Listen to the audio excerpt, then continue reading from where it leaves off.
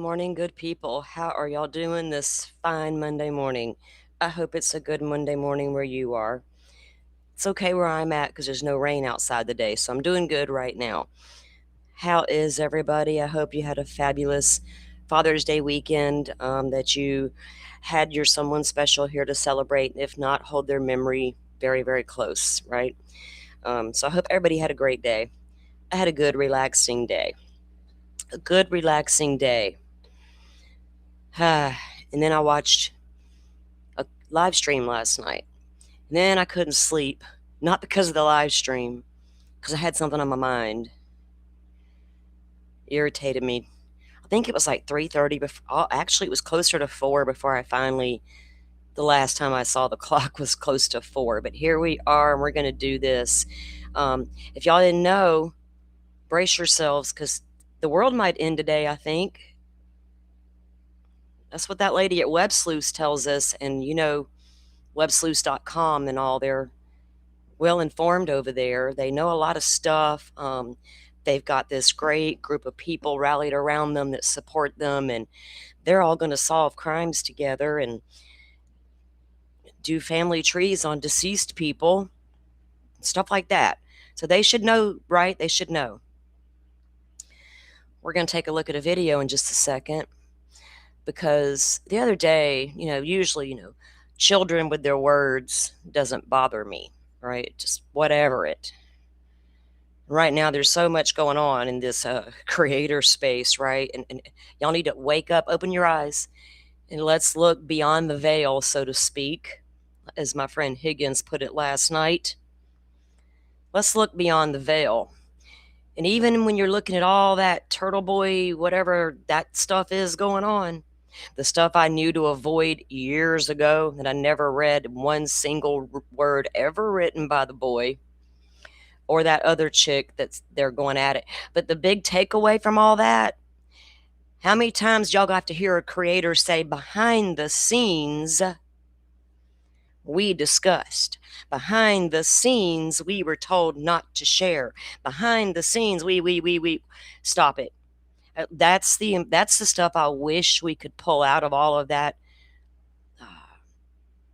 shit show and talk about. So when people are ready to talk about that, we'll have that conversation. But it's not only happening in that case, it's happening in several cases. Tweets are coming out onto the X with an initial. In the Nancy Guthrie case, we've all had this information for months and we're sitting on it. We were told not to say anything yet. By who? Certainly not Nanos. Certainly not. But y'all keep doing you over there behind the scenes with all your fuckery. Because behind the scenes is where everybody gets in trouble. Isn't that right, Lauren Matthias? Y'all remember her? What was going down behind the scenes? Trying to control narratives and get everybody on board and fall in line, everybody. Everybody fall in line. We all have the same goal until we don't. When the goal becomes I need to be number one at the top of the food chain, well, then the chips fall and we all get to watch the shit show and the fallout. So Lauren kind of opened everybody's eyes to the behind the scenes shit show of it all that I already knew was going on for a long time in a lot of cases. It went on in Idaho 4. It went on deep in Delphi and still is. Man, still is. Maybe one day Rick Allen will get a fair trial. Maybe one day I'll live to see it. So let's discuss Tricia for a moment again. Now, I got a little video I want to put together. First of all, I'm being rude as hell. Let me say good morning to all my people here. Good morning to my mods. Forrest, are you the only one here yet? Semi Sharp is in the house as well. Thank you guys for being here this early with me for my mods. Ski Utah, welcome in. BMD, good to see you. Andy, my goodness, girl. Real happy. Good to see you this morning. Moore's Dog Mom, welcome in. Aussie Cheryl.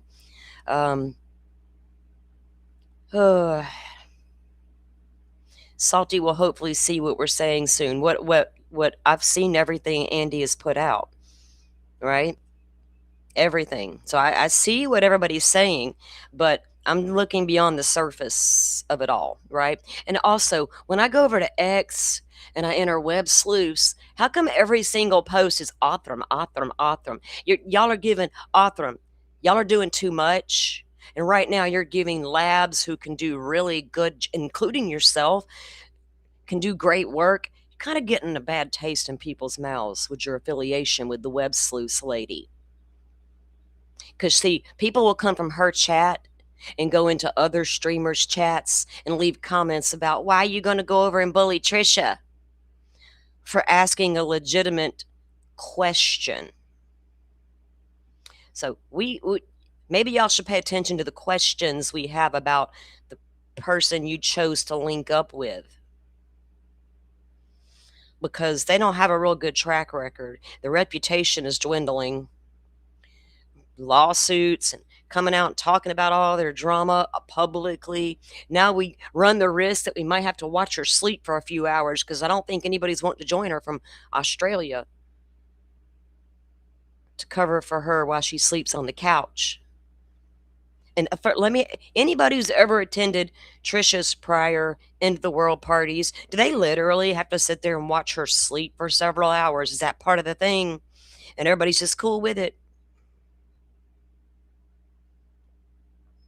Is Tricia done the 22nd? Well, that's good for her. That gives me more time to prepare my alternative. I did do a show last week, and I invited any creator who wanted to join me for an alternative end of the world party, but nobody's reached out. So that's okay. I can do it myself. It's all good. We won't even turn on the monetization stuff. We'll leave it off.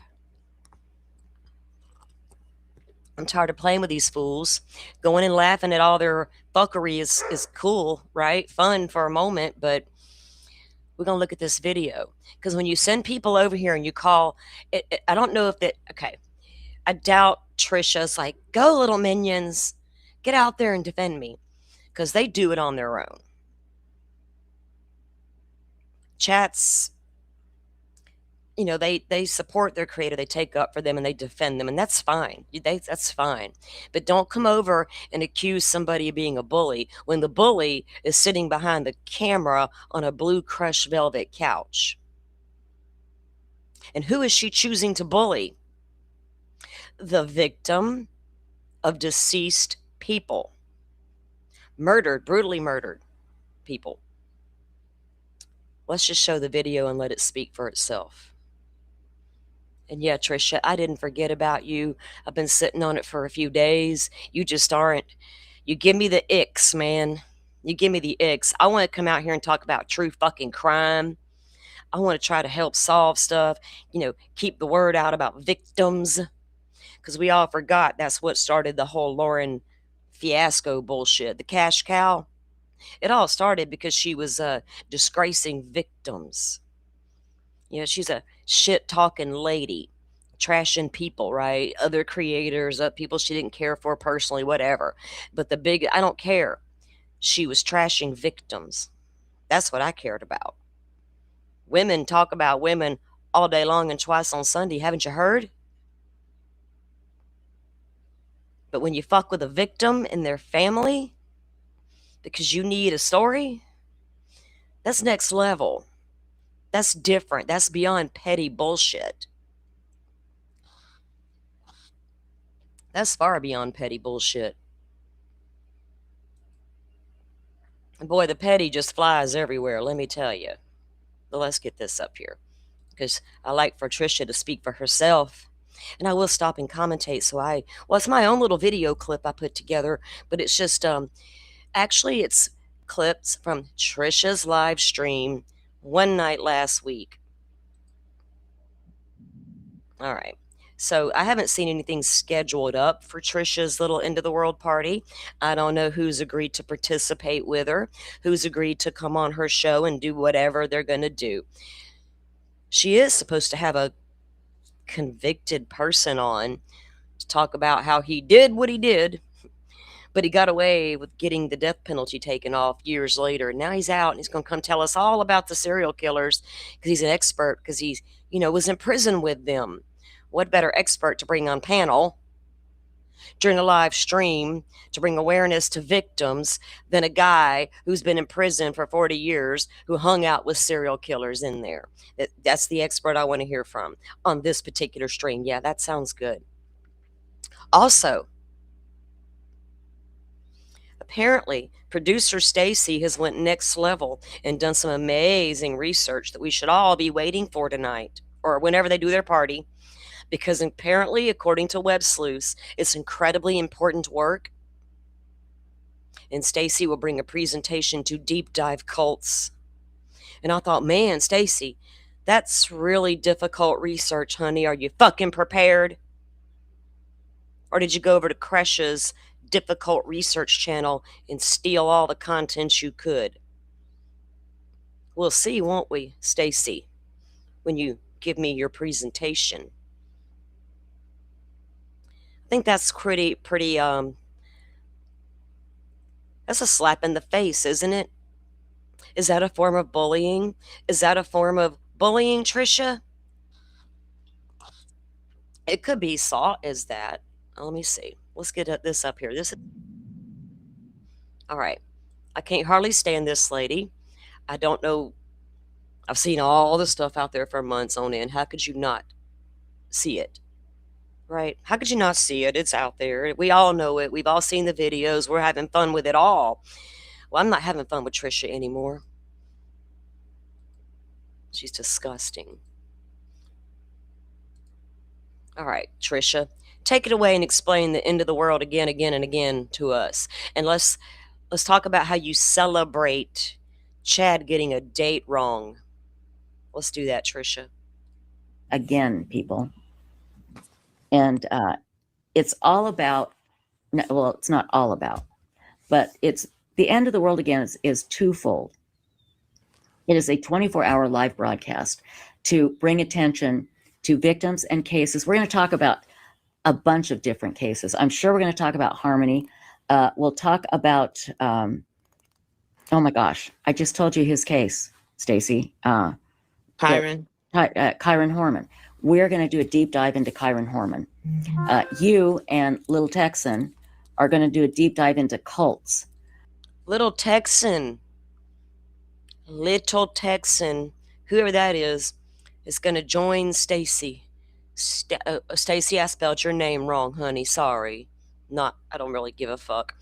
Stacy, executive producer, Insightful One, whatever her role is today. Her and Little Texan's gonna bring us a deep dive into cults. Huh. Let me go back in time into my mind and pull out that old file. I think you, Tricia, and Megan, and Lauren all had an issue with Kresha and her difficult research into cults, because it didn't fit your narrative as to what was wrong with Lori and Chad. Y'all all still trying to figure out what the hell was wrong with Lori and Chad. Meantime, missing the entire big picture of what was wrong with Lori and Chad. And the reason why we call it's the end of the world again is because Chad Daybell predicted the end of the world, July 22nd, 2020. And I did a 24-hour broadcast because, again, Chad Daybell, wrong? Oh, never. Oh, no. I thought, if we're going to die, and we're the ones going to hell, not them, of course, we should die together. Well, shockingly, it didn't happen. So, well, actually, Aussie, all of Kresha's work is out there on the YouTubes, right? I don't know nothing about what Detective's daughter does. I've never messed with that girl. Never. Trace on the case. No, nobody got to explain that one to me. Do they, Joe Schmo? Every year we do a 24-hour broadcast, and we do it again for twofold: to bring awareness to cases, not just to remember Tammy and his wife, Chad's wife, and Charles and Tylee and JJ, and to remember those amazing people that Chad and Lori and Alex killed, but also to bring attention to other cases and to bring attention to cults and show everybody what asses Chad and Lori are. Bring attention to cults and show us what asses Chad and Lori are. You're showing me what an ass you and Stacy really are. I already know what kind of ass Chad and Lori are. Shit. If we don't know by now, how many years later, if we don't know by now, we are just missing the big picture and we shouldn't even be watching true crime anymore. But you're going to unpack it for us, and Stacy's going to help us understand the cults. And this is really irritating the shit out of me. Because they are still trying to get people in their cult. They're still trying to recruit people. And it's so important that we show just how stupid they are. Okay? It is important to show just how stupid they are. I got a loud dog in the background. That's what we do. And we talk and go into cases and look into cases that are unsolved and bring attention to cases that need the attention as well. Plus, we also raise money for charities or causes. Charity and causes. Hold on one second. I got to shut my door. Hold on, guys.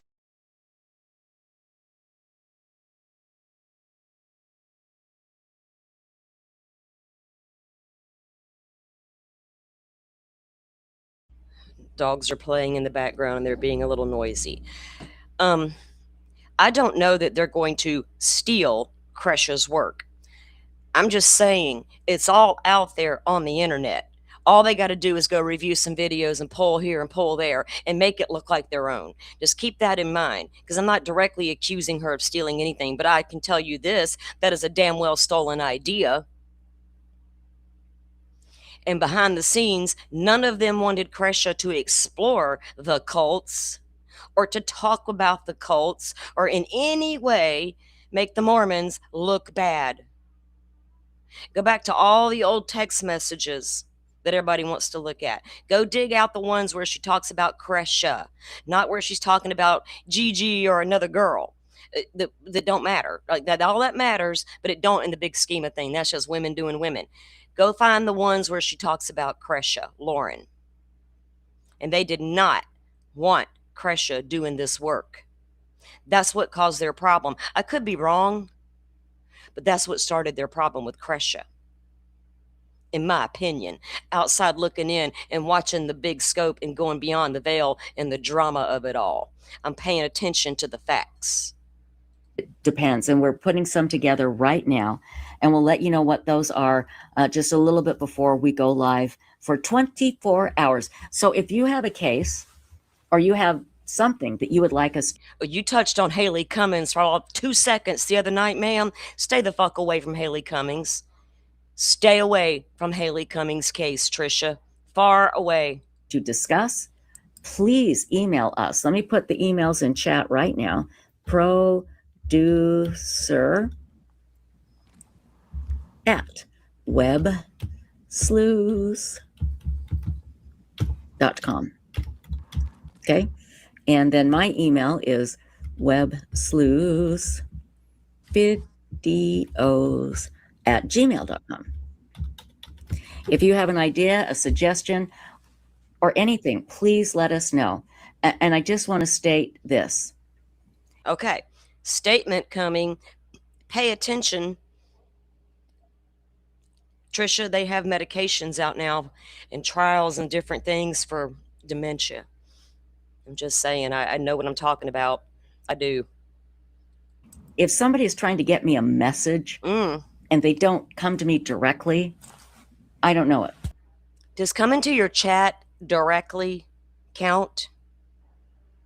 To your chat during an active live stream and asked a question. We're going to see that question in just a minute, Tricia. Does that count? No, it has to be in the email form. And now she's going to explain how she may or may not check it. Well, I will, but I might not. Stacy, can you please make a note for me to check my email? And Stacy will grunt like a fucking pig. Because I'm not going to jump around and try and find what people are saying. I don't do that. So if you have something you want to tell me directly, email me, please. Okay? And if you have my phone, call or text. All right? So make that very, very clear. Stacy, any thoughts on the end of the world again, my darling?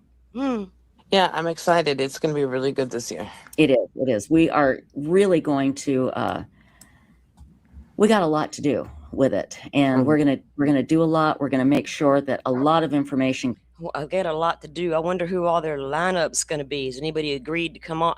Oh, what Ping? Will Joe Schmo make his return to the true crime realm on the end of the world party, end of the world bad date party? I don't know. Gets out there, and oh wow, yeah. Bellatina says still hits every time I drive by the street. They still hits every time I drive by the street. You just have to drive by the street.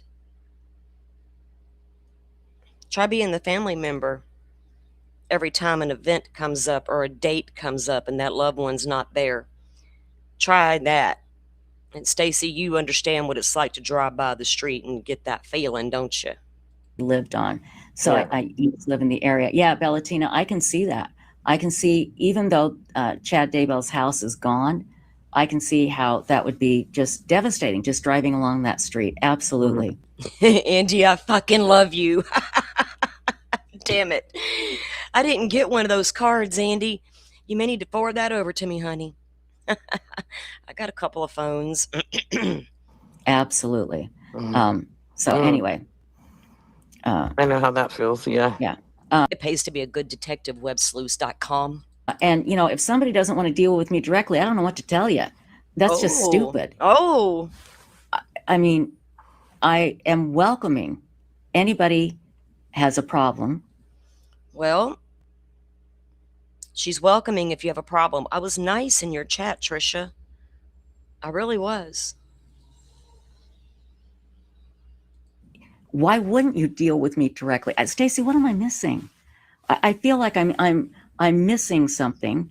If somebody won't deal with me directly, or won't just talk to me directly, I'm not going to go around and try. So what if somebody actually did try to reach out and talk to her directly about their concerns, about the end of the world again party? What would she do?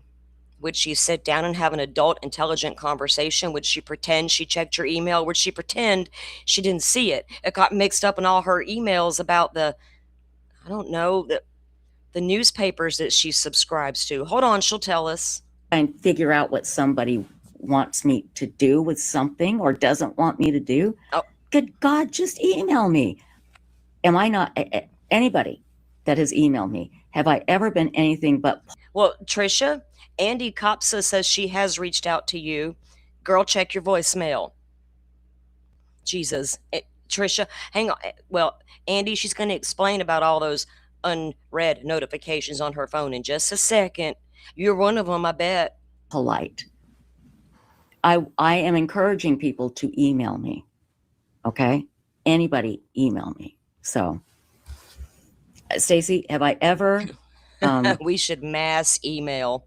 Like, we don't mass report. We're not petty and childish, but we will mass email your ass. Been rude that you know of. Well, I've been rude, but it's usually to my brother. Yeah. And that's because he drops me on my head every Thanksgiving. That explains everything. That brother of hers, man, every Thanksgiving, I think that's what she said, he drops her on her head. As an adult, that continued.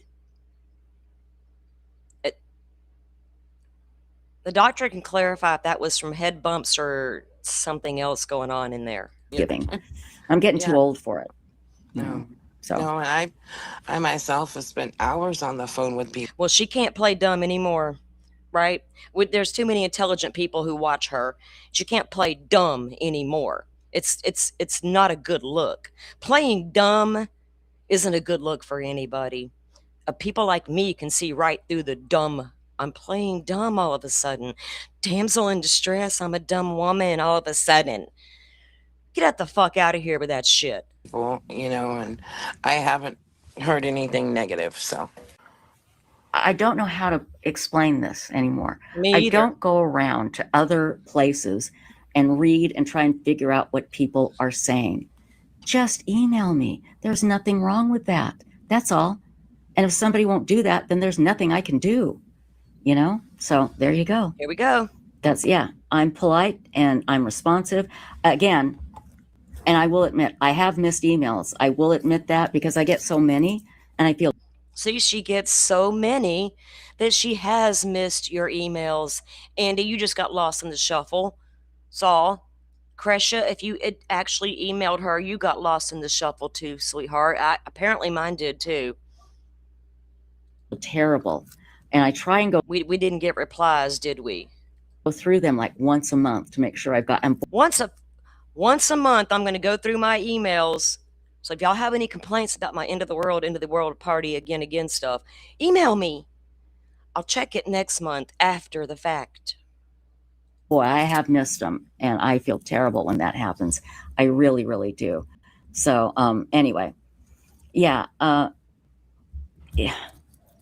Heidi, we will have a great day. We're just reviewing a little video before we get into trying to figure out what happened to Miss Nancy Guthrie.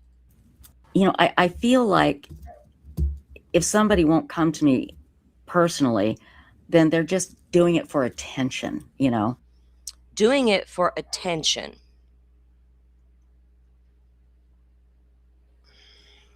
Having an end of the world again party because Chad got a date wrong could also be seen as for attention.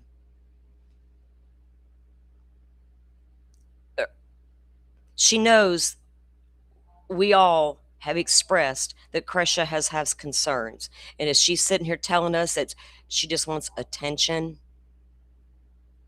how come you and Megan and Lauren get to go behind the scenes and talk about that woman like she's trash, make fun of her and her work, and then come out here and act like this? Your character sucks. Again, because I don't even know what it is. I don't know what people are saying because, again, I don't go around and watch that stuff. I don't go around and pay attention to it. I pay attention to what we're doing here. So, and we do our very, very best. Anyway. Nobody legit watches that stuff. So. Yeah, exactly. So anyway. Stacy said nobody legit watches that stuff. What stuff, Stacy? What stuff? True crime content creators or all the funny shit being said about web sleuths across the YouTube streets right now? Or what are you talking about, Stacy? Legit. Nobody legit watches that stuff. Nobody legit watches your shit from what I've seen. But watch this. What the hell? Oh my God, I'm not even going to read that. That's just stupid. Why not? Again. Why not, Tricia? You don't speak on it if you're not going to read it. Jesus Christ. Again, you know, being accused of... It goes far beyond the money, y'all. Move beyond the veil. I swear, there's no point in ever discussing anything on the YouTube streets anymore because the simple answer is for clicks and views and money. Sometimes it goes far beyond that, people. If it was all about, if we're just out here on the YouTubes and everybody out here is being ridiculous because they just need a click and a view, it's time for everybody to shut the fucking YouTube down. It's time to shut it down. I'm tired of the petty. Something with nothing to prove it. So anyway, yeah, D-Max, did you send me you did send it to me and I apologize. Stacy, can you make a note? Let's talk. Did you hear her grunt?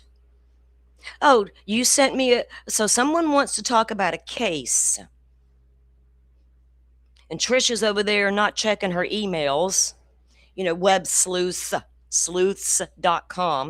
Somebody reaching out needing help with a case, and she's not checked the emails. But Stacy, could you make a note for me to check my email that I might check once a month? And Stacy's like, fuck. Damn, Tricia. You know you're not going to check them anyway. Talk about D-Max's friend that murdered his wife last year. Okay? Because you did, D-Max, and I apologize. You did email me, and I do have that. Oh, so Stacy, if you can make a... So important to her. So important. Y'all reach out with your cases. Y'all reach out if you need the help. Websleuths.com is here to help you, and we will solve it with DNA Solves and our team of Googling trolls. note, and we can talk about that on the 24-hour live stream. Absolutely. But if you want to email me again, that would be great. So I saw how many unread messages you phone said you have. Oh, Jesse says, I saw how many unread messages your phone said you have. Thank you, Jesse, for calling that out, that old fucking bat in the hat. And she calls herself that. I am not a bully on the internet. I'm just repeating what she calls herself. I have not made up any names for Tricia yet. I'm a Gemini and we love to make up names, right? For people. It's just a joke. It's just a term of endearment. So Tricia doesn't get one from me at all. You fucking heifer. Oh, okay. Breathe. Most of those are because I go through and I look and they're like spam type things. You know, it's stuff that I. Now we're all reduced to spam. We're just reduced to spam. Now, Lauren thought enough of Auntie Copsa to reach out personally. Hello, Miss Journalist. Can you help me control the narrative behind the scenes? But Tricia won't even check her voicemail that Miss Copsa left for her. An award-winning journalist. I'm just a fucking little yes YouTuber over here that, I'm not even legit. What you call it? That I've subscribed to, that like USA Today and things. That's what most of those are. Those all them things I had to subscribe to, that USA Today and all of that nonsense. Are they charging you for that little subscription, Tricia? Are you charging all them websleuths.com people for your fucking newspaper subscriptions, Tricia? Ones I haven't read, but I do my best to go through. And guys, I'm not perfect. Believe me, I'm not perfect. She's not perfect. But I do my best to go through and respond to people that have emailed me. And if I haven't, I apologize. Maybe I didn't get it. Maybe I missed it. Again, human. So how can her audience, if you will, take her seriously? She's like, I want them to reach out. I want anybody with a problem, email me. Stacy, make a note for me to check it. And then she's over here doubling down on why she may miss your email. Because she's scatterbrained and I got a lot going on and I got all these emails everywhere and I don't know what's going on. The newspapers are reaching out to me, fucking journalists, and I don't even know what to do at this point. So y'all bear with me. I'm a legitimate web sleuth and I'll get to you eventually. Shabugs, welcome aboard, sweetheart. And all I ask is that you hold me to the same standards that you hold other people to. Okay. Hold on, I had coffee in my mouth. We're gonna hold you to the same standards we hold other people to, Miss Ma'am. I hold myself to a higher standard. I don't jump up on here and holler, empathy today. Give me empathy. Give me grace. Give me, sorry, I don't know what I'm doing. But you got here we go in my chat. It was deleted, but I could still see it. I don't even give a fuck what their @ says because it could be fake. All people just love those fake accounts. All you bullies, stay out of Web Sleuth's chat. Well, let's take a look at what I said in Web Sleuth's chat, Miss Salamander. And then we'll look at the comment Web Sleuths chose to leave up in their chat about Tricia. And you tell me who the fucking bully is. A grown woman calling out another woman ain't a bully, honey. It ain't. Bully would be me coming on here live day after day, telling you how fucking horrible she looks and how stupid her couch is. And how what? Watch her manipulation. I already fucking know. Bullies? Okay, let's see. There was my question. And look who answered for Web Sleuths. I'm going to leave that right there. Hopefully my screen will catch up there. And we can quit the double standards. We're not doing this bullshit no more. I said, is it true Web Sleuths is planning an end-of-the-world party fundraiser in JJ Vallow's name/school, even though Tricia has publicly asked you not to? Care to comment? At third verse is Megan Connor, Lori Vallow's dumb cousin. She says, Salty, Tricia doesn't get to determine who mourns. No, she doesn't. But anybody who loved Lori Vallow's victims will mourn. They weren't your family. Third verse. Lori is your family. Remember that, Megan. Lori is your fucking family, not Crecia's.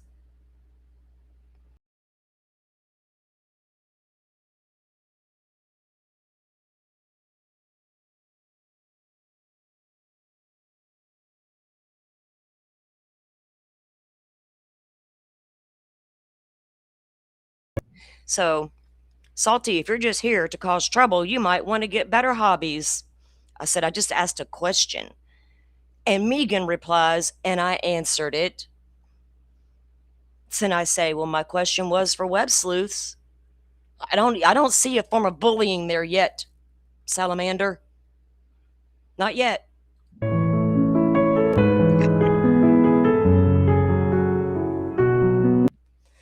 Sweet Universe says Tricia has mental problems. Now, I was timed out for my question to web sleuths that I don't feel like was bullying, unintelligent, or any of that nonsense. And my comments were gone. But I got screenshots first. But look here, we can leave up this one. While discussing the victims of Lori Vallow, somebody puts into the comments that those victims' family member has mental problems. But Megan doesn't?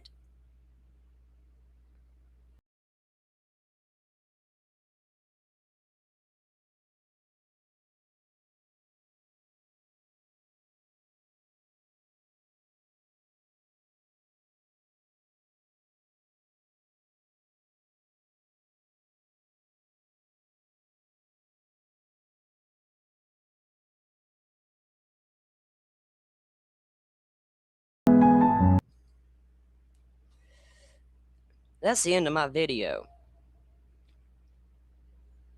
Because, ma'am, insensitive, tone deaf, and deliberate. That's what you're doing over there at websleuths.com. Anything to make yourself look better than the rest, tear down other creators to make yourself look better, to make yourself look more reputable, credible, intelligent. Pick a word to describe yourself at this point. If you want to celebrate their lives, celebrate the fact their killers will spend the rest of their natural lives in prison with the portal shut, slammed. Okay? We shut that shit down. But you're going to go over there and make parties because Chad got a date wrong. We're celebrating the fact that Chad got a date wrong. And I'm sure Stacy will shed so much insight into that fucking cult that Chad was running over there. Teaching the basis of LDS and Mormon teachings. Incorporating other things in spiritual realms into what he was doing. Now, I can take you on a fucking deep dive of Chad if you want to, but nobody wants to hear it. Well, I think they do. I've talked about it before, but I see Chad and Lori very differently than a lot of people do. They're fucking dangerous. They aren't the only ones out there. Brian Koberger's not the only type out there either of his type. Porch guy, whoever the fuck that is, ain't the only porch guy out there. There's a lot of bad people out there, Tricia, and we try to shed light on that constantly. We try to support victims constantly. Jay for Justice had the Gonzalez family on her show the other night. A couple of trashy YouTube creators went live. There's nothing wrong with critiquing someone else's work or an interview or evaluating it if you do it right. But when you go live and you completely trash a victim's family, you are trash. Because there's not even a reason to do it. Leave them all alone. When are we all going to demand that? Across the board. How can we do a live show today and support a victim's family, and tomorrow I'm going to do a live show and tear down a motherfucker who might look suspicious to me because they're a victim's family? We don't even know anything yet. That's the kind of shit we're seeing constantly every single time I turn on the internet. Every single time. So we're all going to get the tunnel vision. We're all going to and never look for other suspects outside of a victim's family at this point. Things like that are really starting to bother me in this so-called space.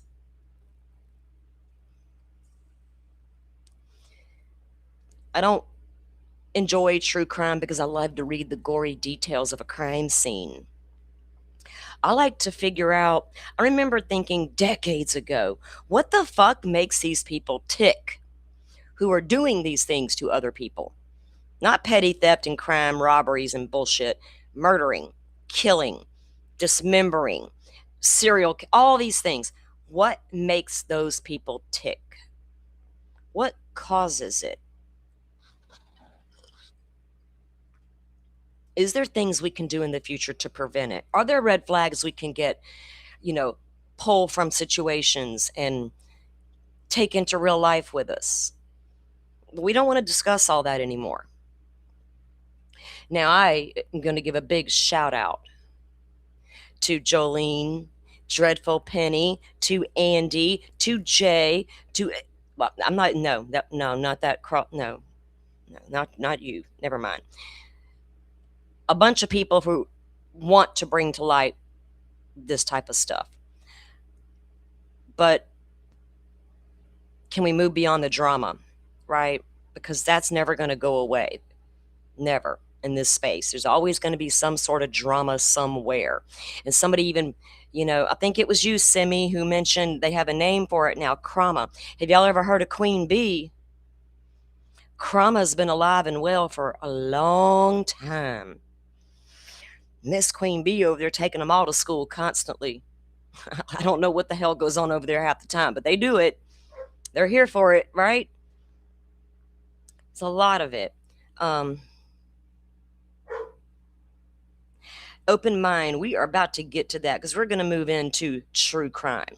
I wanted to get this video shown this morning because I'm livid that they are even discussing bringing a deep dive to cults when I know for a fucking fact they have been over there trying to shut down Tricia and her cult research for a very long time. And now on the end of the world party discussing fucking Chad Daybell, now all of a sudden Web Sleuth thinks that's important to talk about. That is a slap in the face to Tricia at difficult research, and she damn well knows it. It was done on purpose. So, I may or may not tune in for that. And I don't go in under alt accounts. That's for fucking pussies. Excuse my language. But it is. I've never entered a chat under an alt account. I'm coming in as at Salty Sleuth. And you're going to damn well know I was there when I come. I told you before I'm coming, and I did. I posed my question and got called a bully. Try me.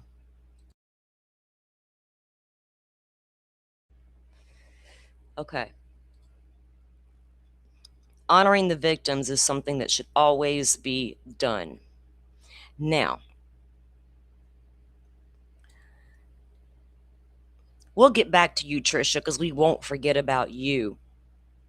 But I'm going to put the victims ahead of you each and every damn time. In your weird ass little websites, in your weird ass partnership with Othram, and all your weird stories that I got to hear about over there when I go to review your bullshit about getting dropped on the head and some crazy cousin who stalked you all your entire life every single summer at the camp, whatever you were at, wherever your wilderness camp family thing was at, weirdo lady. Stop it. Okay, I got to get in a better mood, y'all. She's irritated the shit out of me, and I've been stewing on it for days because I've been watching the review channels review, and nobody's touched on that video I just presented. Instead, we're talking about the manipulation level that goes on there, which I think is pretty fucking evident, right? Let's talk about why they're manipulative in depth. Everybody clip it and get it out there. And that how it works, share and share alike. Well, I shared a little video. I shared a little something, something. Oh, that little video I just made in under 10 minutes is not monetized, and it is not available for public viewing yet. But this little short that I made. Oh boy. So before we start reviewing the McDonough piece last night, because I've got thoughts, because I'm ready to move into who took Miss Nancy? Where the hell did you take her? Because I've been asking that question from day one. Where, not like JLR, like I'm going to go live and scream, where did you take Miss Nancy? That's a catchphrase you use, right? Literally, where did you take her? Because there's no vehicles leaving her fucking neighborhood that we know of. Not even a grainy car footage like we have in the Koberger case. Not even a grainy footage to match with some, well, possible DNA in the house. Okay, so Chris McDonough went over to Tucson.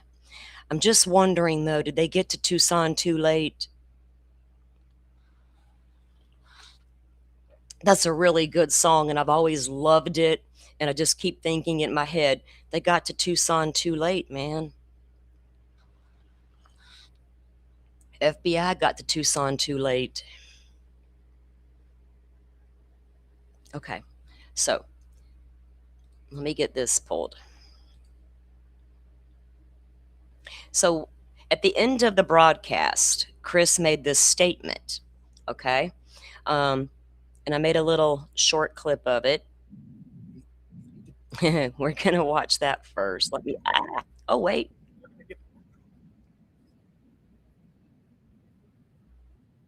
Okay.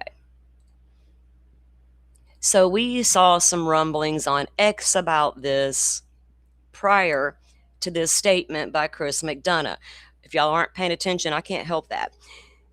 But this has been the rumbling for a couple of days before this little, before he said what he said right here, okay? So I'll just let Chris say it. Do your job. Uh-oh, he said KVOA. As journalist. You need to ask Nanos the hard questions, and you need to put Nancy Guthrie a priority, not your own political agenda for the next story.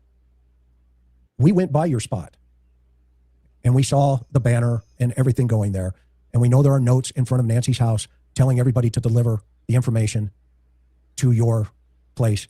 We also know you had a heads up that YouTubers were going to be arrested. Oh. Before they were arrested. Mm. Shame on you. Oh, shame.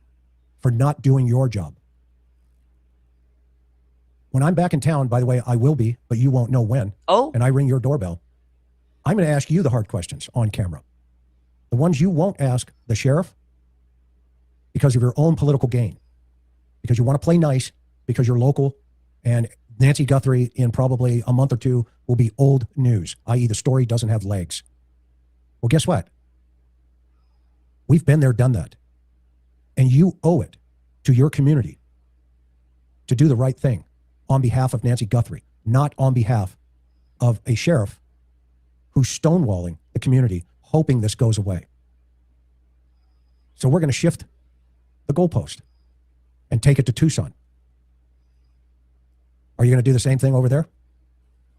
You should be ashamed of yourself as calling yourself journalist. It's not right. You have a family who's suffering, and you have a sheriff who's stalling and dismantling a police department or a sheriff's department who can go out and get things done. When they find her, I believe they will, or they find the suspect, shame on you for not doing the right thing.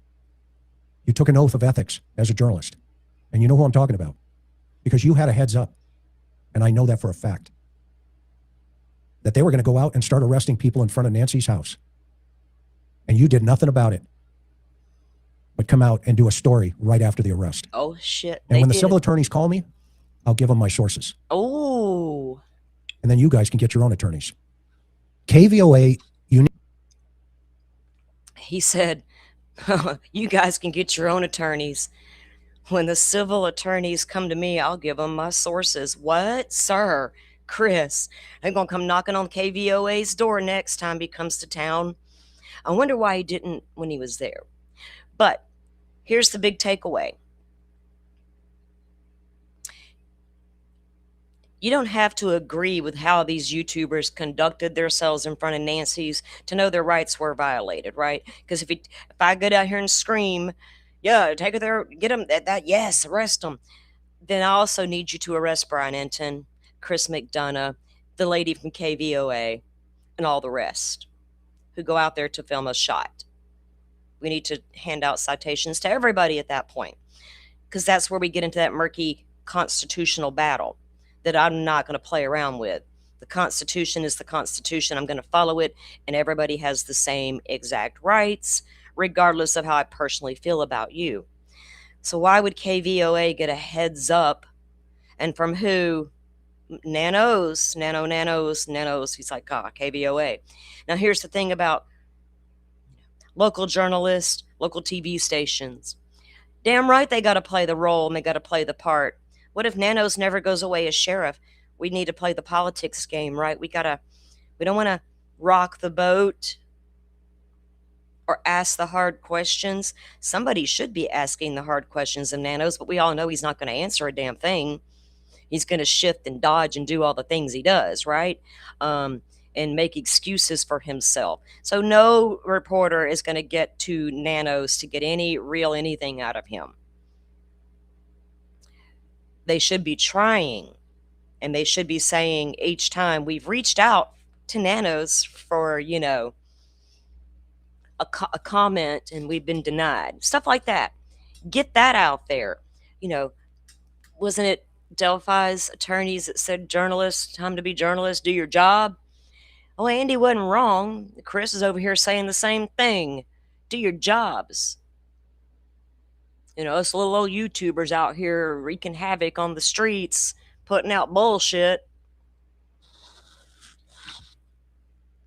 Don't listen to us. Forrest gifted out some memberships. One Happy Mama, Sherry, Blue Ridge Hiker. I like that name. Forensic Frenzy Murder Methods. Oh boy.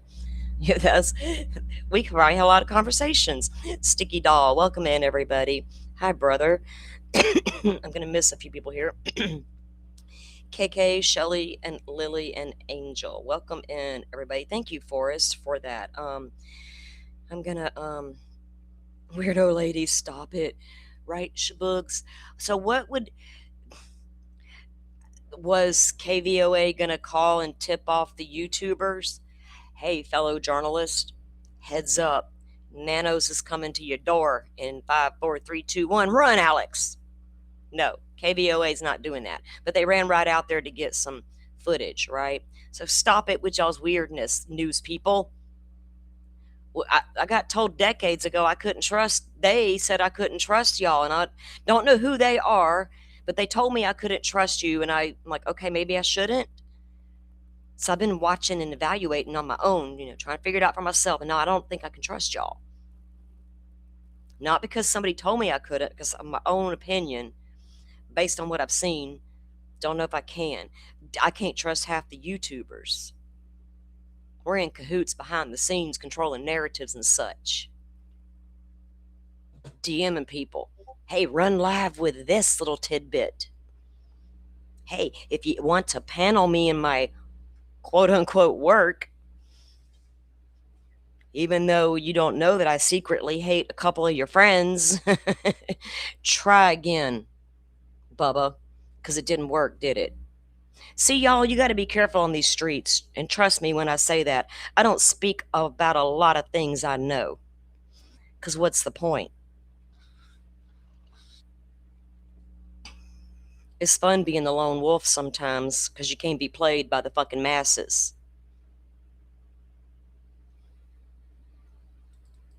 Can't be used. And they don't know what to do when they see that. And you didn't bite? No, I didn't bite. Fuck. Okay. Darn, YouTube didn't give it to anyone in today's chat. Well, they could be just watching, right? They could just be watching and not chatting, and that's perfectly fine as well.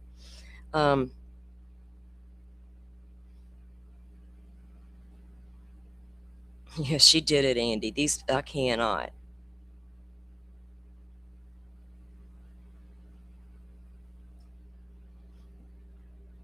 Higgins, Junebug. That name was coming up in the chat.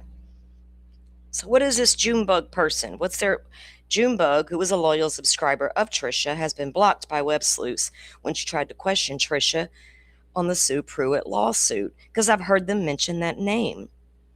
And it stuck out because I called somebody in my family Junebug, right? I was like, really? So I pay attention. So if you go over there and ask any question, it's just an automatic block. So Tricia's not open to conversation after all. It has to come in the form of an email so she can use an excuse that I didn't check it because I got all these newspaper subscriptions to weed through. That's a real poor excuse for a legitimate YouTube investigator, whatever you are.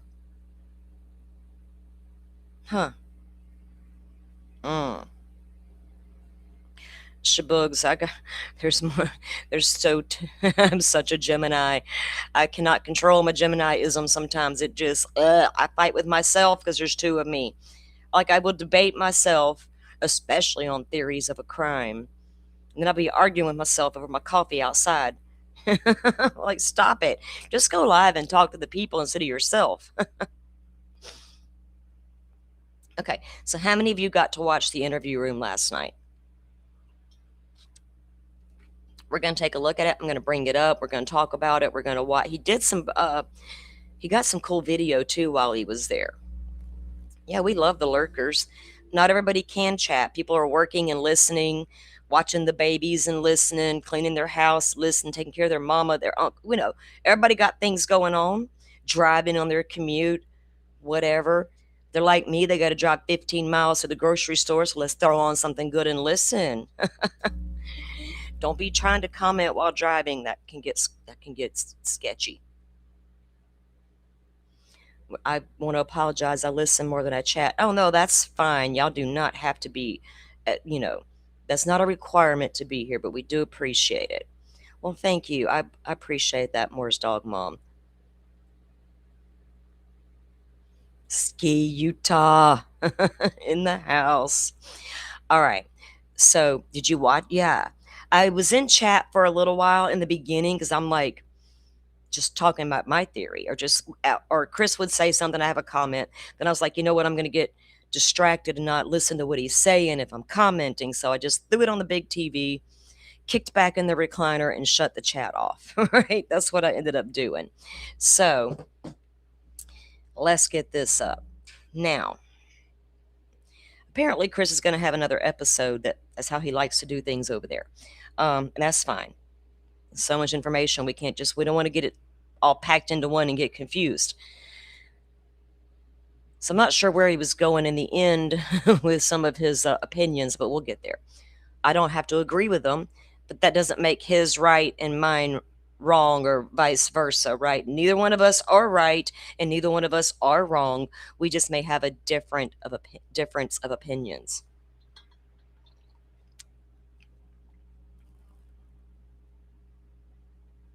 Junebug's been coming in Dreadful Penny's chat apologizing. Well, they don't have to really apologize. Just come in and support now, right? Come support Tricia and victims' families across the board. Victims' families. Kay and Larry Woodcock had an attorney called Shannon Gray. Long before the Gonzalez family in Idaho also hired Shannon Gray as their attorney. That was so missed by a lot of people. They're like, who is that? What does that even mean? It means this is an attorney out of Idaho, and he worked for Kay and Larry Woodcock and got them to be able to come testify in the beginning of Lori's trial so they could sit through the whole trial and not be kept out of the trial because they are witnesses. That was Shannon Gray's doing. Shannon Gray fought hard for the Gonzalez family in the Idaho 4 case. Now, say what you want to about the Idaho 4 victims' family, but if you come at them and you support Tricia, you're two-faced.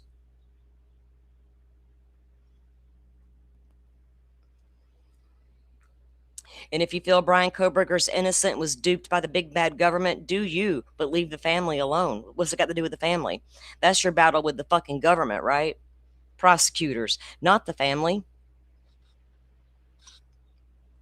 Get over yourselves. Got nothing better to attack but a family, right? You're such a big Billy badass. You're going to go live and attack a family. And we're thousands of us are here for it. I can't even attack John Ramsey in that way because I don't know that the man did anything. The cops botched that investigation so fucking bad. If he did do it, we're never going to get an arrest, are we? So who am I to say the man did it? We don't fucking know who did it. Neither do the cops. Some weird-ass untested DNA shit happening and all that. I can't. But no, we're going to sit here and support victims, but go run live and tell you John Ramsey's weird because he's old and he looks funny and he can't hear and his internet's weird and by God, he did it. Okay. I hold myself to the same standard all the way across the table until they give me reason not to. The Tepe murder investigation, the minute the 911 call was released, everybody on the internet said, oh my God, that's the killer. He did it. That guy's weird. He's sus. Why? Because he called 911, you fucking idiots? I hope you never have to call 911 to report a death. Never. You might be the suspect all over the YouTubes. And then you might slow your roll a little bit. Maybe. Unless you just live to play in the fucking weeds. Weeds are itchy. We are also supposed to get word today on the Alina Moore case, guys. They were conducting her autopsy yesterday, but before we went live, I didn't see any reports yet. Mods, if y'all see anything come down on that case, let me know while we're live. I haven't looked for an update since we came on. Okay. Let me get this set up at the interview room. We're not going to go through all the Oh, did he just say something about a lone wolf on your show, Chris? That's my line, dude. Get out of here. Actually, I'm a coyote in a field of wolves. You can have it. You can have it. I'll be the coyote in a field of wolves. That's me. I'm a house on the hill where the lightning strikes. Kids ride by, scared on their Santa Claus bikes, and then one goes missing walking right down Main. I'm a little crazy, but the world's insane. Take it away, Morgan Wallen. But once you get to know me, okay, let's stop it. I'll start busting out in song in a second. Let's see. Aussie says, that's exactly what I said to Junebug in Penny's chat today, Salty. That June doesn't need to apologize to us. It's about what she does from now and treat. Yeah, exactly. Moving forward. What are you going to do now, right? Do different, do better. Once your eyes are opened and you see something for what it really is, say, no, I'm not doing that, right? If that's how you really feel internally. Have we lost our way where we don't have morals, integrity. And everybody's morals can be different, right? But you have nothing. So I'm going to be a flip-flopper, and whatever's cool today and whatever's trending and catching, I'm going to comment on it and do all the things without thinking, right? It's like that engagement farming on the X. There's stupid tweets I see.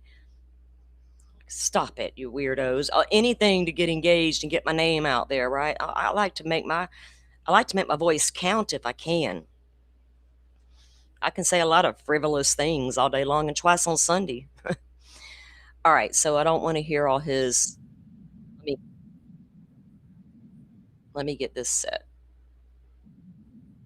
Okay, so here, and I'm going to have to put the speed up because this dude is a slow talker. Hold on. We'll try him at 1.5. My ears cannot compute. I'll have to slow it down.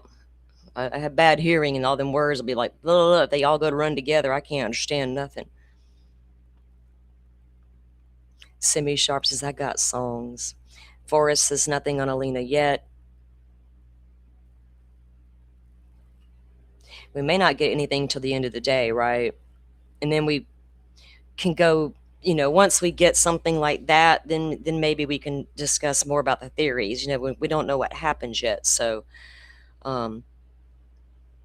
I know a lot of people are already suspicious of the husband. A standard crime 101 investigation, they got to look at him. But I'm not ready to go like all in and like he did something. Siren flying by, my dog's freaking out. Okay, before I pull this video up, guys, let me actually do this. Let me check something. Okay, he's got a PowerPoint. I was like, oh God, not a PowerPoint. But okay, let me go see what my dog's barking at and get them outside for a few minutes. I'll be right back, guys. Let me get a sign up that says I'm on a coffee break or something so people don't come in and go, why is it quiet in here? Simi, lead the pack. Y'all walk and talk. I'll be right back.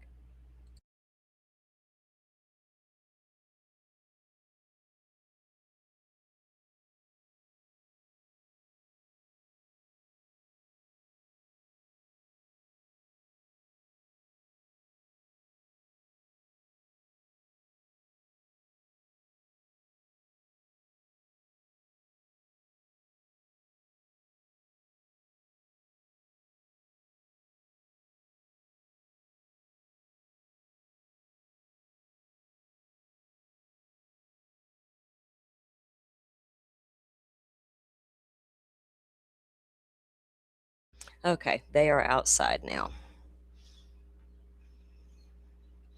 Might be a weird misadventure stipulation.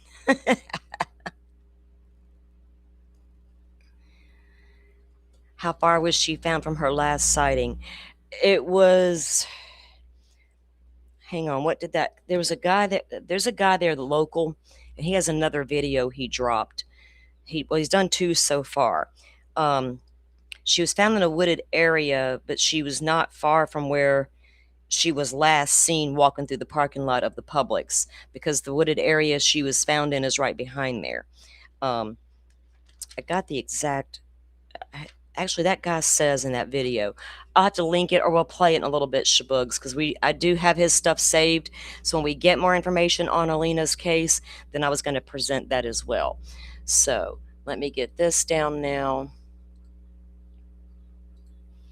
All right, so Chris is just going to start explaining what's going on here, and I got it sped up a little bit. Let me get all of this out of the way. All right, let me test. Testing 1, 2, 3. Also, the observations that we're going to bring up and some of the connections we're going to make. And so we only ask just one thing. If you have not subscribed to our channel, we would ask you tonight, if this is your first time here and you're kind of sitting off into the background, waiting to hear what's going on, it would help us if you could hit that subscribe button. Doesn't mean you have to be here forever. We would just ask, though, that you would subscribe and then that you would pass this information around, quite frankly, to everybody on your social media networks. Okay, that said, over the last week or so, behind the scenes, we've met with many, not only people, just regular folks, but we met with many law enforcement sources. Having been in this business since 1982, having trained many law enforcement. Now, So he's met with some law enforcement sources. One thing I want you to remember, and it's been going on for a while, back when they had Annie's car, right, when they took Annie's vehicle and they never got, and they weren't getting it back, and Chris was concerned what's taking so long, they're not getting it, why they have Annie's car. Karen started making calls. Karen's been communicating with the what do you call that at the sheriff's department, with the press person that speaks to it should be coming out and speaking to the press versus the sheriff. She's been speaking to that person. I forgot the name they call them, though. I don't know if that's one of her sources. I'm sure it is, right? Did that person link them with other sources because they've developed a relationship with Karen over the few months? I don't know. You do you, girl. Y'all get your sources. But that's what they're talking about. They got some sources. But I was very curious about this person down at the sheriff's department that she's been communicating with. Do they feel like, are they a Nanos supporter or not? I did take the coffee break sign down, didn't I? Y'all don't see it no more? Okay. Enforcement officers around the country. I happen to have Public a Rolodex relations. that sometimes Thank you, Shabugs. I couldn't think of it. The public relations person. focuses things very clearly. Oh, shit. Am I like Tricia now? Oh, God. And tonight, we're going to bring some information to you that nobody knows about, and things that I... Oh, and somebody let her know, chat, if y'all are Tricia supporters, go tell her it's all over X that doctors are saying to stop eating all them damn blueberries, lady. You're not going to wake up on the couch. have dug up with the help of my sweetheart over here. And we're going to present this in a couple of different ways. Tonight will be episode number 1, where you're going to get a lot of the information. And then I want to have our panel weigh in of experts with Dr. Picato, John, Bob, others, and get their take on it, to get their reaction to the information that we're going to give you tonight. And so it's going to be in a couple of different pieces. And then we've got another one right behind that about some of the interactions we had with the sheriff's department. Yes. Interesting. Very interesting stuff. Very interesting. So we're going to do another episode about some more stuff. And then we're going to do one after that about stuff we learned at the sheriff's department. How much this man learned in that one little trip. Yes. And that's Karen's lane, because she, being an investigative journalist, she obviously has dug up stuff that, what can we say? You'll hear about it and you'll see it. You'll actually see it. So, well, we know Karen's dug up a lot of stuff on nanos and different things. What else did Karen dig up, y'all? She's an investigative journalist, and I don't think she printed hers off the internet. Her pass, her little press pass, PIO. That's what I was looking for, Happy, was the initials, the PIO of it all. So that's where we're going to be heading here. So we're going to answer 3 questions tonight, or at least try to answer 3 questions for not only you, but for all of us, about the Nancy Guthrie investigation, and not only its status, but have we been looking in the wrong place is one of the things. So the first question is, why Nancy? And then the second question we're going to take on is, does the porch guy in any way, shape, or form connect to this family, i.e., the home, the environment, the situation, the circumstance, and if... Does porch guy connect to this family? Any member of the family? Can we pick one, or are we just focused on one? And if so, or if not, can we take them off of the plate? One of the most interesting conversations we had was with some of our sources is that law enforcement was shocked when Nanos has gone into the public and said certain things. Shocked when Nanos goes out and says certain things. Are they just like, oh God, now the whole country's going to know about our weird sheriff? Or is this the first time he's ever made shocking comments? Do people in Tucson just run around blindly following the leader? Is that what Tucson, they just live in like a bubble and we're just going to pretend everything's normal in our little world? What's going on over there in Tucson? And I'm talking the investigation team. I'm not talking about the administrators, but the team. And it was clearly brought to us. The investigative team was shocked by some of the statements Nanos was out there making. They probably were. because he probably didn't say enough, probably said too much, probably made stupid statements that didn't make any sense to them. Did you talk to some of the investigators that actually worked the case?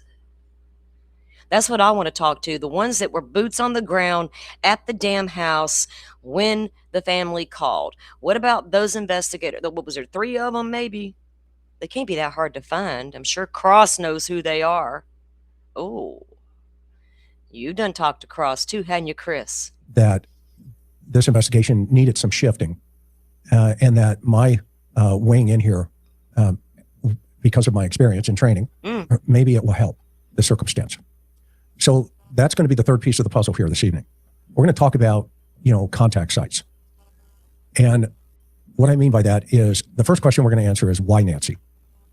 Hey, when we got up there, obviously, everybody in the world, including everybody in chat here tonight as well. I think that's always been the big question. Obviously, Miss Nancy was the one taken. So why Miss Nancy? Everybody went over the robbery gone wrong, essay attempt gone wrong. I'm just going to take the person because I done fucked everything up situation. All that's off the table. They've completely discounted, or just whatever, I guess completely discounted the possibility of a kidnap for ransom. Or there's completely off the table, apparently. That's what I could gather by the end of this broadcast last night. That is completely off the table. I don't know why, because TMZ was involved after the first initial letter came. I wished whoever sent those letters had never involved TMZ. Never involved them. Because then maybe it would have been actually looked at for what it could have been, because the FBI certainly looked at it. Because think about this, FBI is not in charge, not the FBI's case. We're here to assist, blah, blah, blah, blah, blah. But yet, 3 days into this investigation, we saw FBI crawling everywhere. All over Nancy Guthrie's house and neighborhood, all over Annie and Tommaso's neighborhood. Why? Y'all aren't even in charge. What are y'all doing? Are we taking a ransom note seriously? Possibly, because we have to investigate it? Because I think that's Detective 101. It should be looked at and ruled in or out. So maybe Chris is privy to some information I'm not aware of, and it's completely off the table. Apparently, at this point, the possibility that someone could have wanted to harm Savannah is also completely off the table. I don't know why, but it is. So here we go. Why Miss Nancy then? If they weren't trying to rob her and they weren't trying to assault her, why go in there and even get her to start with? Was us. We've been asking ourselves, okay, why Nancy? Why is this 84-year-old woman sound asleep at night, 2:30 in the morning? Why is her pacemaker? Why? All of the things that we already know. Okay? I'm not going to hash all the things we already know this evening. We're going to go into a different lane here, because I think at this point, there's a lot of guessing. There's a lot of things that, could have, should have, would have. Okay? That's out there right now. And that's not how Karen and I approached this over the last week.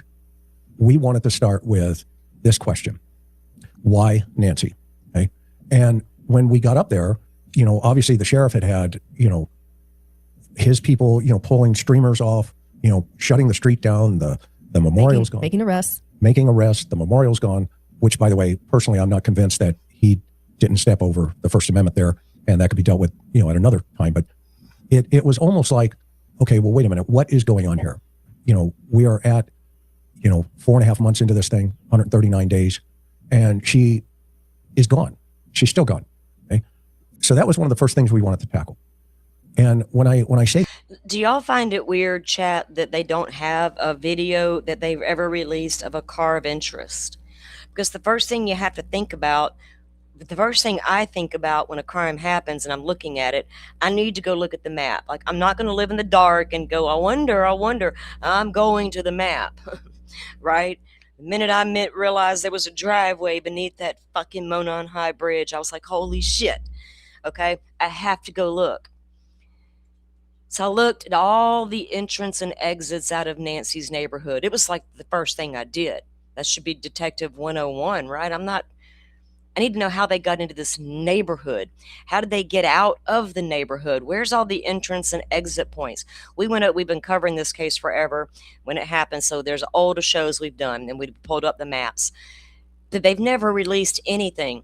And it shouldn't be that hard to figure out, because they got an approximate time of when these people may have left Nancy's house. If they go by the cameras going off at Nancy's and the pacemaker disconnecting from the app, all of that, take that into place.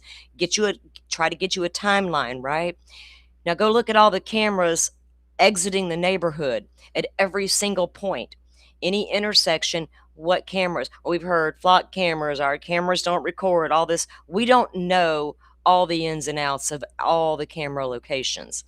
But apparently they don't have any cars leaving Nancy Guthrie's neighborhood at or the approximate time they believe the perpetrators would leave the neighborhood. That's always bothered me.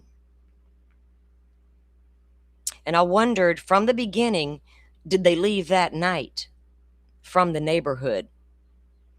Certainly, if I can think to go and check all the rental properties and possible Airbnbs and look at the rental agreements and contracts, certainly the Sheriff's Department and the Federal Bureau of Investigations can do the same thing, right?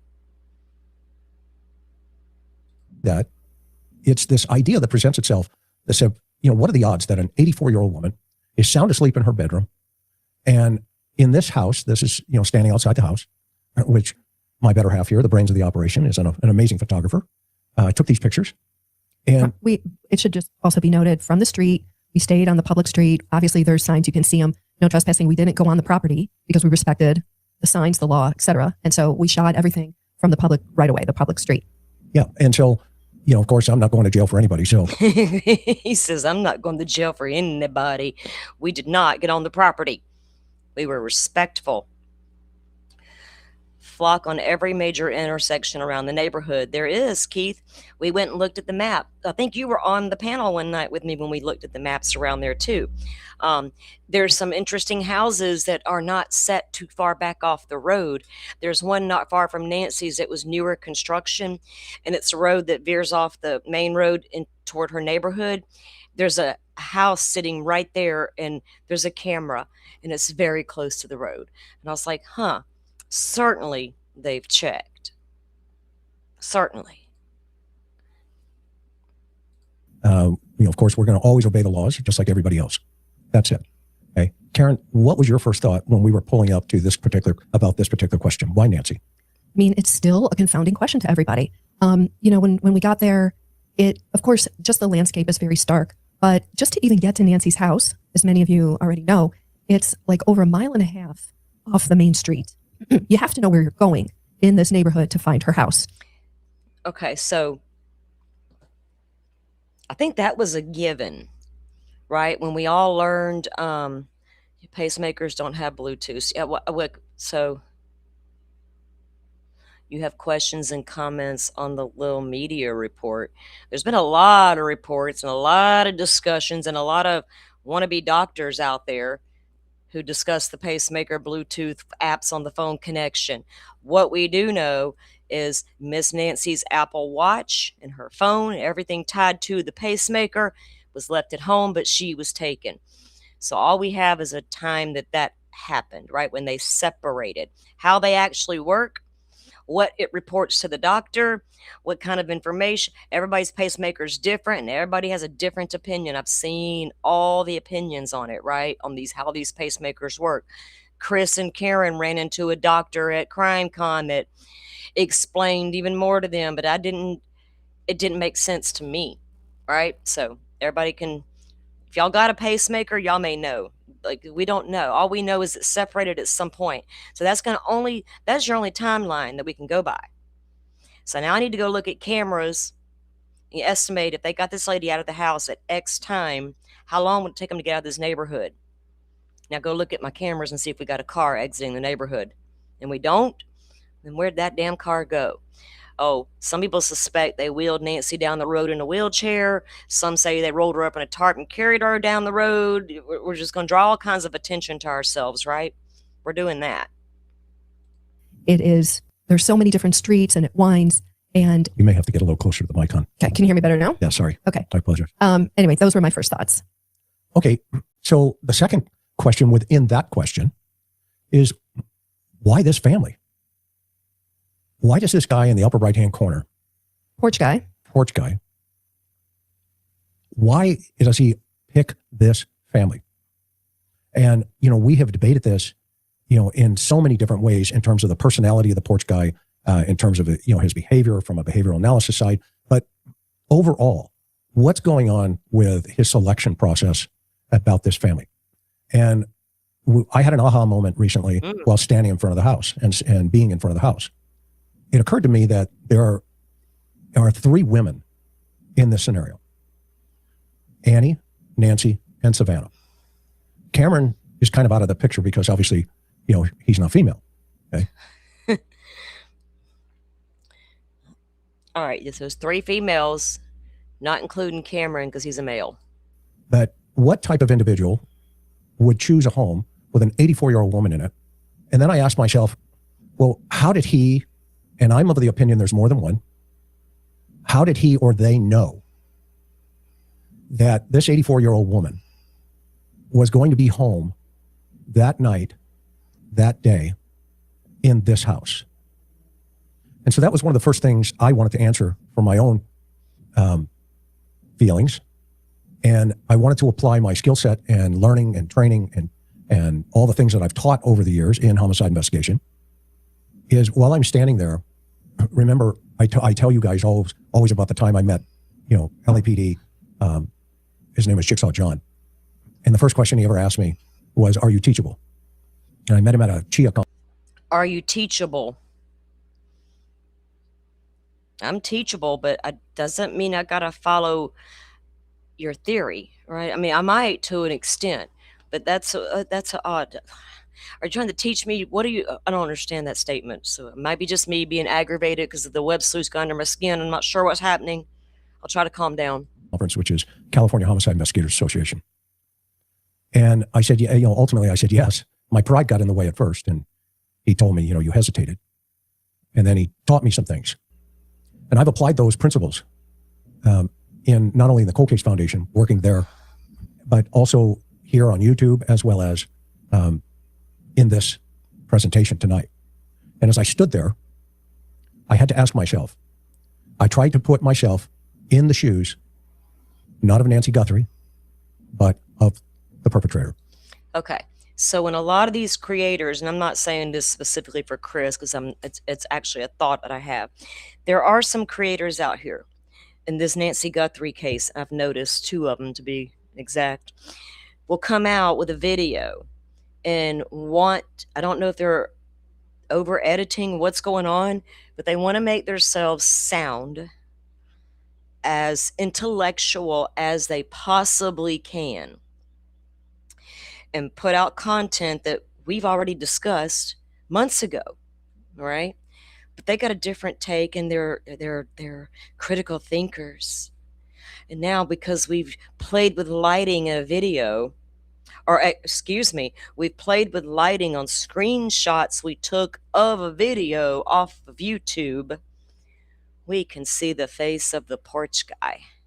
And let's apply a drawing to the face and make it look as much like Tommaso as we can and call it intellectual insight. Let's do that. Because the principle has always been, if you are going to understand why the hunter hunts, you first not only have to understand the deer, but you have to recognize and understand the lion.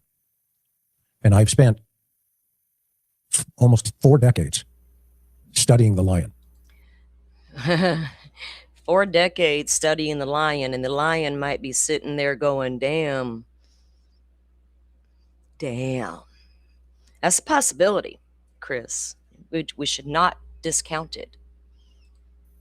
And this lion, I started from outside of the street, not on the porch. with him the last week. And so one of the first questions I wanted to know, as probably you, is how did he know, or they, how did they know if there's more than one? Which, again, I'm going to reiterate, I'm of the opinion there are more than one. Okay? But how did they know at 2 o'clock in the morning, Nancy Guthrie was going to be in that house? And then I had to ask myself, okay. Well, your typical thief in the night is going to assume there's probably somebody in the house unless they have a reason to believe they're on vacation. I'm sure that the porch guy and his cohorts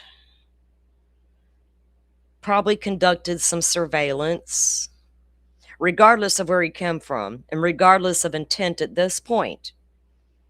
I'm sure there was some surveillance involved. And if we really want Miss Nancy that bad, we're going to get to know her schedule. We need to get to know her comings and goings, her regular routine, how she got around frequently. A lot of things we can sit around for a couple months and watch. Koberger did that apparently, allegedly. Well, not allegedly, apparently he did it. He said he may not be guilty of stalking, but he committed mass murder. I know that much. Okay. Well, why not this house? This is where Annie lives. She's a woman. She's part of the family. Why not select her? So let's discuss that, guys. Why not Annie? If somebody wants to harm the family, and there's two women, two separate houses, not far from each other, why choose Nancy's house over Annie's house? Annie's got a man sleeping in the bed next to her. Annie, Miss Guthrie doesn't. If they're targeting the family, the most vulnerable member is Miss Guthrie, not Annie. Also, if they're targeting the family because money could be possibly involved, Savannah might be, I don't know the family dynamics, so she might be willing to pay for her mama, though, versus the sister. I don't know what they appear to get along quite well, though. But, why not Annie's house? Okay. As taking, breaking into this house at 2:30 in the morning. Why select her mother's house? Why select Savannah's house? There's many reasons why take the lady, Seriously, who steals an 84-year-old grandmother? I got a couple of thoughts, but yeah, who does that? Why? Why would you do that, right? Why? What's the point of that shit? You don't make a demand on money. Well, you might have. TMZ got involved, so everybody discounted that. They didn't ask for money, apparently, like in a legitimate way. We don't know. Why would they do it?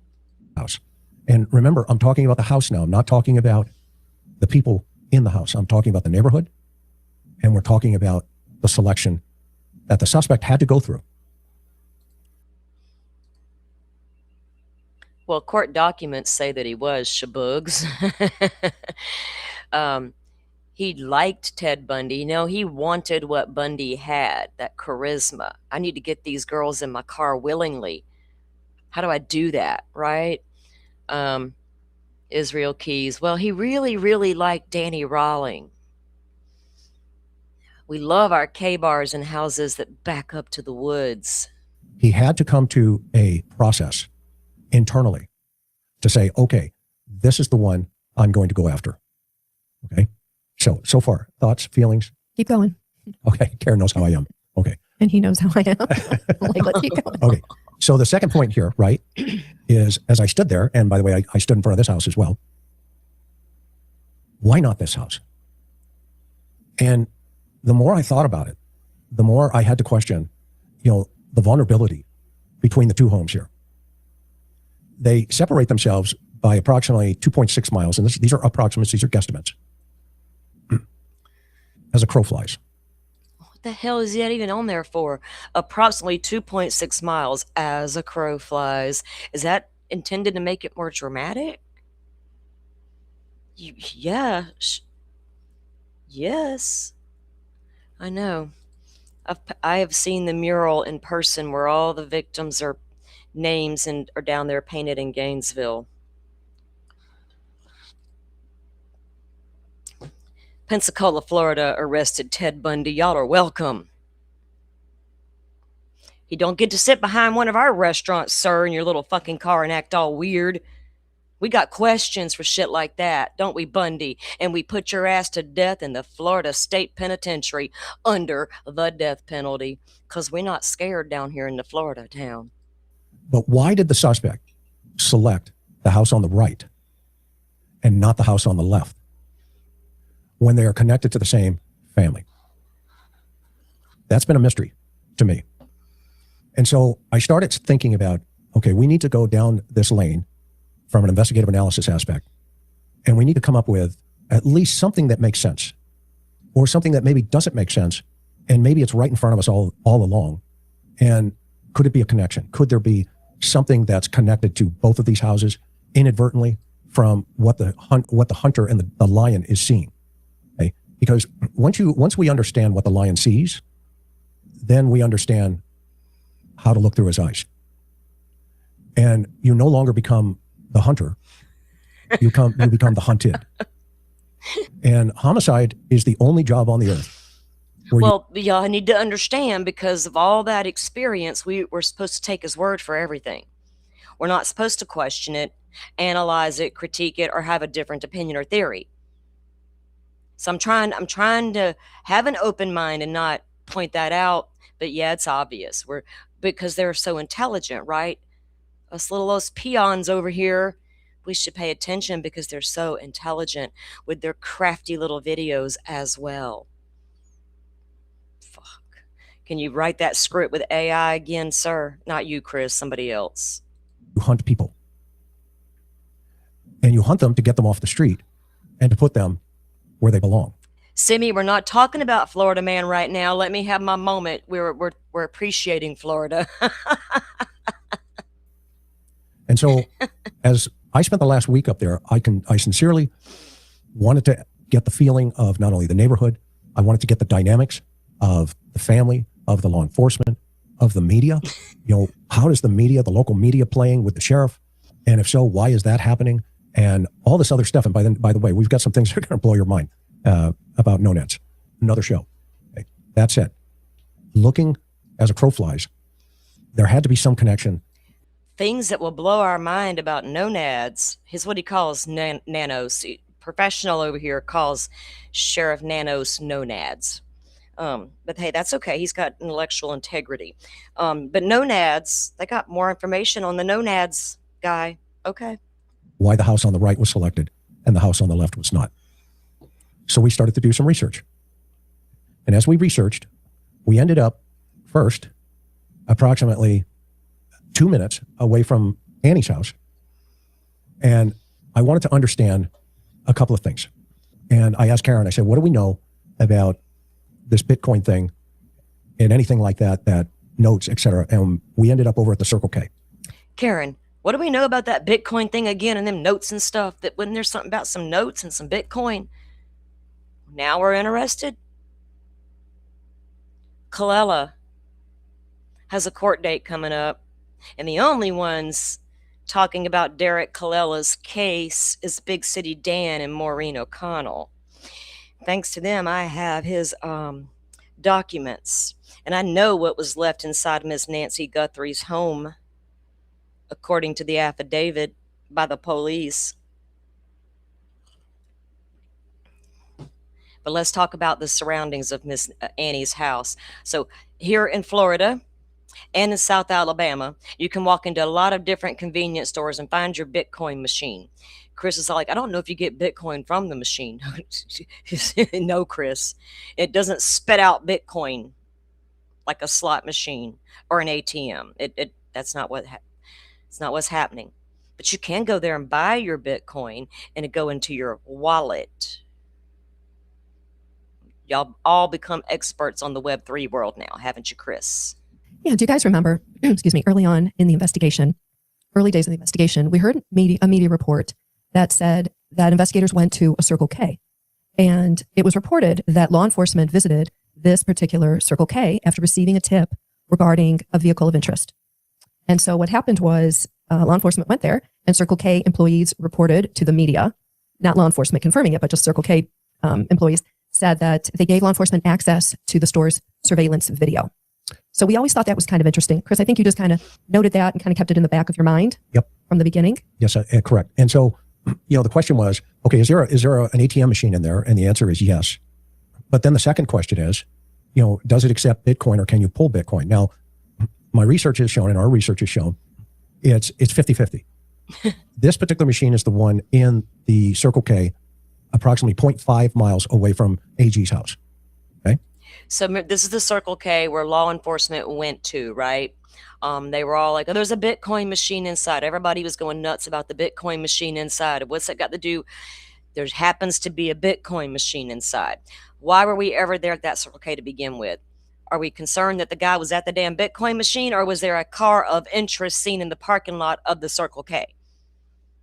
Are we so focused on the Bitcoin? Is there not a camera on the Bitcoin machine? What did law enforcement find the day they went to Circle K? We got footage of that, right? We've seen it. What did they find when they went to Circle K? Oh, did their cameras don't record either? Was that a Tucson thing? But what's more important than this Bitcoin machine, or somewhat of a Bitcoin machine, we're not sure if you can pull Bitcoin out of this machine, or if you could put stuff into it. We're not sure if you can just see a Bitcoin wallet. There's Allpoint allows you to do all three of those particular processes. So that said, we thought, okay, why are law enforcement going? I'm going to have to reach out to my Web3 buddies and see if one will come on here and just talk to me. We've had a lot of private conversations since all this started happening. And I'm not trying to educate everybody on Web3. I left that world, but I got somebody who can.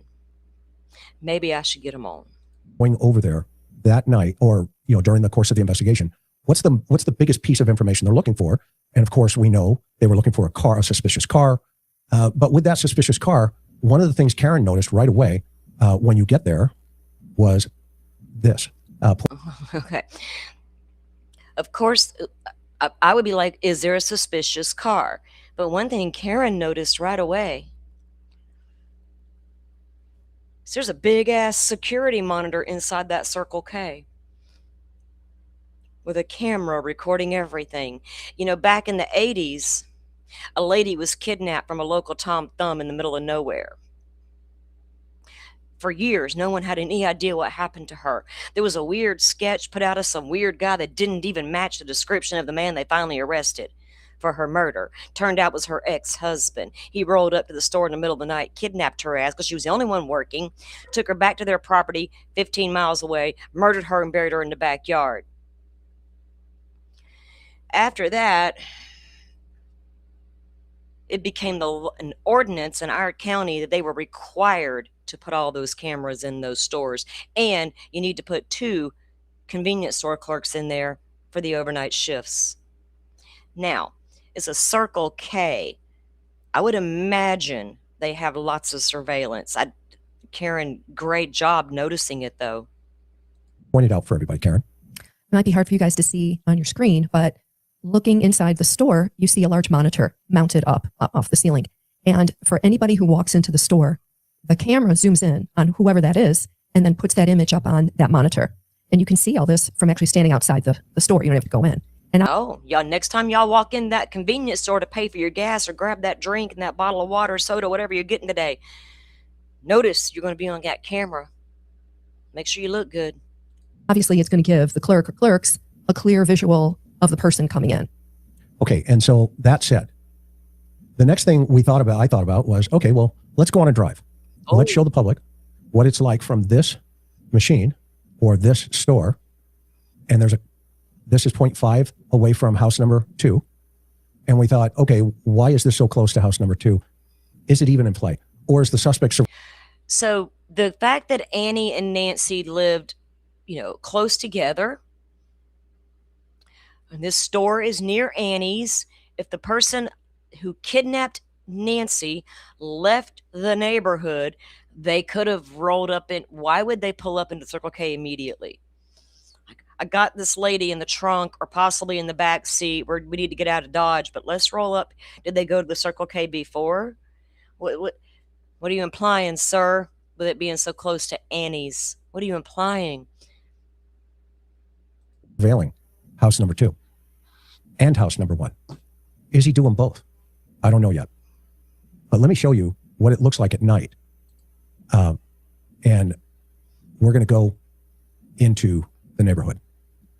Now, apparently there are a whole lot of people in this country who live in areas without wildlife, without light pollution, without fucking noise constantly. I don't know how y'all do it. You do y'all. But there are a lot of people in America who live in areas where it's dark, it's quiet, it's secluded and peaceful, and we fucking like it that way. It's a choice. All right, so it's not strange to me that Nancy's neighborhood is dark. They're not allowed to put up a lot of street lights on Pensacola Beach. You're not allowed to do it either because you'll fuck up our little turtles. Not even those big, massive condos that we don't like, that everybody else loves. They're not even allowed to have all those crazy ass lights because you will lead the little turtles astray from their nesting sites. And it is illegal. Now, I can walk out back tonight and it's going to be pitch black out there the way I want it. I can still see what's going on in my yard better in the darkness than I can when the yard is lit up like a Christmas tree. Try it. Next time y'all want to peek out your front window or your back window and your light's on, you can't see that great, turn the fucking light off and see what you can see. You might see a booger man standing in the night staring back at you that you didn't see when the light was on. But let's take that ride. As you pull out of here, the first thing you're going to notice, which everybody talks about, is how dark it is. And that is a true statement. But it's a 2-minute drive. Can you make that bigger? Make that larger so people can kind of watch it better? Yep. There you go. One of the thing that struck me was, look, this camera is only catching the light. And look how dark it is when you cannot see into the distance. Picture yourself as the suspect driving this route. I want everybody to put themselves in the driver's seat, and you are the perpetrator. Because this is what the perpetrator is seeing if this individual is traveling at night. He has to have lights on. They have to follow, these roads that are dipping, that are turning. Okay. And now we're coming up to house number 2 on the left as you come through this. So you can see it is a very short distance from house number 2, AG's house, to the Circle K. We're going to come right up the hill here. And now you are, and we are there. Of course, it's dark and you can't see. It's pitch black and you cannot see. So now the question is, again, why not this house? What is it about this house that the suspect chose not to engage in? But later, some guy in Hawthorne arbitrarily chose to engage the residents, the family of this house. And that's for another conversation that we'll get to. So let's go past this house. And you can see the top half of the screen here is literally how dark it is. And so this is what the suspect saw through their front windshield. Again, we have to ask ourselves the question, why Nancy? Why not Annie? Why not Savannah? What is the connection in any way, shape, or form to these 3 women that Nancy was selected? And so I think it's important then the next piece of this puzzle as we go through this is to understand what the dynamics were in terms of relationships. And one of the things that Karen and I wanted to dive into and learn about were these relationships. And I wanted to know. So something he said right there, guys, I had to interrupt. why would Kalila reach out to that house, meaning Annie's? Why would Kalila reach out to Annie and Tom versus Savannah? I don't know. Savannah's worth 40 million, I heard, and probably has a jam up security team. And you're never going to get to Savannah. But you can, Annie and Tom, because they're just everyday average people out here living life, taking care of mom when they need to, helping out. Right, Savannah?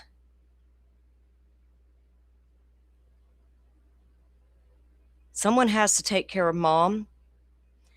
Go ahead and go to college, get your degree, go to New York, become a big star, Savannah. It's okay. Cameron, Daddy would want you to continue to follow your dream and go in the military. You don't got to stay here and help take care of Mama, because I got her. In my mind, they're both very pretty women. But why not the one on the left versus the one on the right? What was it about each one of these women that they were not chosen by the suspect?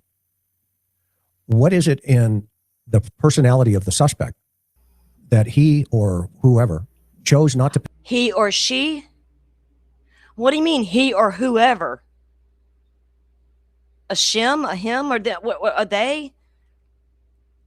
Him or whoever? Him or her? Him or her? Her. Say her name. Pick Annie. She's right there. She's 2.9 miles away from her mom. So why not select her? What's going on with this individual in here?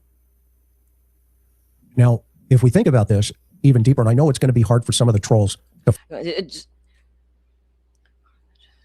going to be hard for some of you trolls to get behind this family dynamic and understand Annie is shady as fuck, according to Chris.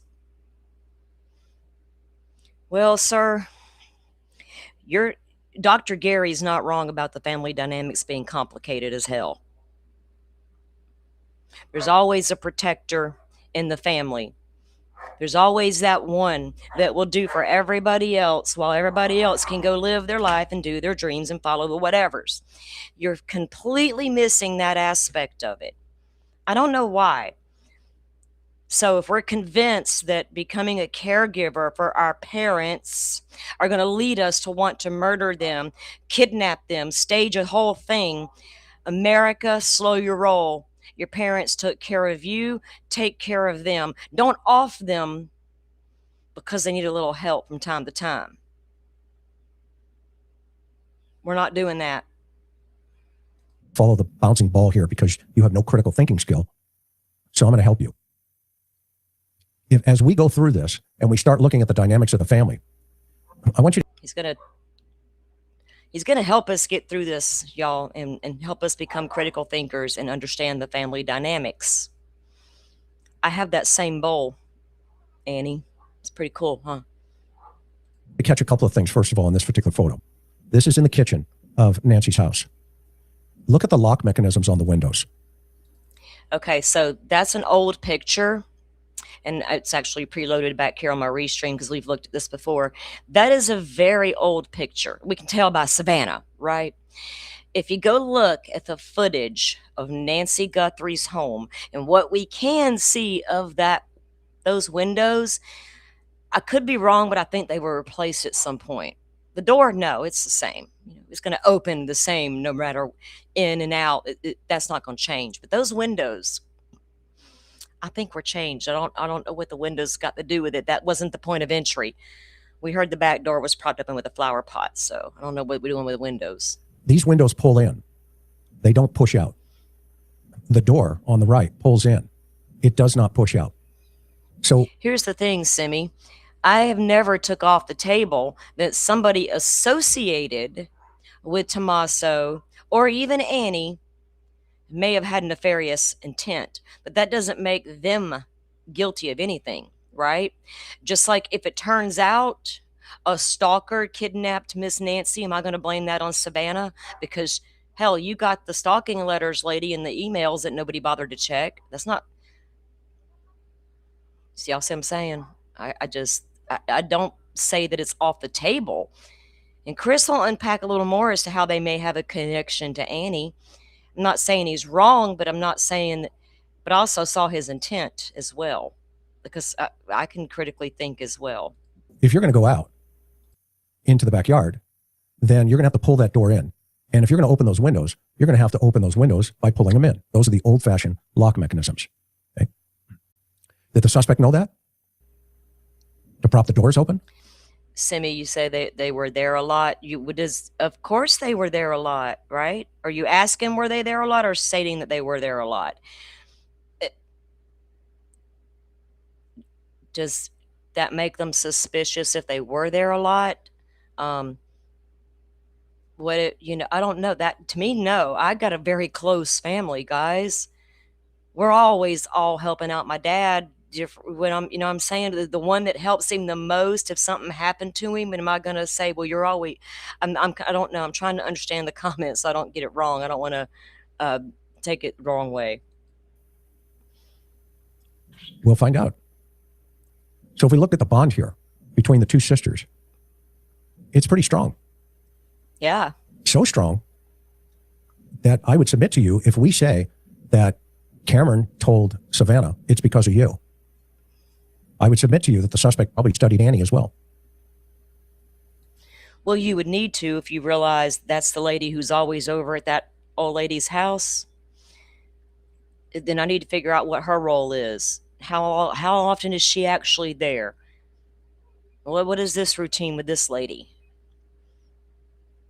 If not, how did he know that she wasn't spending the night with her mother that evening after the party? How would the suspect know that? Taking a huge chance going up to the porch. It's really interesting that the suspect would know that Savannah's famous. Of course, that's a no-brainer. But what about Annie? She could have been targeted as well. Why would he ignore her? And so, as we go through the presentation tonight, well, if it was a person after Savannah in any capacity, the biggest way to hurt her is to hurt her mother.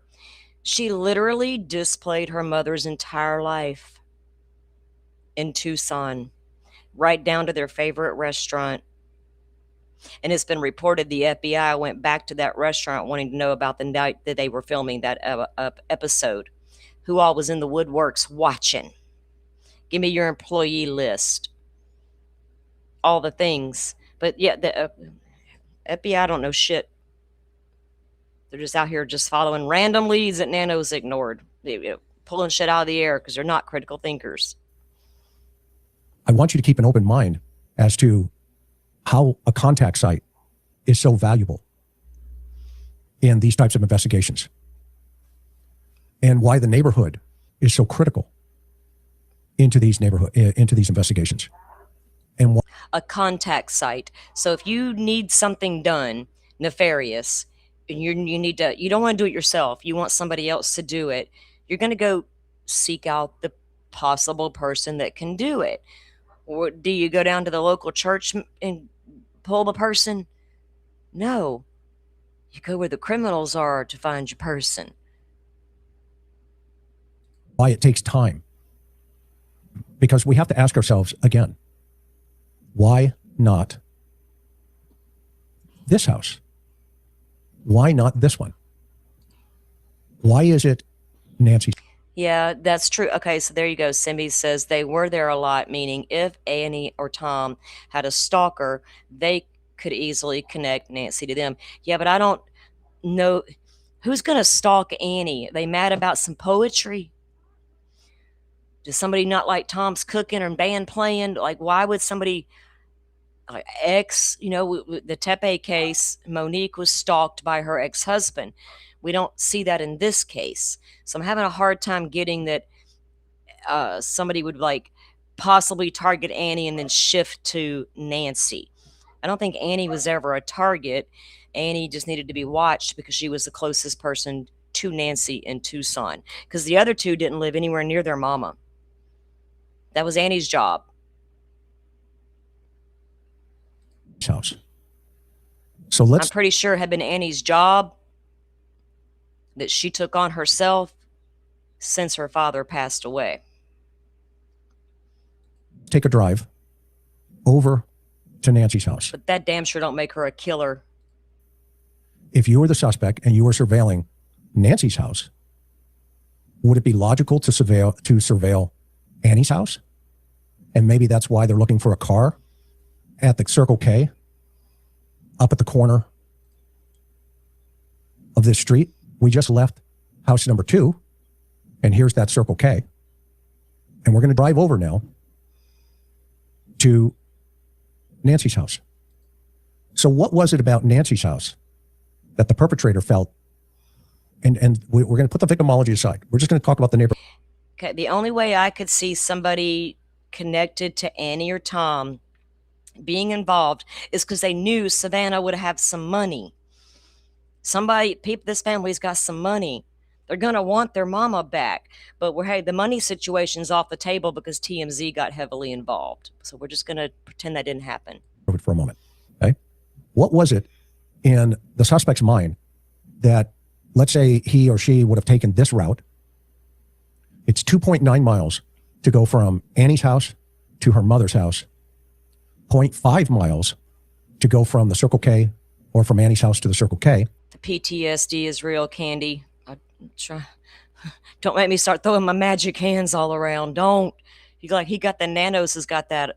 Don't you notice it? Nanos, like my thumbnails, got them hands up like fucking Doug Carter. And so what was it in the suspect that said, you know what? I know exactly where Nancy Guthrie lives.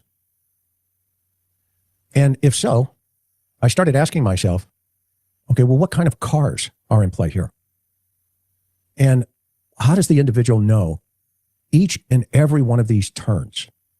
So let's talk about this neighborhood for a moment, Karen, as we drive over there. Tell me about the neighborhood.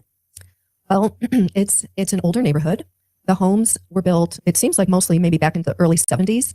And when we get in there, you guys, you'll be able to see it. Oh, Semi, I know you're not blaming them, but I'm saying I do understand where you're coming from. It could be somebody from the band scene. It could be any damn body. It could have been somebody who overheard Annie at the diner and go, hey, wait, that's that chick I saw on the news. Tucson's daughter that they freaking put all over the news. Everybody's missing that big, huge, important piece of the puzzle. I don't care if this guy come from Tucson, Arizona, or fucking New Mexico or Florida.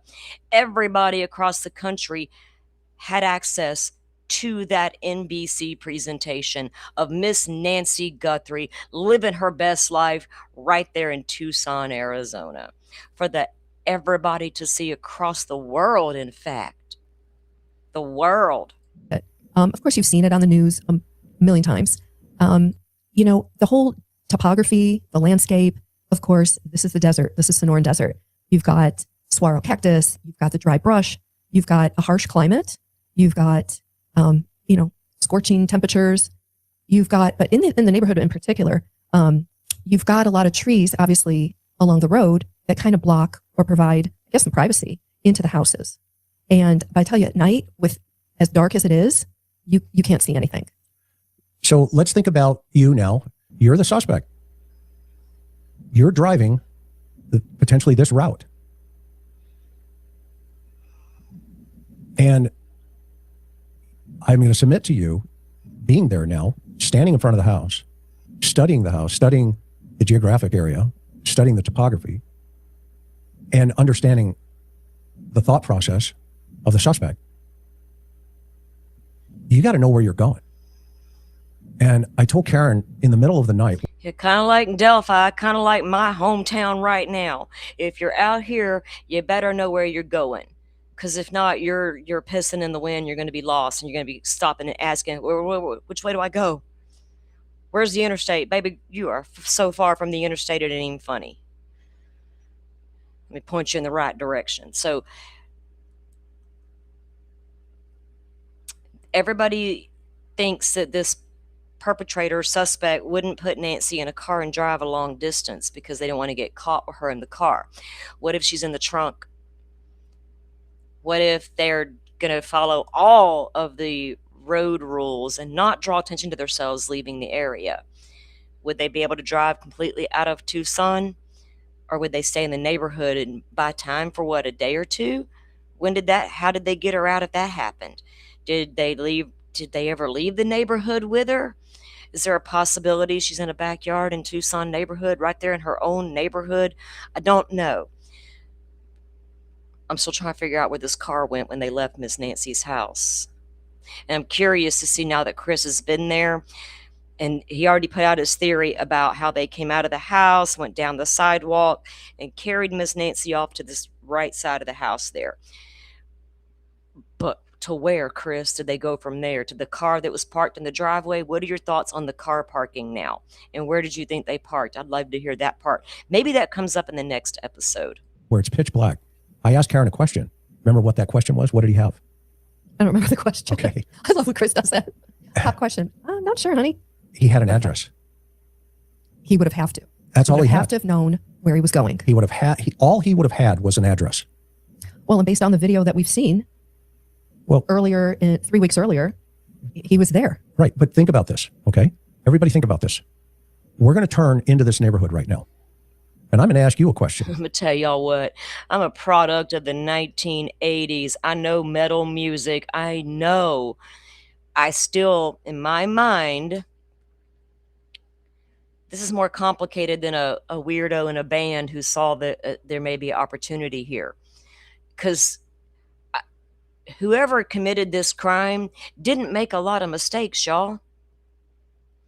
So are we going to really put a simple-minded thinker in charge? That's how I'm trying to eliminate possibilities of suspects. It could be, that intelligent to pull it off, and I'm just saying, I haven't got there yet that they know Annie and Tom. And that's why I'm more inclined to believe it was somebody who knew about Savannah. Okay. We're going to ask the world a question. Annie wasn't the one running around displaying mommy for the world to see. Look at my beautiful mom. She's amazing. Don't you want one just like her? Don't you wish you had had that same thing I have? Look. That wasn't Annie doing all that. That was NBC pressuring Savannah to do it. Why not,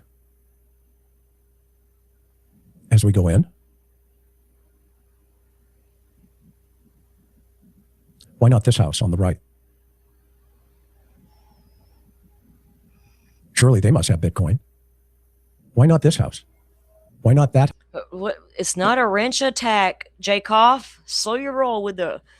I don't care who's got Bitcoin and who don't. Colella goes to court, tomorrow or the next day? Maybe we'll find out more. Possibility he's going to take a plea agreement. Will he talk and spill the beans on all of them then? We'll see. It's problem solved. House. Why not any of these houses? If you look at this neighborhood, it's been described as a bowl of spaghetti just dropped onto.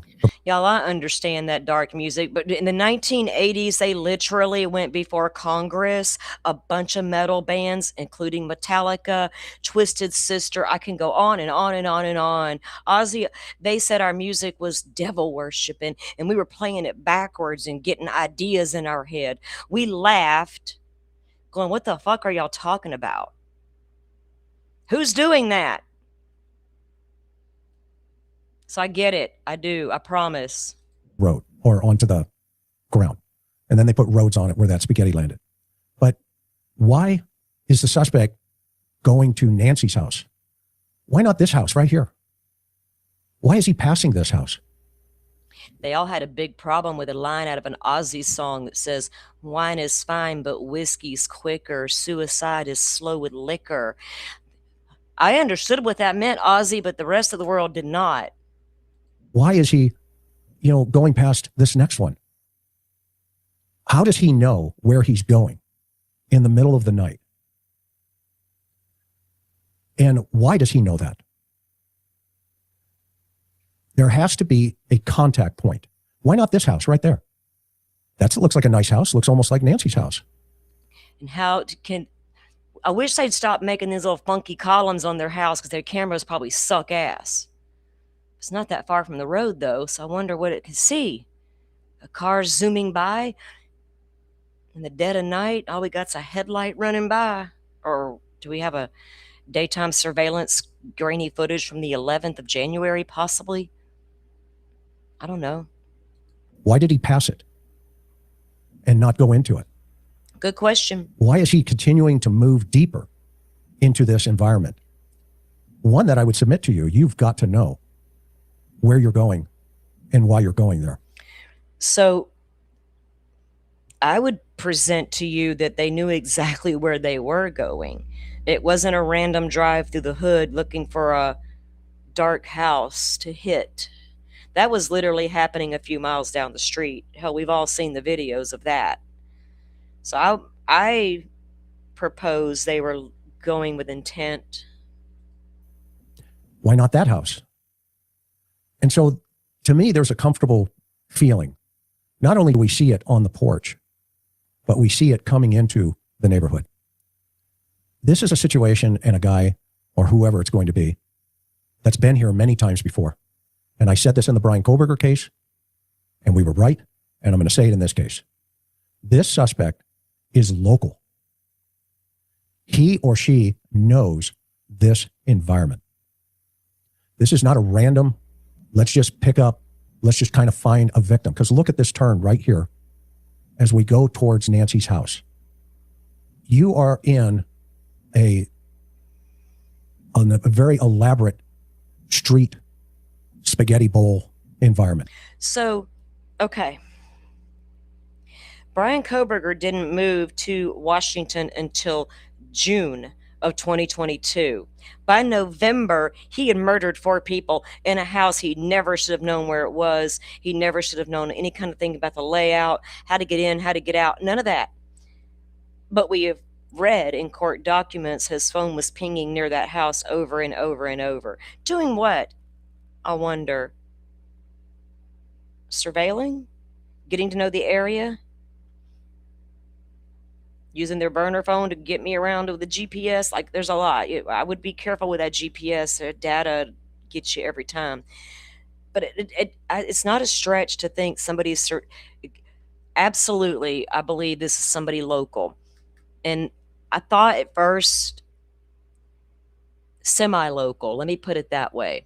They could be semi-local because California is not that far. And I have a different thought about that. But it obviously is somebody who knows his neighborhood, especially when we all saw the neighborhood, right? It's like you're not just going to randomly drive through it and choose a house. That would be too easy to solve. That's a random hit, robbery gone wrong situation. It's not random. They went in with intent to that house, and that's pretty obvious. This is a situation where this individual not only knows where they're going, but how do you know? How does this individual know? It's Nancy's. Okay, yeah, let me clarify. All right, Rachel says he wasn't a local. That's the whole thing. You don't have to be a local to know the neighborhood. So there's a good chance this person was local and saw all the footage of Tucson's daughter and her mother and got themselves a little idea. Or it could be a random stalker from anywhere in the country says, you know what? Game's up. I'm going to fucking Tucson. Give me a minute. House. All you have is a mailbox like this one and an address on that mailbox. Even cops, I would submit to you, would get lost in an emergency situation. The cops would get lost in an emergency situation in a neighborhood they would routinely patrol. Them cops know exactly where that happened, Chris. They was just there arresting folks the other day, remember? If we got cops getting lost, I mean, it can happen. Rural, calls they've never been on before. Not in the neighborhood they patrol, probably. I think anybody with a critical brain can think this person knew the neighborhood. And if they didn't, they spent a minute figuring out the neighborhood. It's that simple. We just don't know which one it was yet. Local who knew it, or person who came in and figured it out, like Brian Koberger.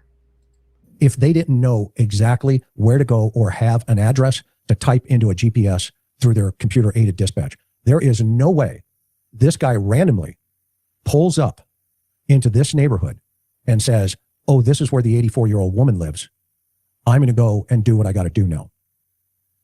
There is no way that happened. There's even speed bumps that this individual has to be aware of. There's even speed bumps he has to be aware of. Well, don't be hauling ass. We don't want to send your car into the universe. Just a good old boys. Never meaning no harm. Just launched their car into the sky because they flew over that speed bump. Obstacles in the way. Flying out of this neighborhood at night with an 84-year-old woman in the home. So, regardless of who took Miss Nancy out of that house, are you gonna, it's the dead of night. Nobody's at Nancy's house to even know you've been there at that moment. There's nobody else around. The hood is quiet and dark. Are you gonna just speed on out of there at the speed of sound? Or are you gonna take your time, just drive out? Hell, it's not, you got two turns and you can be out of Nancy's neighborhood. You don't even got to drive all the way through it back to the other highway. You could if you chose, but there's literally a way out, right, 2 ways out within minutes from Nancy's house. That fast. So I don't think they're going to fly through the neighborhood the second they pull away with Miss Nancy. That's not critical thinking, and you might get caught. This was the escape route. There's only 2 ways in. One, and I just came in from the opposite way. But they're the same, essentially. They're about almost, how many miles in? Just under 2? Yeah, 1.7. 1.7 miles in to get to Nancy's house. There is no way this suspect did not know where this person was going. Because as you're coming in here, again, you can see this is not an easy place to find. It is a maze. And as you get up close to her house, and you're the suspect now, you're driving your car, and you're going to go kidnap, park your car wherever you're going to park it. That's another show. But you're driving the car with the intent to go kidnap an 84-year-old woman. You're dressed up. You got your Walmart clothing on. You got your Walmart backpack. You got your toy gun. You got your mask. Everything's in front of you. And you know for sure this is the house on the right with the yellow ribbon. And by the way, that ribbon wasn't there. So all you have is that mailbox with an address on it. Now, what's interesting about this, before I got there, I thought this was like a sprawling type of environment, property environment, okay? I was shocked that it's compacted and compressed. The driveways are not what I was thinking or seeing. The front is way different than I had envisioned. And I've been in these harsh environments many times. Many times. But it surprised me how this house is so close to the road. Yeah, I think you said that, the aerial views, the drone footage, other images that have been out there for 5 months, and literally until you get there and see it yourself, it's just, I don't want to say it's distorted, but it can come off a longer driveway, a bigger piece of property than when you're there and you can walk it yourself. Oh, would you say that's pretty much how you felt? No, exactly. Yeah. And so again, then we have to process what the suspect is thinking. All right. And when you see it. So I really want them to get into the next episode because I'm so focused on Nancy's driveway because we know a car parked somewhere. Are we foolish in believing they're carrying Nancy down the road to the getaway car somewhere stashed? No. Are we going to park out in the street with the lights off and draw attention to ourselves? What if somebody's working in the dead of night and they're on their way home and they're going to see a car sitting out on the road? What if I'm tucked right into Nancy's driveway with my lights out? Maybe no one's even going to notice or suspect a thing. If you look at the aerial view of the map, there's literally nowhere else to park. And get the idea behind Nancy's house. It's a fucking cul-de-sac with houses. Are you going to park back there and draw attention to yourself? A random car left at the end of the cul-de-sac while I make my way through the wash into Nancy's backyard.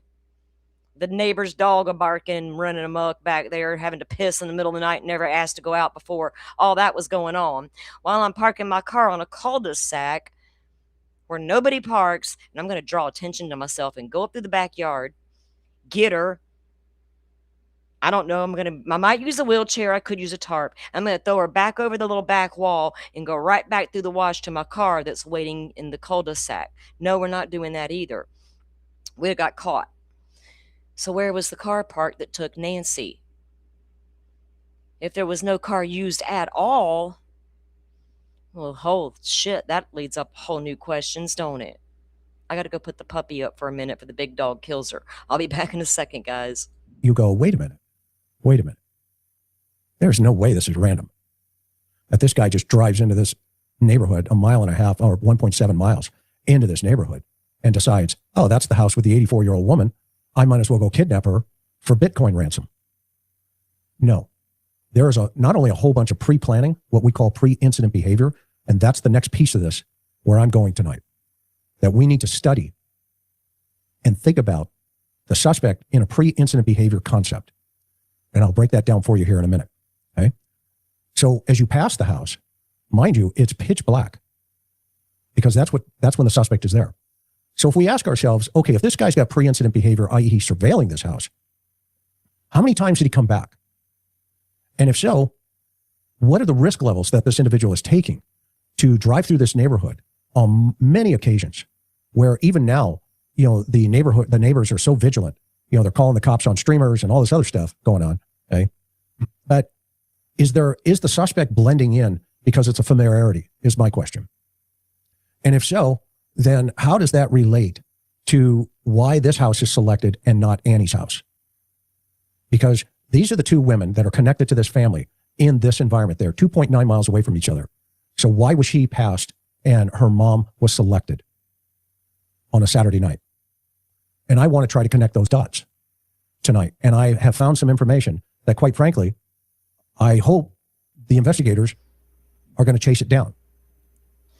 Do we think the suspect got lucky and Nancy's house was in a dark, quiet, secluded neighborhood? Or was she chose because the house was dark and secluded? That would just go to robbery, and that wasn't what happened. So, because I wanted to know, one, in my mind, is this random? And the answer to me, I've clearly have come away with no way, shape, or form. The suspect knew where he was going. Okay? No question in my mind. He knew this house, he knew this environment, and he knew probably a lot more. No question in my mind either. About the folks connected to it. And so for me, there were only 3 women connected to this home. The first, Nancy Guthrie and her husband. And then they had 2 daughters, Savannah Guthrie and Annie Guthrie. I would submit to you the suspect knew all about all 3 of them. Because if we take Savannah and put her in New York where she lives, and then we say to ourselves, well, it must have been the Today Show presentation with her mom and her sister that drew the attention to the suspect. No. No way. Why not? Why not? Why is that not on the table at all? Maybe he'll explain. Because just to study this neighborhood, study the entry, exit points, and lower your risk as a sophisticated kidnapper, you have got to know how you're going to pull this off. And you have got to think through this methodically. This is not a random situation where you spend 2 months and you decide to, friendly kidnap an 84-year-old woman out of her bed and then ask for Bitcoin ransom in a note. Okay? Oh, they could have left the note on the nightstand next to Nancy's bed. Wasn't there one found on John Benet Ramsey's staircase? Yeah, they could have left one right there in the house, couldn't they?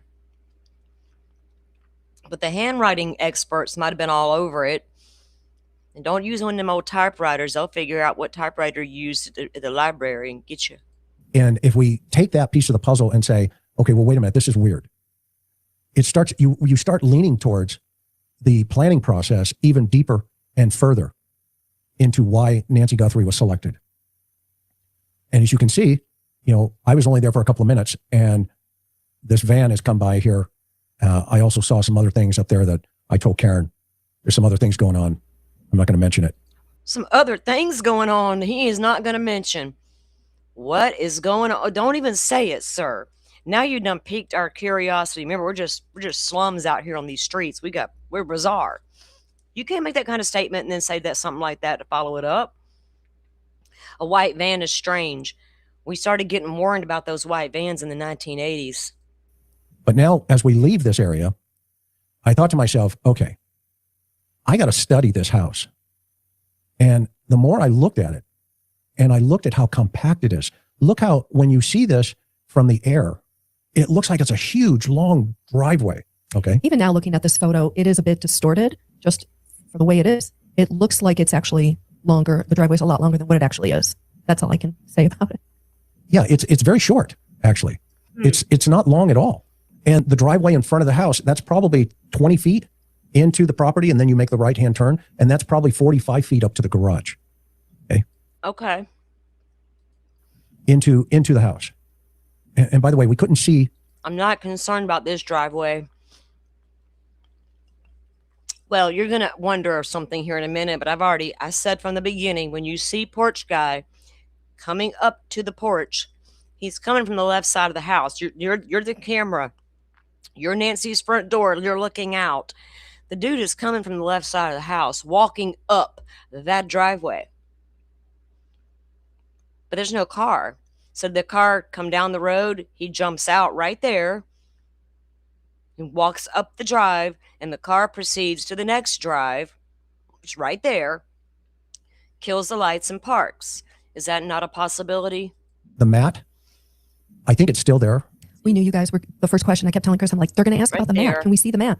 I tell you what, we couldn't. It's just, So if you watch that again, or maybe I should watch the gaps in between the vegetation. And I'm trying to figure out if that camera that we've only saw, porch guy on, doesn't see a vehicle pass this house, or even a light of a vehicle pass this house. And if it does, the FBI, Pima County, know exactly what time that was. I submit. You start leaning towards the planning process even deeper and further into why Nancy Guthrie was selected. And as you can see, I was only there for a couple of minutes, and this van has come by here. I also saw some other things up there that I told Karen. There's some other things going on. I'm not going to mention it. But now, as we leave this area, I thought to myself, okay, I got to study this house. And the more I looked at Carrie says she thinks there was two. So we've all been looking at this case for months and months. I think all of us have gotten to the point where we were like, yeah, two people, right? Especially when we know there has to be a getaway car. There has to be a car involved. Are we doing all this by ourselves? Maybe. If we don't want to be caught, we might do it all by ourselves. I could just park the car right there and then do this all by myself. She's 84 years old. It's not going to take a couple of manhandlers to get the job done. So we assumed there was two people because people think it was, hard for one guy. Well, shit, Brian Koberger unalived 4 people. People said he couldn't have done it by himself. There wasn't enough time and all this stuff, but there was apparently. And if Brian had help, he's sitting on that shit. So we'll let him do him. But a lot of us feel like there was two people. We know there's the speculation about the walkie-talkie in his pocket and a getaway driver. Because now, the reason I would think there was two people, if you put Nancy in that car, are you handcuffing her? Are you restraining her where she can't cause a ruckus in the car while you're driving? Right? I'm kidnapped this lady. I got to get to my next point, and I got to contain her while I'm driving. Do I now hand off my weird gun display situation to the other person and, hey, keep her quiet, keep her calm while I drive? I think that's, we can all get there. There's possibility of two people, a very strong possibility. Well, if they were about to commit a crime, well, I would assume they would turn the headlights off too, Carrie, but are you not going to possibly ride by once? Maybe come back? I know they turned the lights off. That to me is a no-brainer. Why would you? It's pitch black out there. You do not want to draw attention to yourself. You're not running around. You're not sitting out in front of Nancy's with headlights on. But when they go to leave Nancy's property, and they're on the road, do the lights come back on? That's what I'm asking. Not that they're an idiot kidnapper with lights all over the place, but do we ever see a light? That's just something I got to know. And I looked at how compact it is. Look how, when you see this from the air, it looks like it's a huge, long driveway. Okay. Even now, looking at this photo, it is a bit distorted just for the way it is. It looks like it's actually longer. The driveway's a lot longer than what it actually is. That's all I can say about it. Okay, so when the camera... Yeah, it's very short, actually. When they start to move the camera, focus on that vegetation in front of Nancy's house, and you can see that archway and into where the camera would have been. What can it see, if anything, from the road, right? That's what I'm wondering. Yeah, and yeah, Rachel, yeah, I appreciate Maureen and everybody weighing in, but I don't think we need...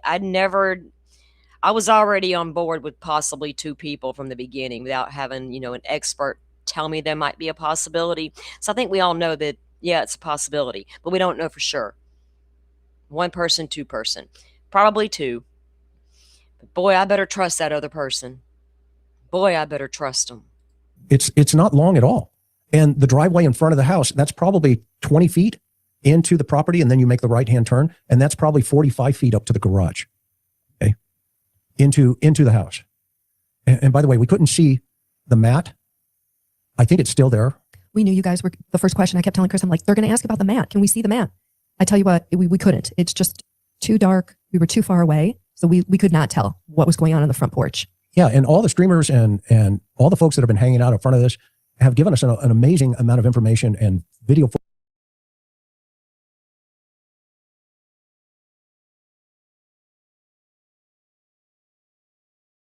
I'm on mute. I'm looking at this driveway. I'm not even listening to what the conversation is at this point. I'm trying to, what the hell? My brain needs to figure stuff out. And I don't need to hear all the extra commentary at the moment when I'm like, give me this picture, right? Parking at the edge of that drive. Did we pull all the way in? When we picked up our vine and made that look back toward that direction, once I got the camera popped off with my vine, did we bring the car on up around the way to the circle drive and put her in and then drive away? Yeah, probably so. I don't think we backed out. May have, but we probably pulled all the way around and went on. But this is a different perspective of the driveway in relation to the front of the home. Footage, and we applaud you. But until you're actually there and you see it and you feel it, that front door is not probably 70 feet, maybe 80 feet from the street. Maybe a little bit further, but not much. And so the suspect took all of this into account, because if we notice, when he is first approaching the porch, he's coming from the right of this picture. So that means there has to be some type of motive mechanism, off to the right. And I started thinking to myself, what if this guy has multiple vehicles?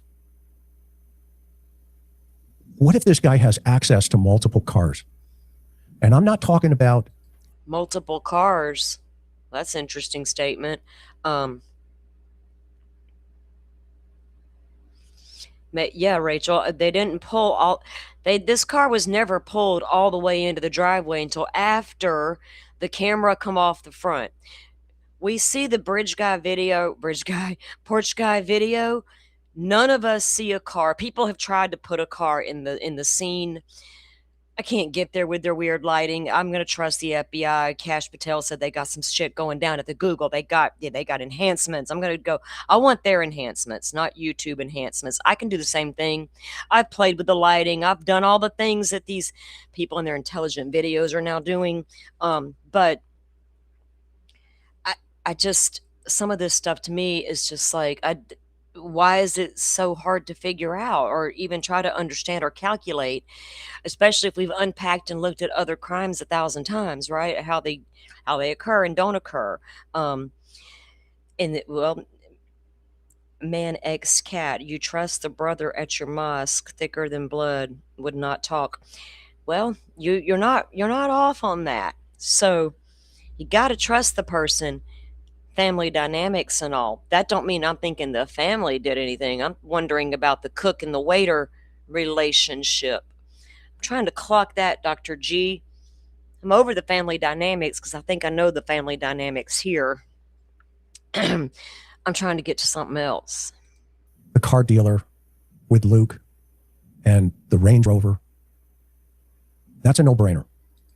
So he brings up Luke Daly, the Range Rover, the car lot of it all. You've been on the X too much, Mr. McDonough. So now we're going to tie Luke back into the situation because he worked at the car lots. Okay, here we go. But what if the suspect in pre-surveillance had multiple vehicles?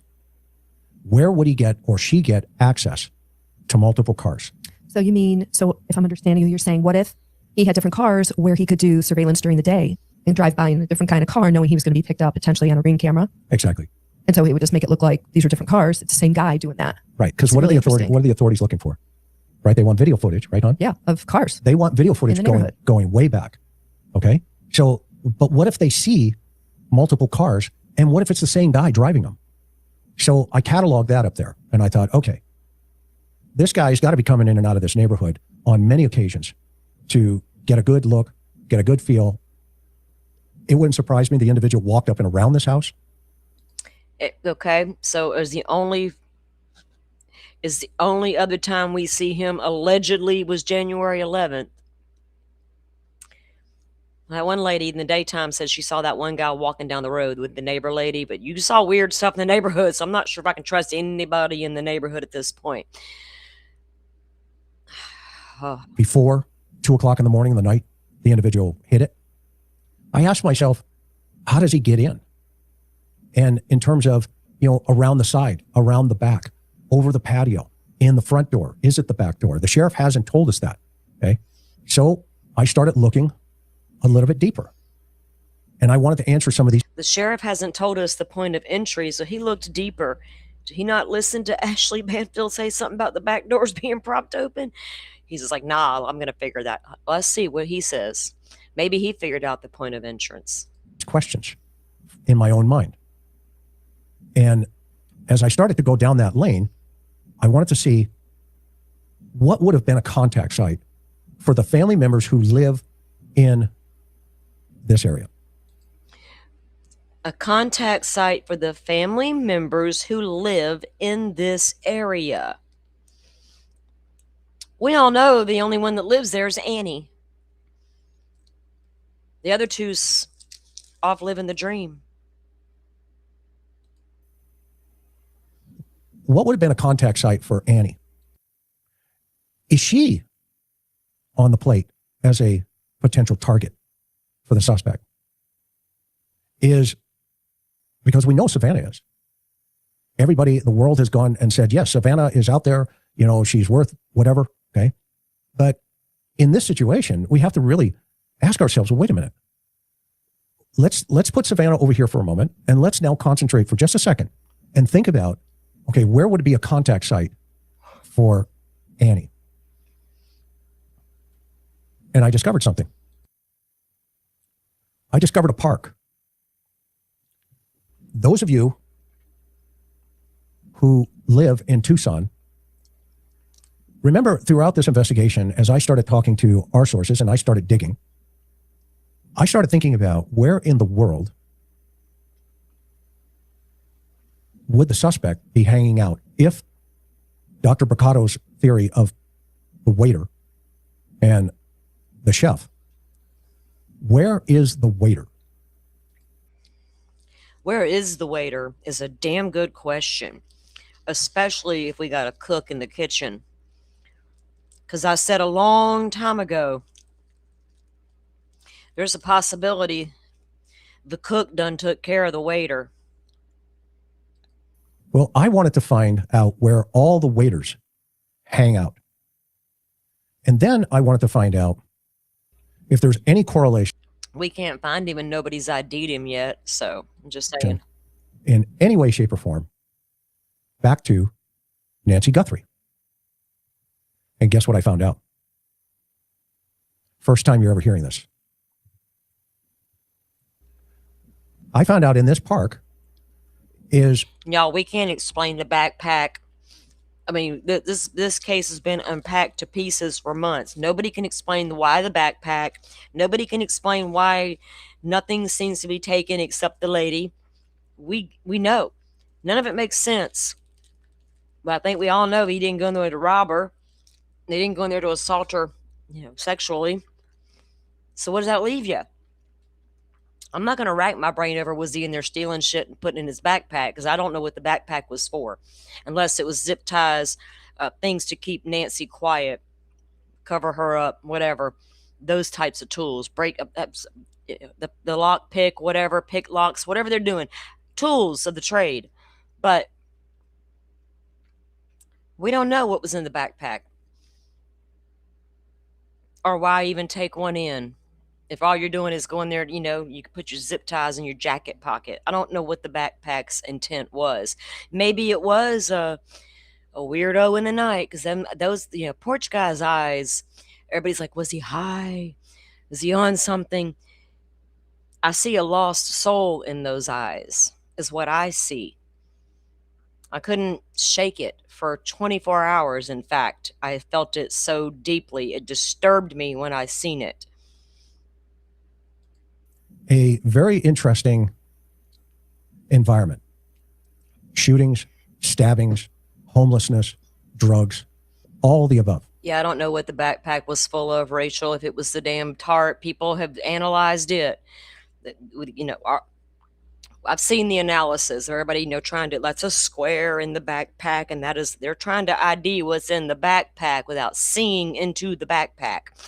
I don't know what's in the guy's backpack. It could be snacks. And so the more I dug, and by the way, this is an old piece of video, but listen for yourself.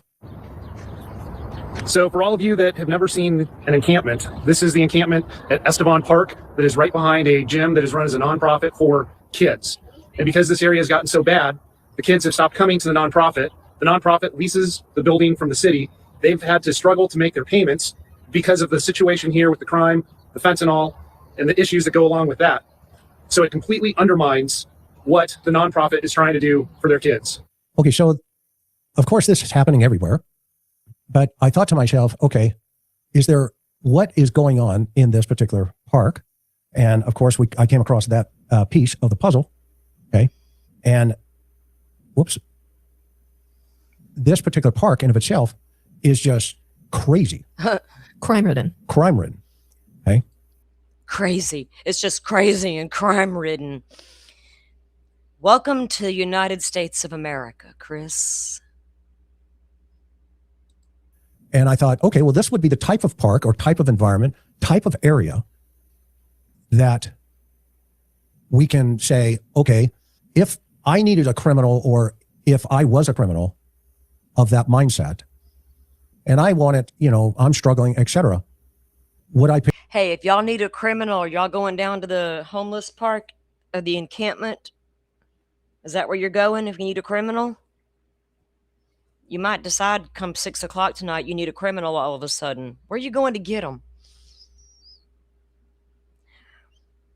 Criminals will hire criminals. Criminals will network and work together. Criminals, I know of somebody.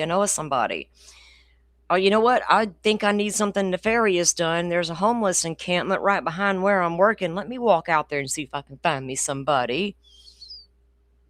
Pick up information about, certain things. Okay. And this is the park. And then I had an aha moment.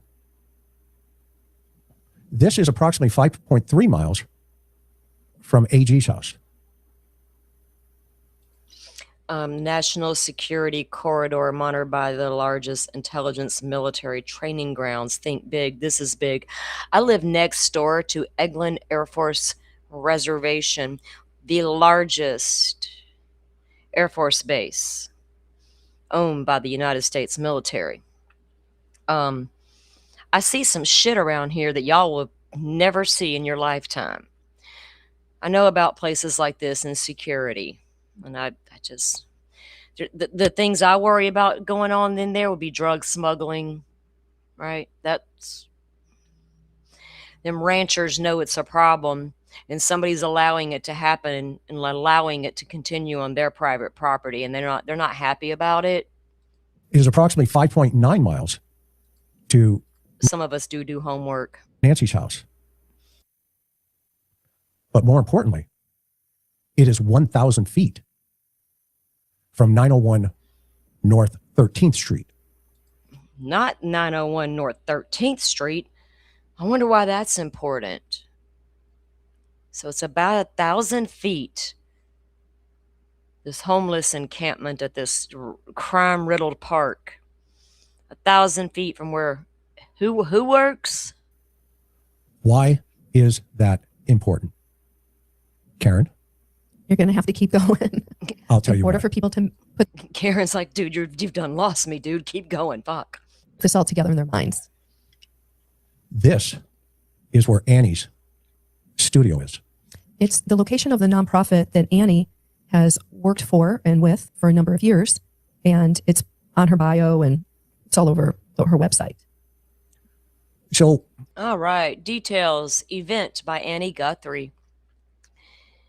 901 North 13th Avenue. So Chris has done put there. He already knew where Annie's work locations were and all. He already knew everything about Annie before he went to Tucson. So he didn't stumble upon anything. Critical thinkers. We didn't stumble upon anything. We went with intent.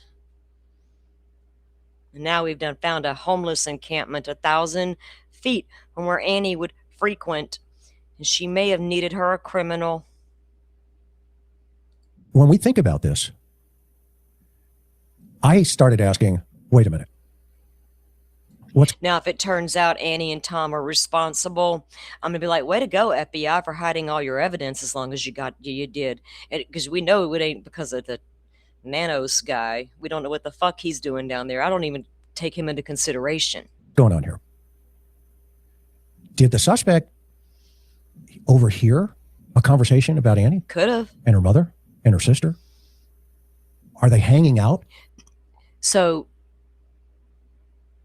anybody could have overheard Annie having conversations about her mom. Anybody living in the Tucson area would have seen Tucson's daughter and how much the media paid attention to the big episode that happened a few months prior to Ms. Guthrie's disappearance, displaying her full life. We're just going to pretend that did not happen because it's so unimportant in this case. It's a huge window into this woman's life. You know, victimology and all that's so important. In this area? Is something going on here that nobody has looked into or investigated yet in terms of law enforcement?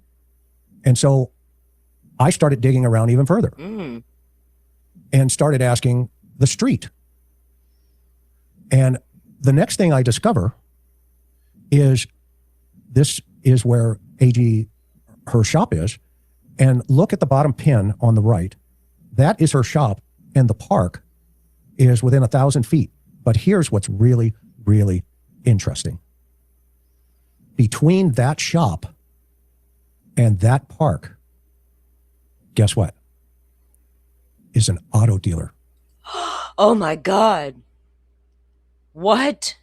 An auto dealer between Nancy's little, Annie's little splinter social club thingy in the park, the homeless encampment. There's a what in the between them? Oh my God.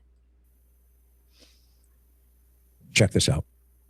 Are a tragedy and they shouldn't have to exist, but they are the better alternative than continuously pushing people around. Dozens of people are out on city streets after being removed from their encampment in Midtown. It's the latest development as Tucson leaders work to clean up homeless camps, and that effort is coming with pushback. The city says 80 people were living near Estevan Park near Speedway and I-10. The city says they worked to give them options before clearing out the area, but now there's concerns of another camp growing just down the street. 13 News reporter Shelby Slaughter is at the new encampment that just popped up. Here off of 13th Avenue, you can't miss the dozens of tents lining the street. Residents tell me that this encampment popped up right after Estevan Park was cleared out last week. And on Thursday morning, the 27th at 5 a.m., the city came in and swept the encampment. So pushed everybody out and bulldozed the wash. Natalie Wynn, owner of the Splinter Art and Community Fund, says the city forced the people out of the park, leaving them with nowhere to go. So they ended up here on her doorstep.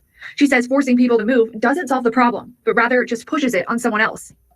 Now, here's an interesting piece of this puzzle. Oh. I'm not saying that they, the homeless, are the issue. I'm saying that if you potentially are the mindset to be porch guy, that's where you're going to find him. If you are the mindset to be porch guy or need a porch guy, that's where you would find them, as a connection through the homeless camp. Huh. So what did Annie do? Wander 1,000 feet behind her little work and say, hey, let me cut through the car dealership first and get to the homeless camp and say, hey, I need a guy. I need a guy to do me a little something, something. Okay. In that type of environment.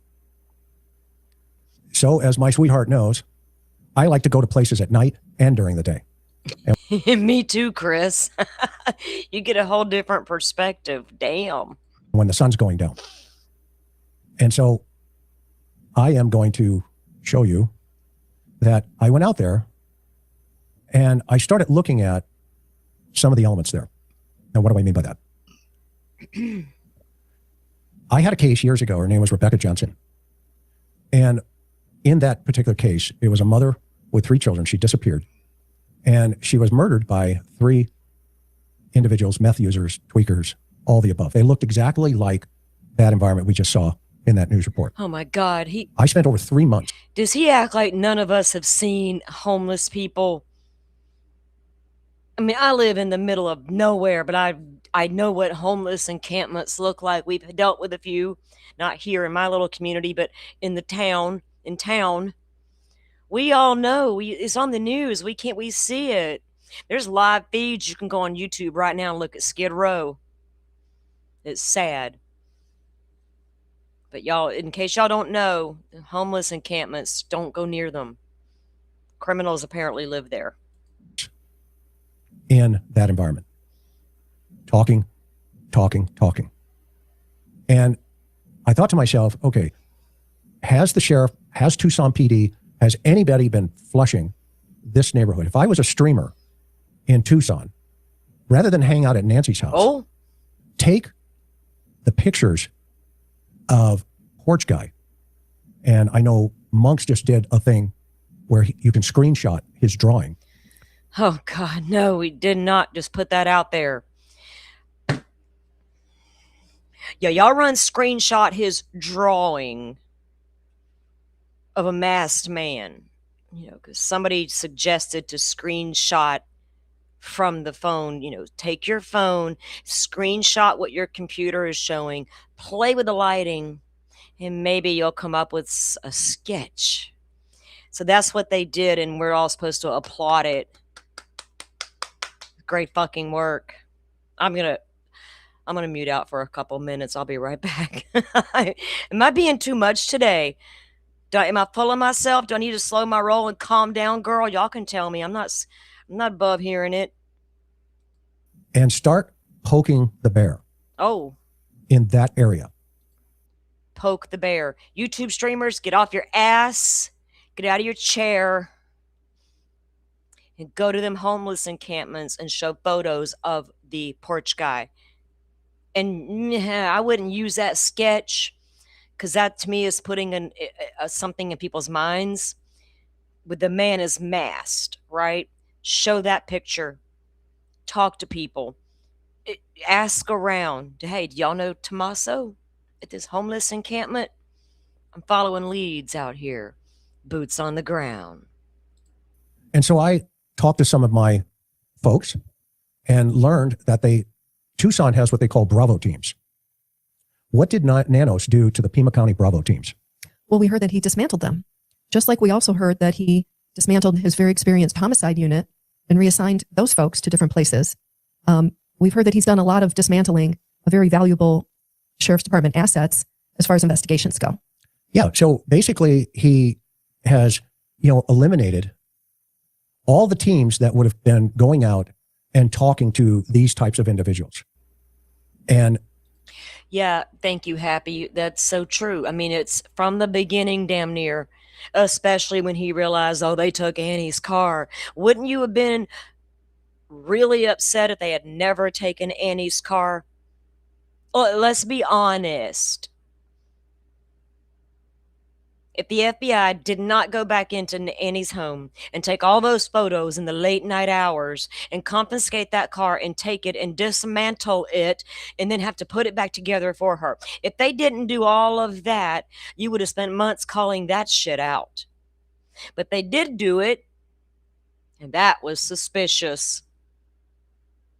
That's what I can't get behind, is that wishy-washy shit right there. I cannot do it. That don't make you seem real critical thinking, in my opinion. It is a little irresponsible, and it's not even a little, it is irresponsible. Come out and discuss the option, right? Come discuss the option, but when you completely take all other options off the table, that's irresponsible. That's read technique level bullshit right there, sir. I went out and started talking to some individuals, and I started asking questions. Tell me about the neighborhood. Tell me about this, yada, yada, yada. Okay. And it's amazing what a cold bottle of water will do. Oh, man. When you. It's amazing what a cold bottle of water will do. What, for a desperate soul? You're so full of empathy, you and your wife, with your sweet talking nature to pull at the heartstrings of America.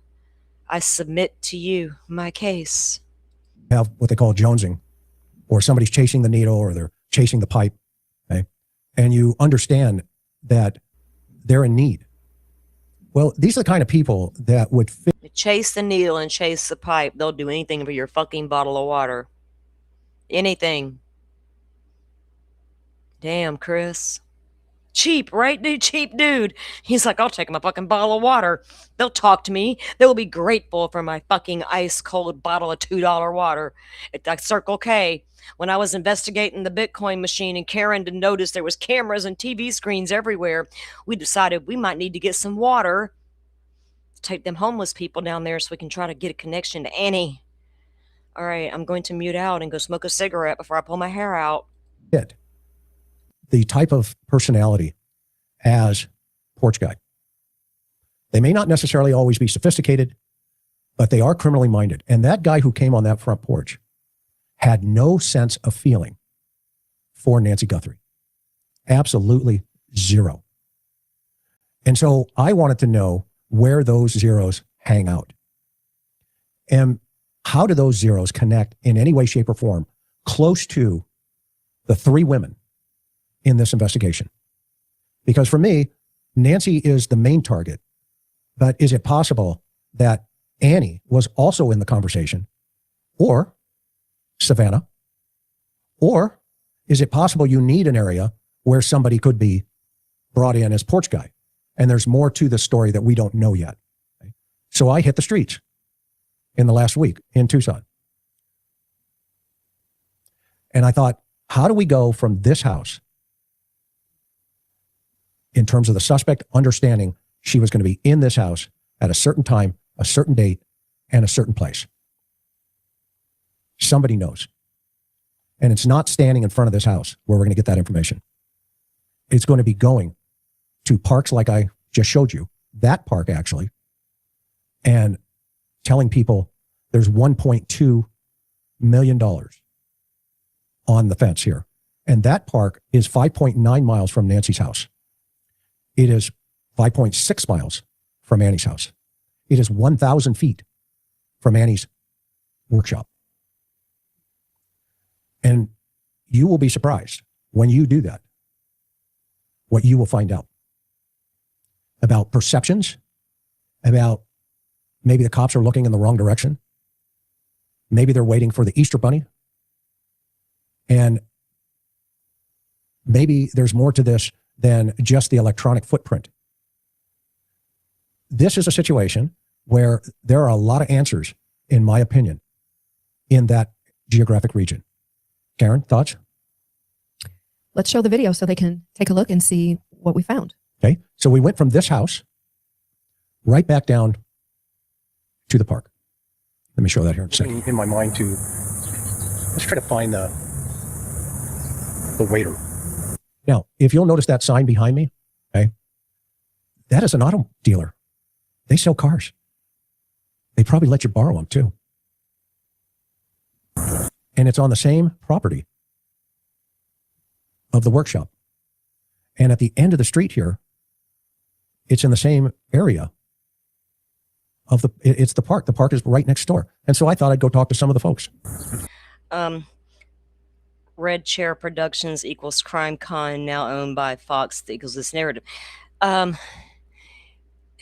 Con who at this point? You know what I mean? This is Chris's general narrative outside of Crime Con. I'm not going to let Crime Con hijack the Nancy Guthrie case, right?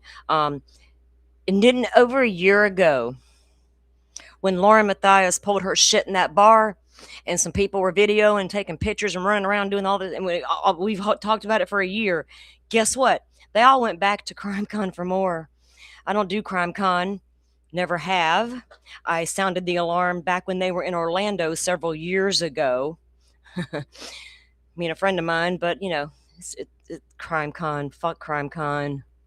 For lack of a better term, you know, and this is the kind of area where you would actually find that waiter.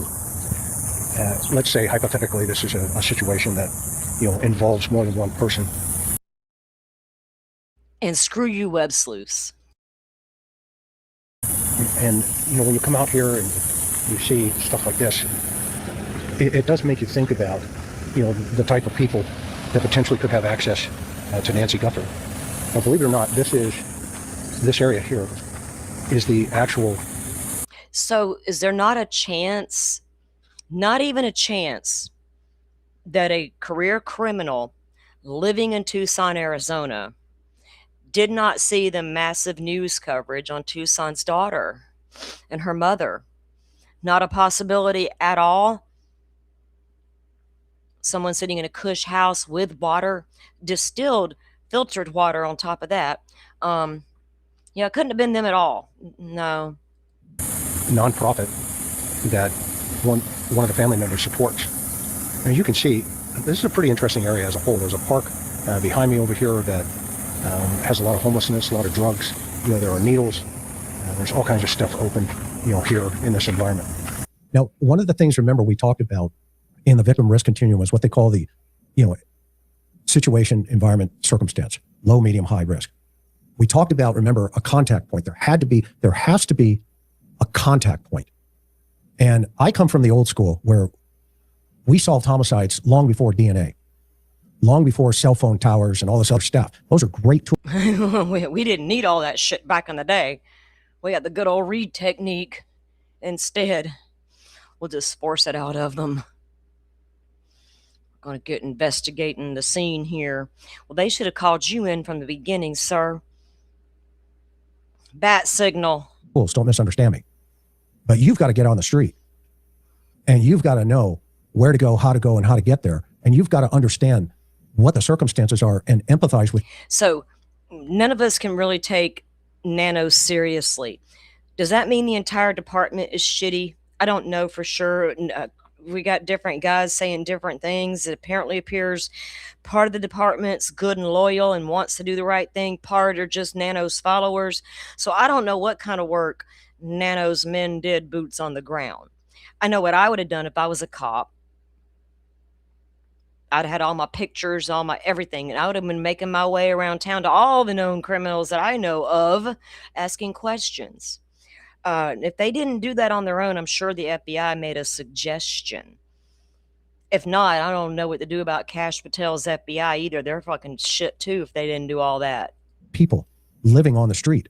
You just can't drive by them and say, thank you very much, or sit at a desk with your computer screen on and expect leads to come flooding into your office or watch YouTube and go, yeah, I think this is a wrench attack. I'm going to tell my investigators to go. He just threw major shade at Jacob. Yeah, I'm just going to tell my investigators this is a wrench attack.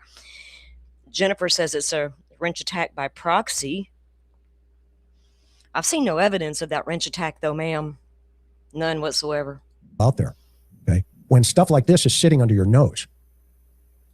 Don't listen to their theory, because my theory is better. I know she's just retired FBI. I am retired law enforcement. There's a fucking difference, according to him. Where you have the daughter of a kidnap victim in an environment that's loaded with criminals. Just loaded. And I'm not talking a few. I'm talking the other night, just recently, they had a shooting in the park that I'm at. Oh, God. The guy's dead. And when Whoa, Chris, you got lucky. That was a close call, man.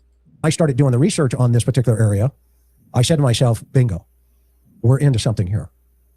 Bingo, we're into something here. We have found the cash cow of potential criminals. Not every person homeless on the street is there because they're a criminal. Not every person homeless on the street is there because they chose that life over a decent life or whatever. Who's to say what's decent anymore? Not everybody's there because they're a horrible person. Shitty, no good life. Lifeless little souls running around begging for a fucking bottle of water.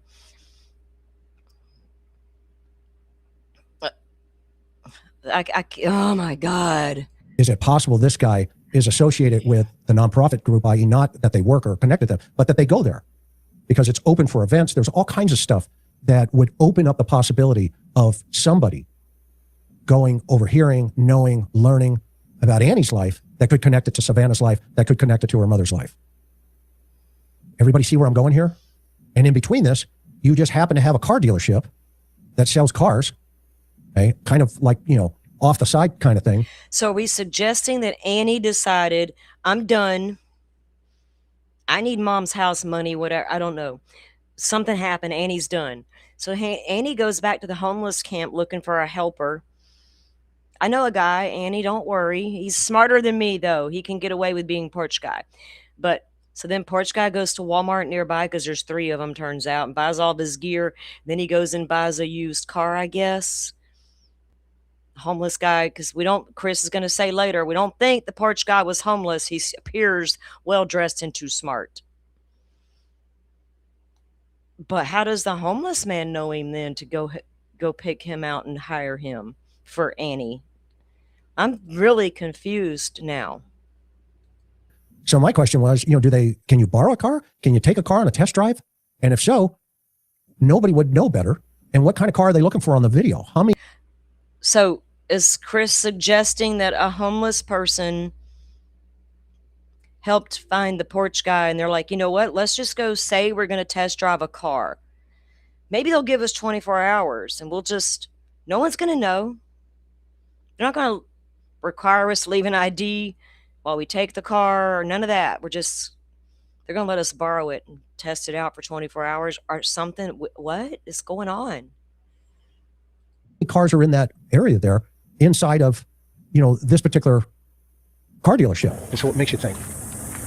It does make you think. This is the type of environment that if there was a waiter in this case, if I was investigating this case, these are the kind of things that I would really want to break down and get into. And so, that said, I don't know, I just think it's interesting. I'm going to go see if I can talk to somebody. I'm interested to see what Dr. Gary Ricardo has to say about your latest findings when you panel him up on, is that tomorrow night? So I'm not going to name her name, but I started, shaking the trees. Oh. And I went down to the end of the park as well. And I started asking questions. This poor sweet woman here, she's obviously suffering. Lots of issues going on here. But you know what? They have the best information. And it takes individuals like this to start feeding you information about homicides. To start feeding you information about homicides? This poor lady, ma'am, get back in your car, roll your window up, and lock the doors. And that only makes sense. She's in the neighborhood. She sees a lot going on, right? And probably most obviously people there aren't reporting on other people's crimes. So she's going to be, and people like her are going to be a wealth of information if the cops go down and spend the time and talk to people. It's old school. Yeah, the Bravo teams, or what we would call crash units, where I'm at back in the day, or special enforcement SES. I gave her a bottle of water there. Oh, thank you. As you can see, a cold bottle. She's over there fanning her ass. He's like, look, guys, it's okay. I gave her a bottle of that water we bought at the Circle K. We gave her some water. So it's okay. She's water because it was hot. It was like 102 degrees. And she's just trying to make it. She's just trying to do her thing. You could have bought her a fucking meal to go with that water. Jesus. But at the same time, those are the kind of things where you start getting information. And if you're going to solve a case, you've got to leave the house. You've got to leave. Okay, we know all we can about. You got to leave the house to solve the case. I thought y'all said y'all couldn't leave the house. Didn't they say that a few episodes a while back? I know some of y'all don't even watch them, but I review their asses because I'm clocking this shit. We can't leave the house. You and Dr. Gary couldn't leave the house because you didn't know where Porch Guy went. Porch Guy. But you've got to get out into the street. And I was really disappointed. And we're going to talk more about this on the second piece of this on the next episode, about how the sheriff has absolutely gutted his department because of his personal anger issues with employees. We know that. That is not something new that you just uncovered today. We know. I think Brian Enton was the first one to uncover that, actually. He has compromised Nancy Guthrie's investigation. He has compromised it, and there's no. Did y'all hear that slip of the lip? Annie Guthrie's investigation. I mean, Nancy's investigation. Question in my mind now that this is a perfect example of finding connections to potential connections, family members. There's no denying this now. And now what he needs to do is cut loose his teams, and they need to get out there and start talking to people in this type of environment.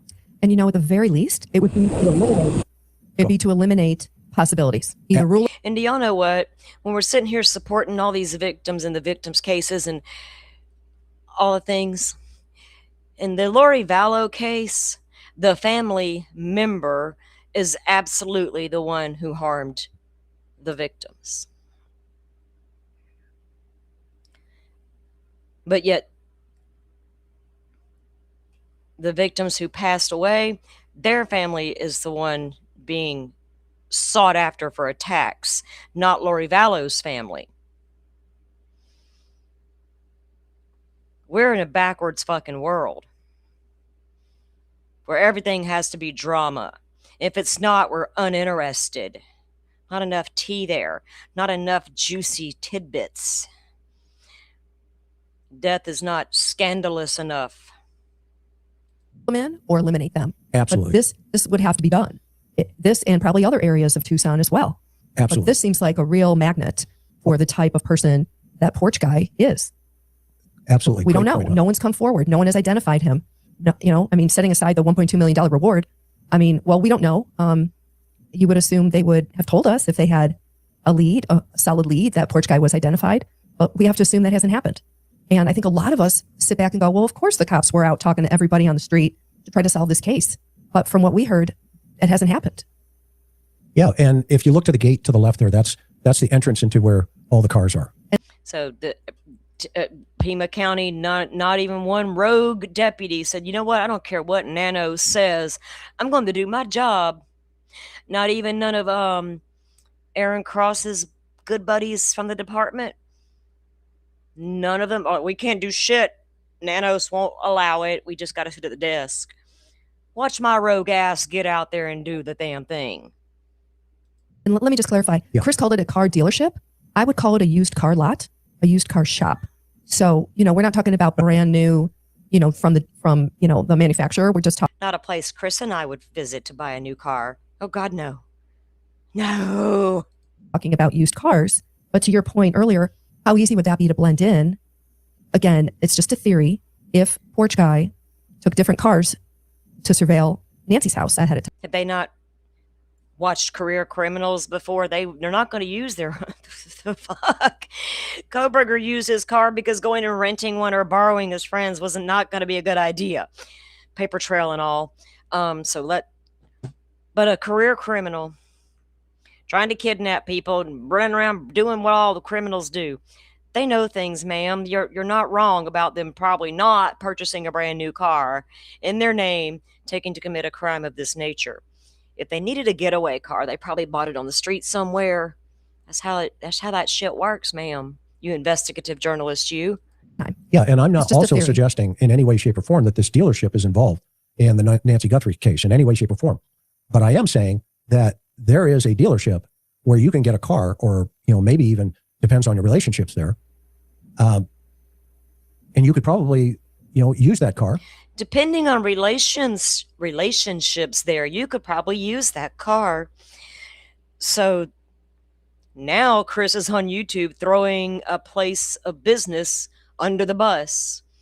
You could have now provided the car to your friend who might or might not be porch guy. Wow, Chris McDonough. Putting him on fucking blast, are we? Get on down there, Pima County, and ask him. Shit, fire. He might be onto something. Or, like I said to Karen, I said, well, what if you're smart enough to say, well, I'll just take it for a test drive, and you want to drive up there and you want to surveil Nancy's house? Hypothetically.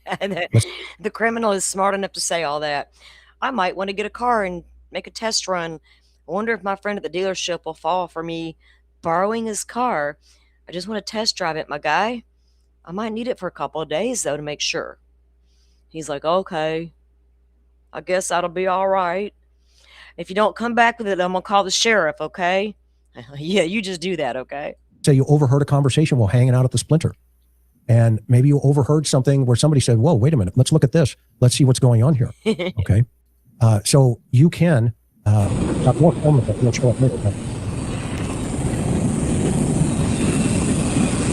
you look over to the right, they're doing drugs at that car as I'm walking up on them. They're slamming. Oh my God, they're slamming. Chris, put a blurry thing over it. Slamming the needle. This guy over here on the left, I was really worried about him because you could tell he looked dehydrated. And I started walking up there, but I cut the film and I turned around and went back, got some water, and I'm going up to hand him his water. Like, what? He doesn't look so good. Let me go back and get that damn water I got from the Circle K. That'll do the trick. I want to kick you a water, ma'am. Thank you. You're very welcome. This guy here probably has more information about this park and this environment than Nanos could get in a month. Interesting. Did he recognize Porch Guy? Did he recognize Annie Guthrie from hanging out down there with her buddies at the park? Did he notice Tom? Recognize the images of that weird new drawing we got from that guy Monk? Yeah, you show him all that? Did you? Because you have to go to the people. Remember, I've always said it's citizens who solve crimes, and I mean that still to this day. Okay, he can't. He may be chasing the needle. I talked to him a little bit. Obviously I didn't film it in terms of put his voice or anything like that. But these are the kind of individuals that you need to say very clearly and thoughtfully, look, it's not about you. I'm trying to help this 84-year-old woman. Would you help me? And a lot of times, 99% of the time, individuals like this will do that. No, they're going to. Not if they're afraid. They won't do shit but keep the code going. You know that, dude. Do it on the QT. But you'll be surprised how many times. I used to have a little thing. It's called my card. And those of you homicide guys out there, you can use it. I used to have 2 cards. One of them just said the words, my card. And the other one had my business card with my phone number on it. Chris, you're talking about confidential informants. Links you make on the street, the guys that might tell you stuff that we know. Well, let me rephrase that. Anybody who's followed true crime for 40 years and has watched any investigator ever talk about a case understands what that's about, sir. But you're going to give it free advice to any cops out there. Y'all carry 2 cards now. Carry 2. Don't forget to give them your other one. And I would walk up and I'd say, hey, man, yada, yada. Can I talk to you about something? If they go, no, whatever, right? I said, well, no problem. How about if I give you my card?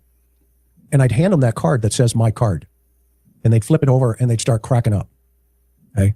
And I said, now, here's my other card.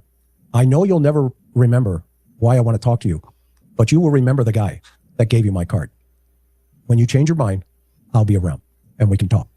So if you look to the left here, when I pan back, you see that crew up there? Hey, those are the kind of folks that know so much about about finding porch guy. They do. Did you approach those guys and give water and ask questions too, or did you steer far away?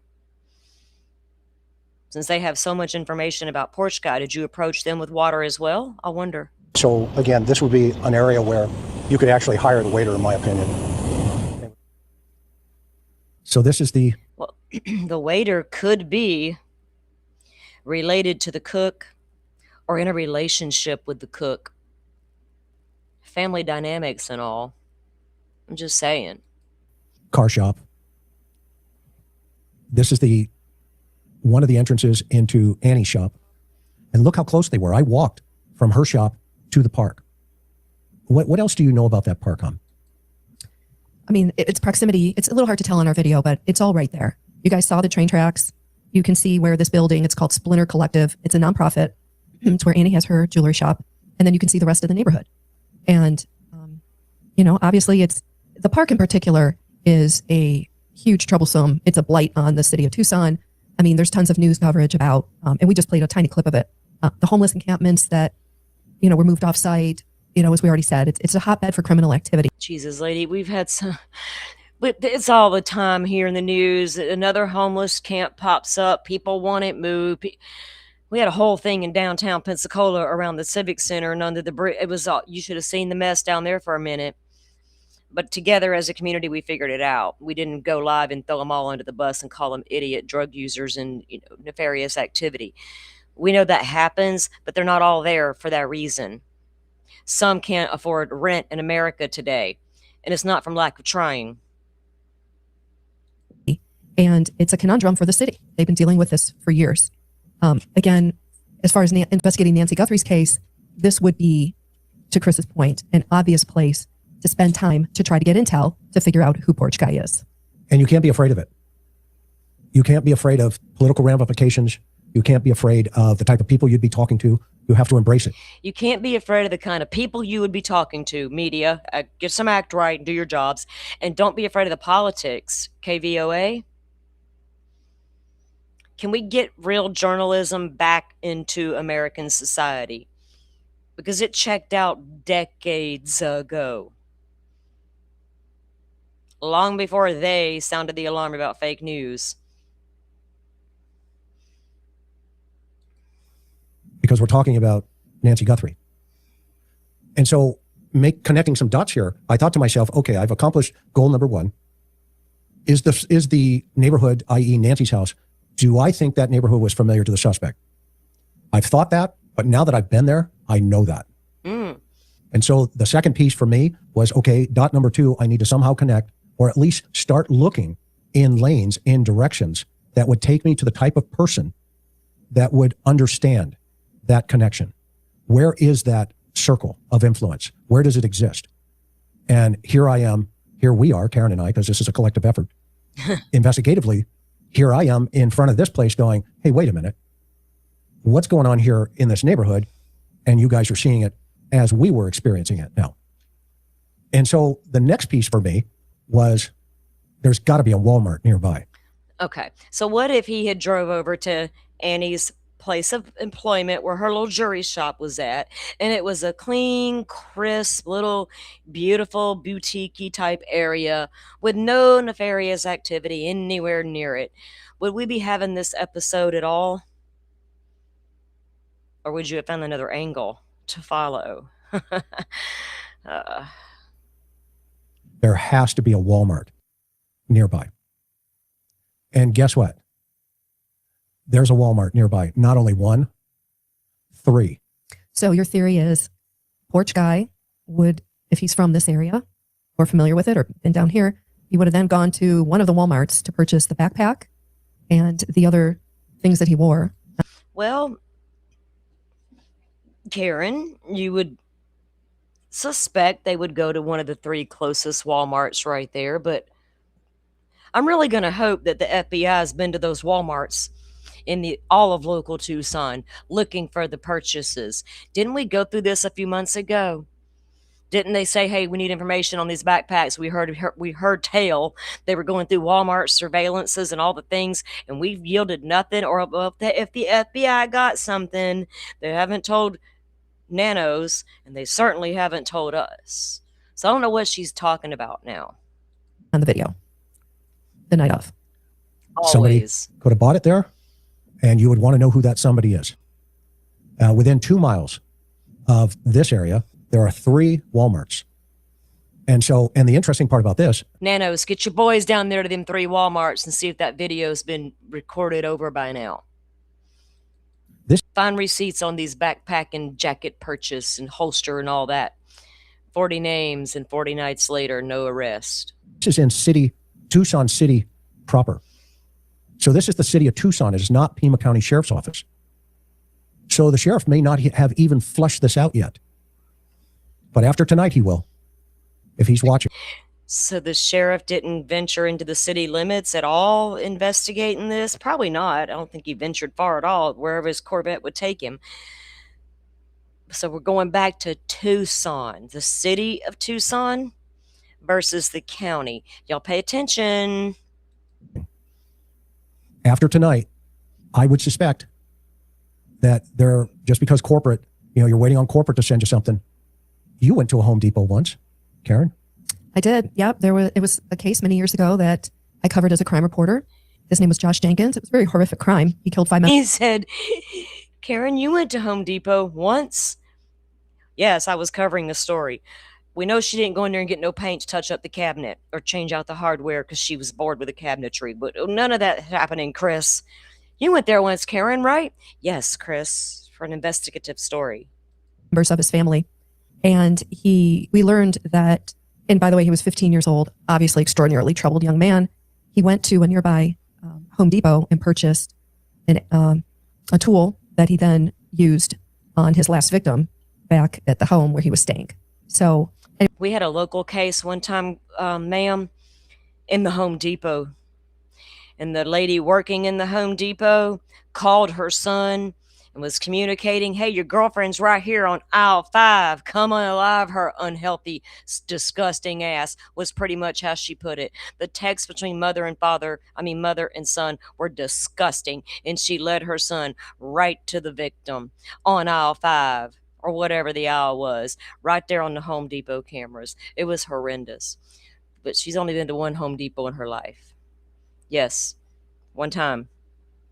After hearing all that, I went for a story.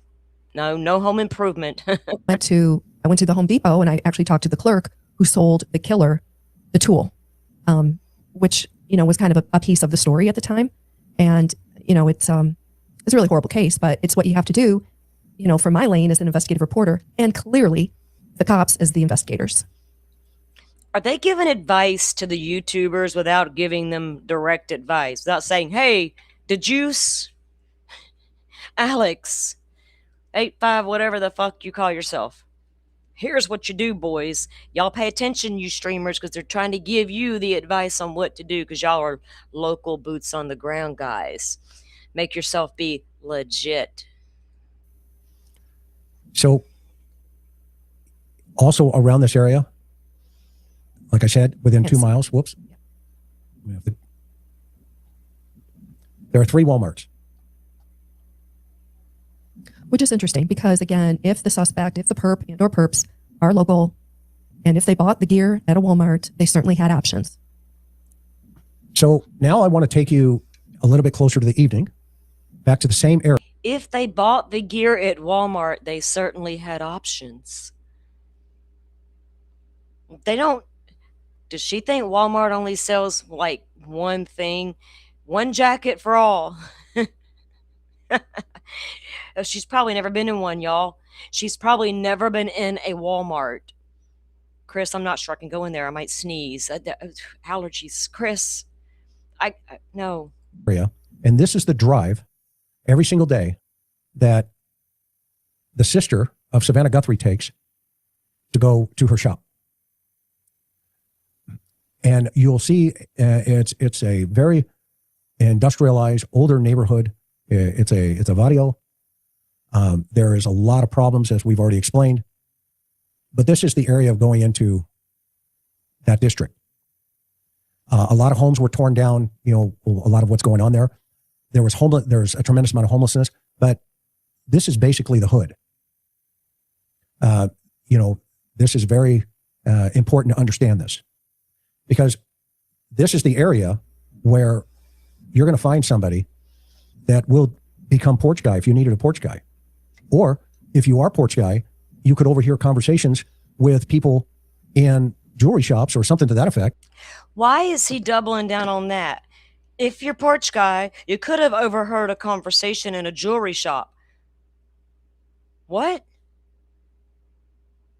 You couldn't have been sitting at home watching a big-ass presentation on Tucson's daughter and her mother?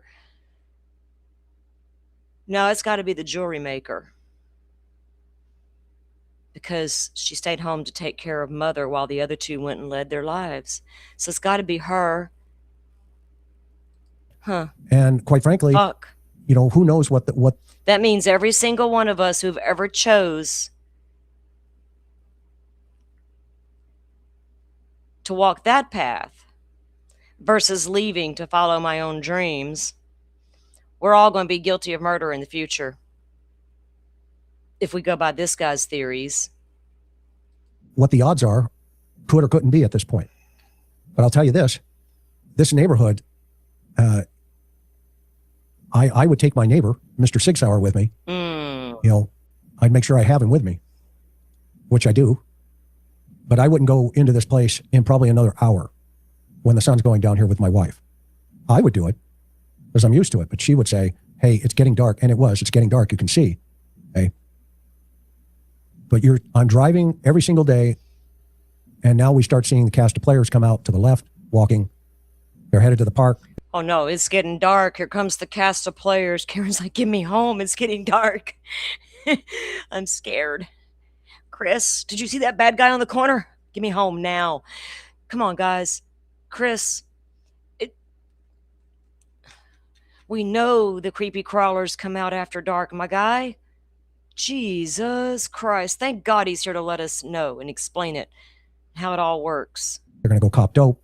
They're going to go slam. They're going to chase the needle. They're going to smoke the pipe. They're going to do fentanyl. God. They're going to get their blues. And by the way, there's 507 fentanyl overdoses in Arizona, with Tucson and Phoenix leading the way. Well, then step up and do something about it. Quit bitching about it. Fentanyl overdoses.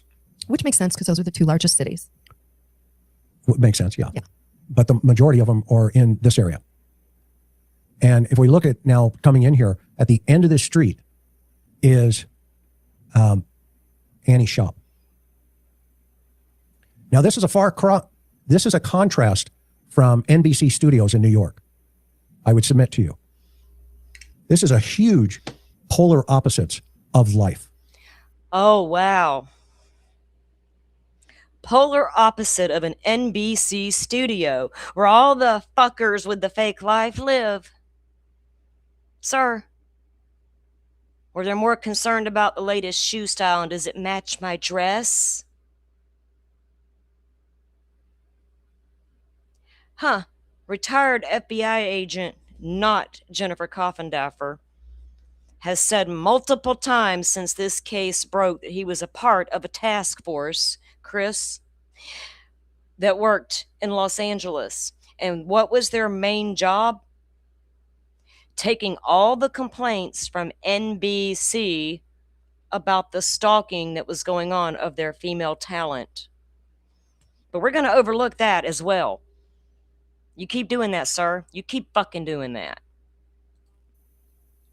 And this is why the dynamics of the sisters, I played it early in this presentation, where you have what we call sliding doors. One chooses one path, another chooses another path. And both paths do not converge. anymore. They don't cross over. Savannah's path crosses over with world leaders going to the Olympics, doing all of these things that they do. Okay. There's no way in hell Savannah would know anybody who would pull off a crime like this. She would never visit a homeless encampment. But Annie would. Savannah hangs out with world leaders. Okay.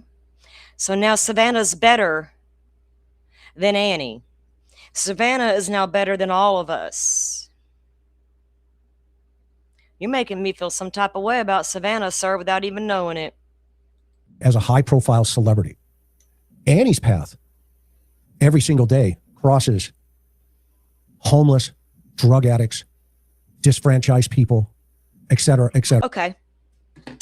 How many of y'all get to work in NBC and only hobnob with the fucking elite and the world leaders and shit? How many of y'all have to pass a park with a homeless encampment from time to time? How many of y'all pass a corner with a guy with a sign? Now you are just considered lowlifes because you are anywhere near an area like that. I don't understand what's happening at this moment.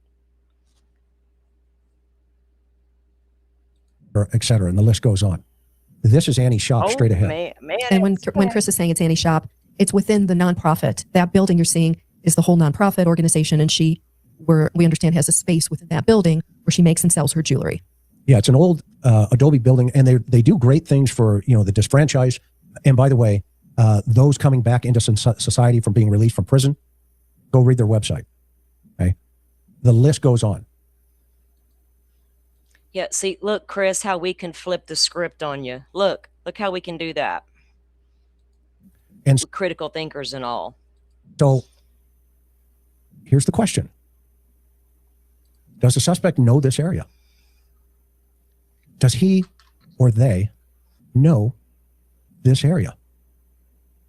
Meaning, do they also know about Annie? And why, if you look at this guy here coming at us, okay, he's coming from the park. And by the way, he went back and he turned around and he came back because my car didn't fit in the neighborhood. And a lot of times my car didn't fit in the neighborhood and they became suspicious of me. Yeah, it's getting dark. You better get Karen out of there. You better get her out of there soon. When you would work undercover, they had what they called whistlers in the barrios, where you would come in to the neighborhood, even in a cop car, and you would hear all the whistling going off in the neighborhood. And that was kind of a warning to everybody around that the cops were in the neighborhood. Yeah, we know it's the Popo alert. I guess some people may not know that, but don't ask me how I know, but I know.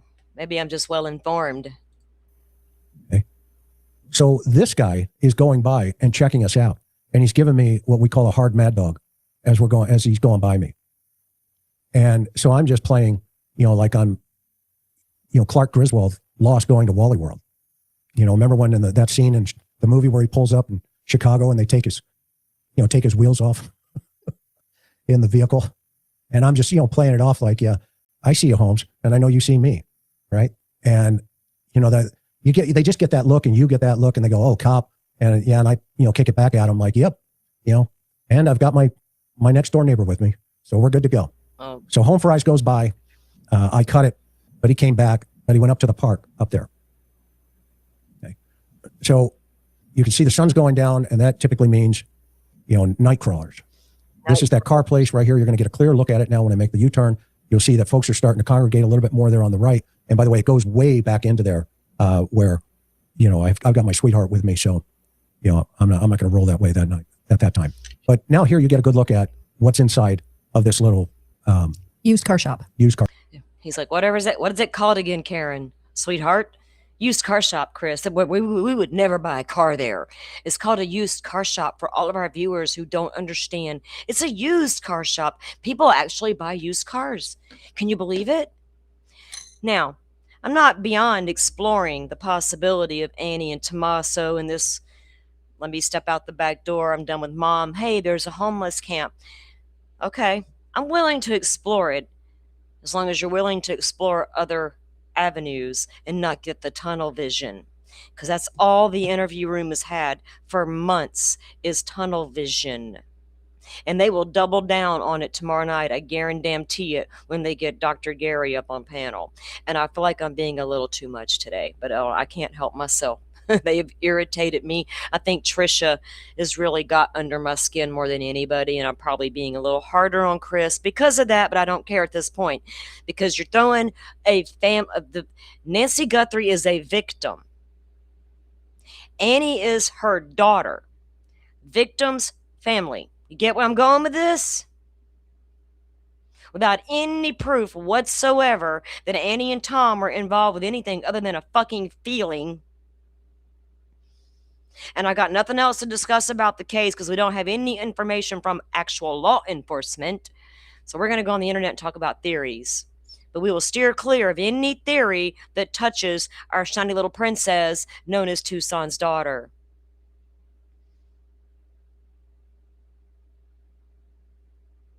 Shop. Okay. And so you can go in here. Again, they have a website. You can do whatever you need to do. But I had a question in my mind. It was like, well, wait a minute. How many of these cars, is it possible any one of these cars is on a video somewhere in the neighborhood? And this is, for me as an investigator, I would send a videographer down here and say, get me pictures of every single car in this shop down here or in this yard or wherever. And then, you can run it through that software. There are some software that you can run it through. Did the FBI, Chris, with all your sources, nothing came of the search of Annie and Tom's house and all their electronic devices and completely dismantling their car? Nothing came up? Maybe some circumstantial evidence that won't hold up in court? Because I feel like there would be more than circumstantial evidence to be found. Annie communicating with said homeless camp. No, we got none of that, though? Okay, we're just running on a gut feeling. And start looking for each one of these cars, because if the suspect, which we believe he had come multiple times to that neighborhood, if the suspect has done that, and he's so comfortable with doing that, then at some point, is it possible he's not going to bring the same car over and over and over again? Or if he does, then he's really stupid. But I don't see that piece of the puzzle. I see him being, not sophisticated. But I don't see him, not thinking through the whole process here, evident of the fact that so far we haven't captured him. Okay, so a homeless guy knows a guy so smart, he knows not to take the same car back over there over and over to surveil. They didn't even catch Brian Koberger's car all the times he allegedly was surveilling and pinging. I don't even think they got footage to match up to all of that. So I don't care. Dude, what are you doing, Chris? I'm going to get called a non-critical troll thing. When them YouTube trolls. That's what I am today, apparently. They haven't captured him. It's a really good point because we've all seen the video from what we believe is January 11th that we were told of porch guy there at Nancy's on camera without the backpack, without the gun, visible anyway. And nobody's asking the question, well, how did he get there if it was January 11th? You're right? Yeah, great point. Had to come in on a car, somehow, some way. It's just an interesting point and theory to pursue if you're investigating this case. Yeah, so we have some elements here of... Okay, so if the person who owns the used car lot is going to allow someone to use multiple cars to go surveil, then they know something. You're putting an awful lot of people into the equation now that know something. It's not worth $1 million reward to get me out of this shitty little used car lot business? Not enough. $1 million ain't enough for all that, right? Okay, so we're going to keep adding all these extra players into the mix that may have known something or hooked Annie up with a porch guy. All right, we're going to do that now. We've got a potential point of contact site for Annie. We have a little, car shop thing here in the middle, and we've got a park all within a city block. A block, if that. Of each other, and approximately 5 miles away from the victim's house. And a Walmart within 3 Walmarts within 2 miles of this city block. So you've got all the potential elements and ingredients of everything that could connect together. You could potentially put it together. And so now all they need to start doing is start pounding the streets in this area with Tucson Police Department. It's going to take both agencies and the FBI to get out here and pound the streets. Don't send the FBI though, because these guys will smell FBI and it'll be much more difficult. You need your street crawlers. You need your cops who have the CIs, who have the informants, who have the street smarts. Don't send the feds down there. That's a bad idea. Those guys will smell them. Nope. Send your night crawlers. The sheriff's department's crumbling. Remember you reporting on that. He dismantled the sheriff's department. So I don't know who we're sending out there. Who have the game. You need your gang task force guys. All of those violent crime task force folks, you need to cut them loose. And you need to shake these trees in this park. And Tucson, the city of Tucson can't do it because it's not their case. Chris, you know how it works. And areas like this, so close to that shop. And you need to start projecting, I'm looking for this guy. Don't show a picture of Nancy. Don't show a picture of Nancy. Show a picture of the bad guy, porch guy. Show a picture of the backpack. Have you seen this backpack on anybody out here? Oh yeah, man, that looks like, Popeyes, or it looks like Casper's, or, whatever. Popeye and Casper. Where's Casper? Who is he? What is he? What's his shoe size? And you start digging. And while you're waiting for the DNA to come back, you dig. And you get out there and do what I just did in 5-7 days. Okay? And at the very least, rule it out. Cut it out. Exactly. After they've... What did he do? Well, we don't know what all he's done yet, because he's going to tell us in a couple of episodes. What we do know is he went to the home, took some pictures and video, and then he went to where Annie worked and discovered a homeless camp in a car lot. Done thorough investigation and thorough shaking of the trees, as you call it. Yep. And then you start trying to see what the streets are talking to you about, because you've got, here's that gal, she's still there in that one car right there. Well, damn, she's homeless. Where's she But gonna during go? the nighttime, this whole area comes alive. It absolutely comes alive. Around the corner here, you have the Salvation Army. You have a soup kitchen. You have a food pantry. You have a transient area. These are the areas. It's like 6th Avenue in LA in Skid Row, or an area that we had, which was called Brother Benno's. And you have all of these food pantries that are feeding people that are struggling. Okay. These are the kind of places where you need to start shaking the trees right now. Now they're struggling. A little while ago, they were chasing needles.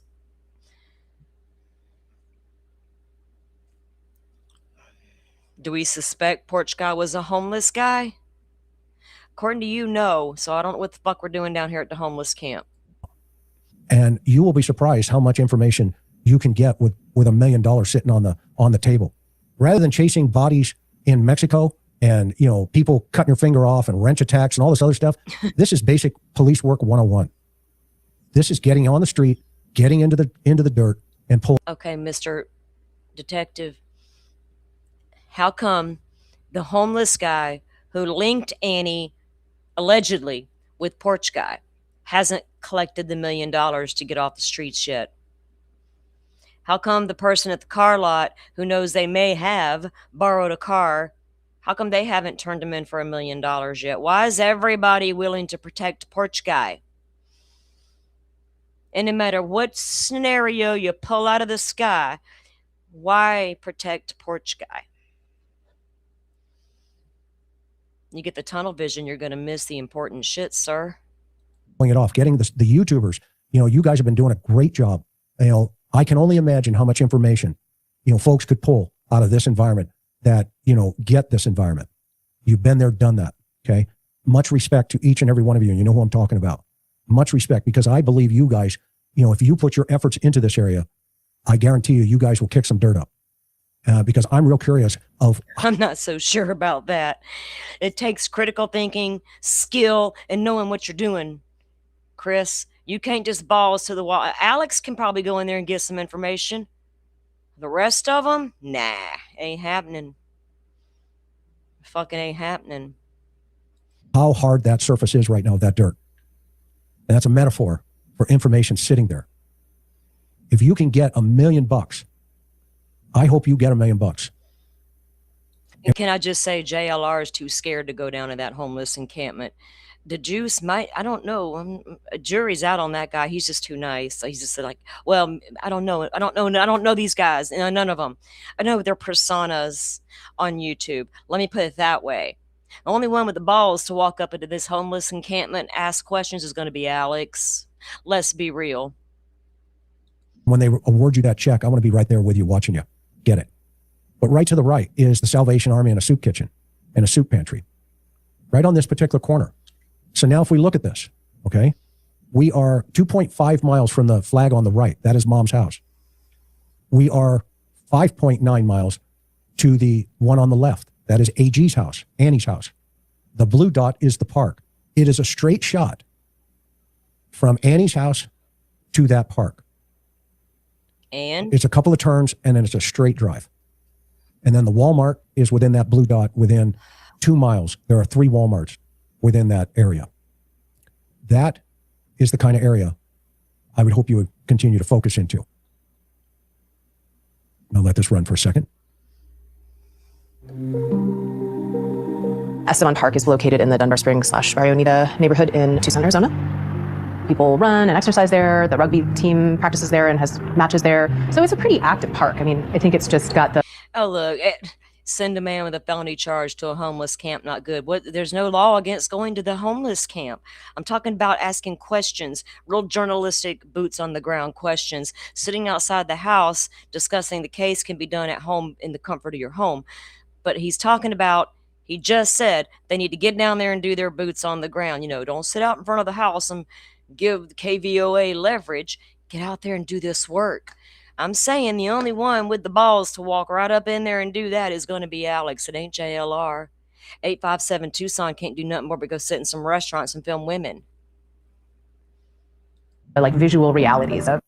There's the visual reality of that park. And by the way, this is Annie's boss speaking. What's going on with the housing crisis right now? Is Porch Guy in this environment? Is my question tonight.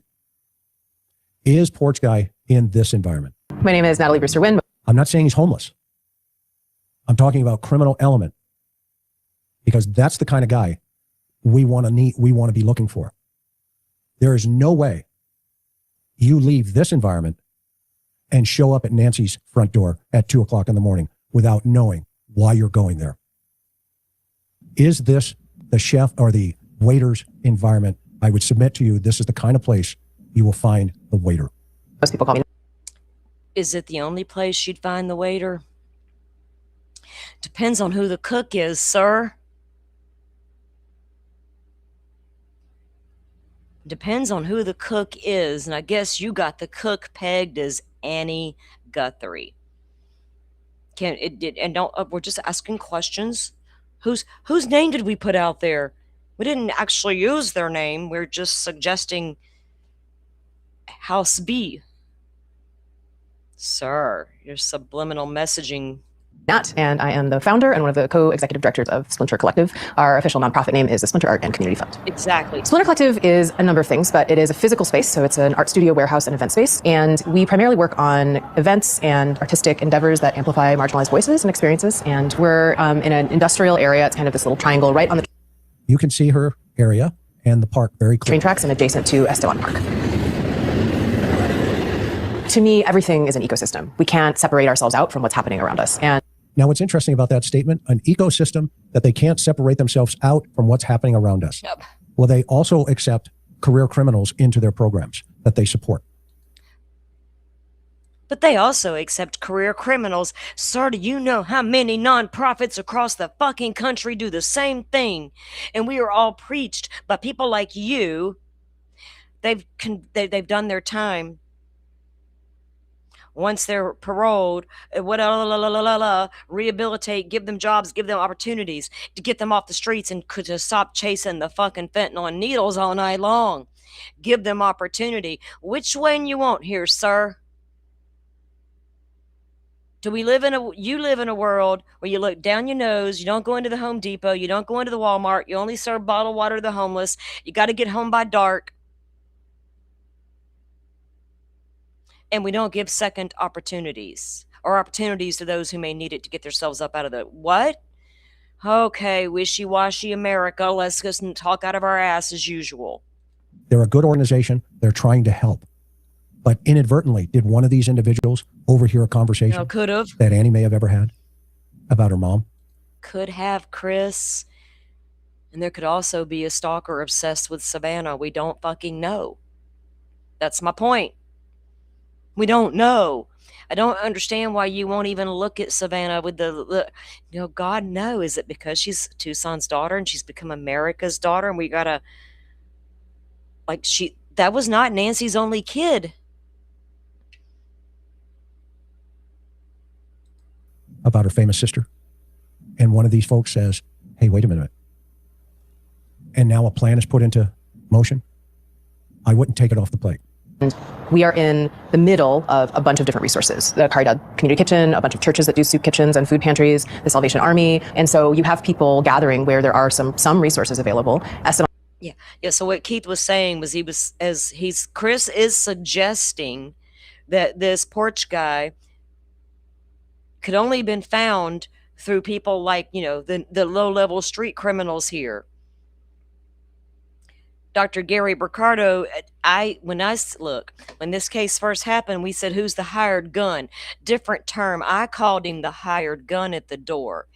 Gary Ricardo calls him the waiter. He just changed the words. And people are hanging on it, right? The cook and the waiter. Oh, fuck that. There's a mastermind, and then there's the hired gun. Same terminology, same meaning. I said it first, Dr. G. If we're going to be petty like that. Park is very much one of the most impacted parks by the rising levels of houseless folks. This is a heat map of the crime. Look at the very top, the star. That's the area where Nancy lives. All the guns is the area where Annie goes towards her shop. All the areas with guns is where Annie goes towards her shop. That's weird to frame it like that. All the areas with guns, that's where Annie goes. Okay. Shit. All of that area down on the bottom. Is this a contact site? It's something we have to think about. South Tucson? We have to think about this. This is a shooting on February 25th, right after Nancy went missing, at the exact same park we've been talking about tonight. Look, Chris, look at that comment. How's that for critical thinking for you there, sir? Look at that. Amazing community we have here. Think about that. So my question is this evening. And the question is, bring this out. Does Porch Guy know this area? Does he know? Well, I think we've all got all of this to get to there. Didn't we decide in the beginning of the show Porch Guy had to know the area? If he didn't, the driver did. I'm sure the homeless guy Annie prepared the map of her mama's neighborhood, right? And gave it to the homeless guy who gave it to the porch guy. Then nobody's ID'd or gave up for $1 million shit. Again, I pose the question, Chris, has the cook got rid of the waiter? Loose lips sink ships and all that. No, Annie. And where are the Bravo teams?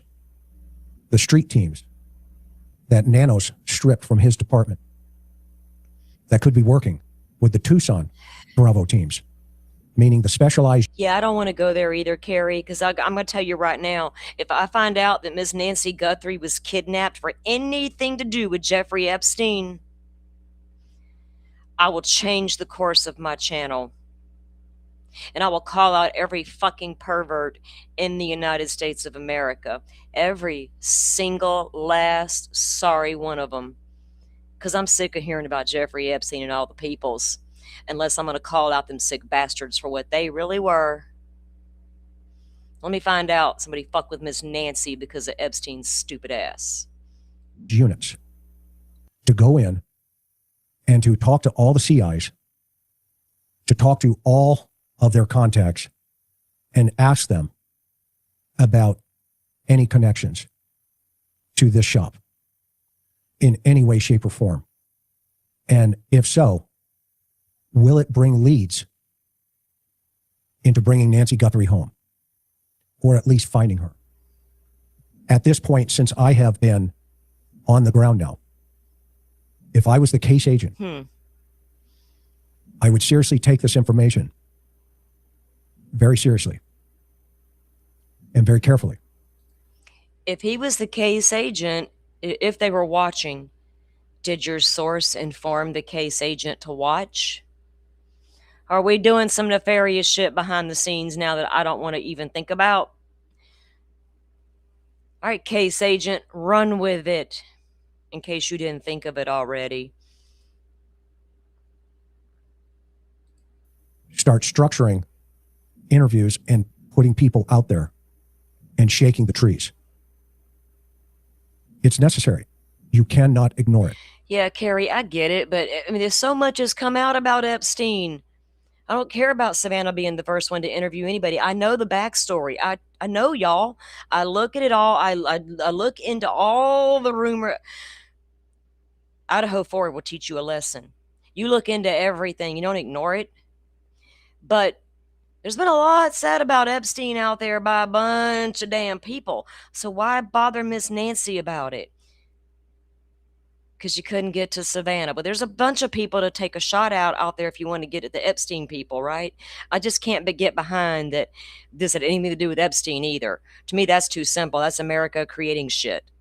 Unless they bring me proof. Bring me some proof and we'll talk about it. Until then, I got a porch guy doing some random shit at Nancy's door. And I don't think it's that complicated, honestly.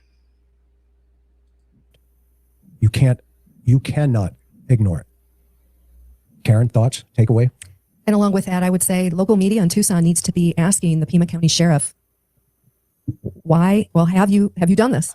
And if you haven't, why not?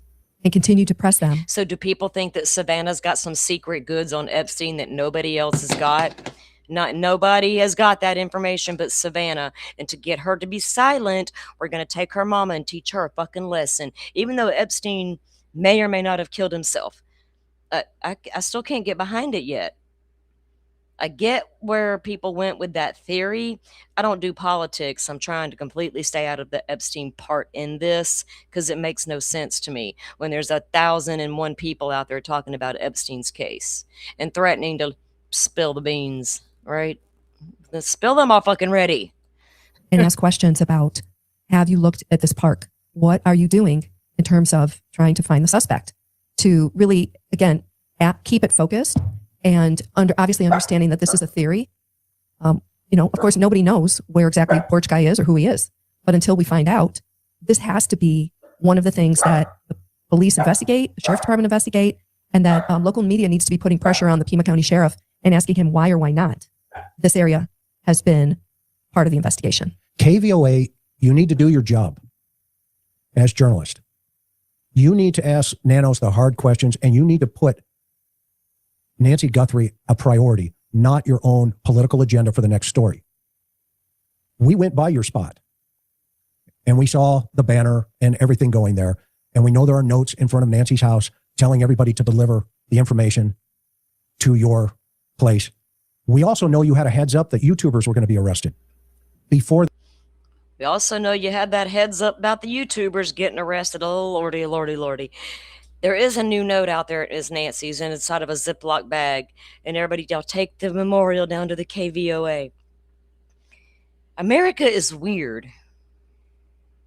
We fight over the ridiculous stuff. The people on Twitter about broke down over a man taking little girls to the bathroom and using the women's bathroom. Guess what, America? I drug my little boy to the women's room for years because I wasn't going to send him in that men's bathroom alone because I don't know what the fuck's in there.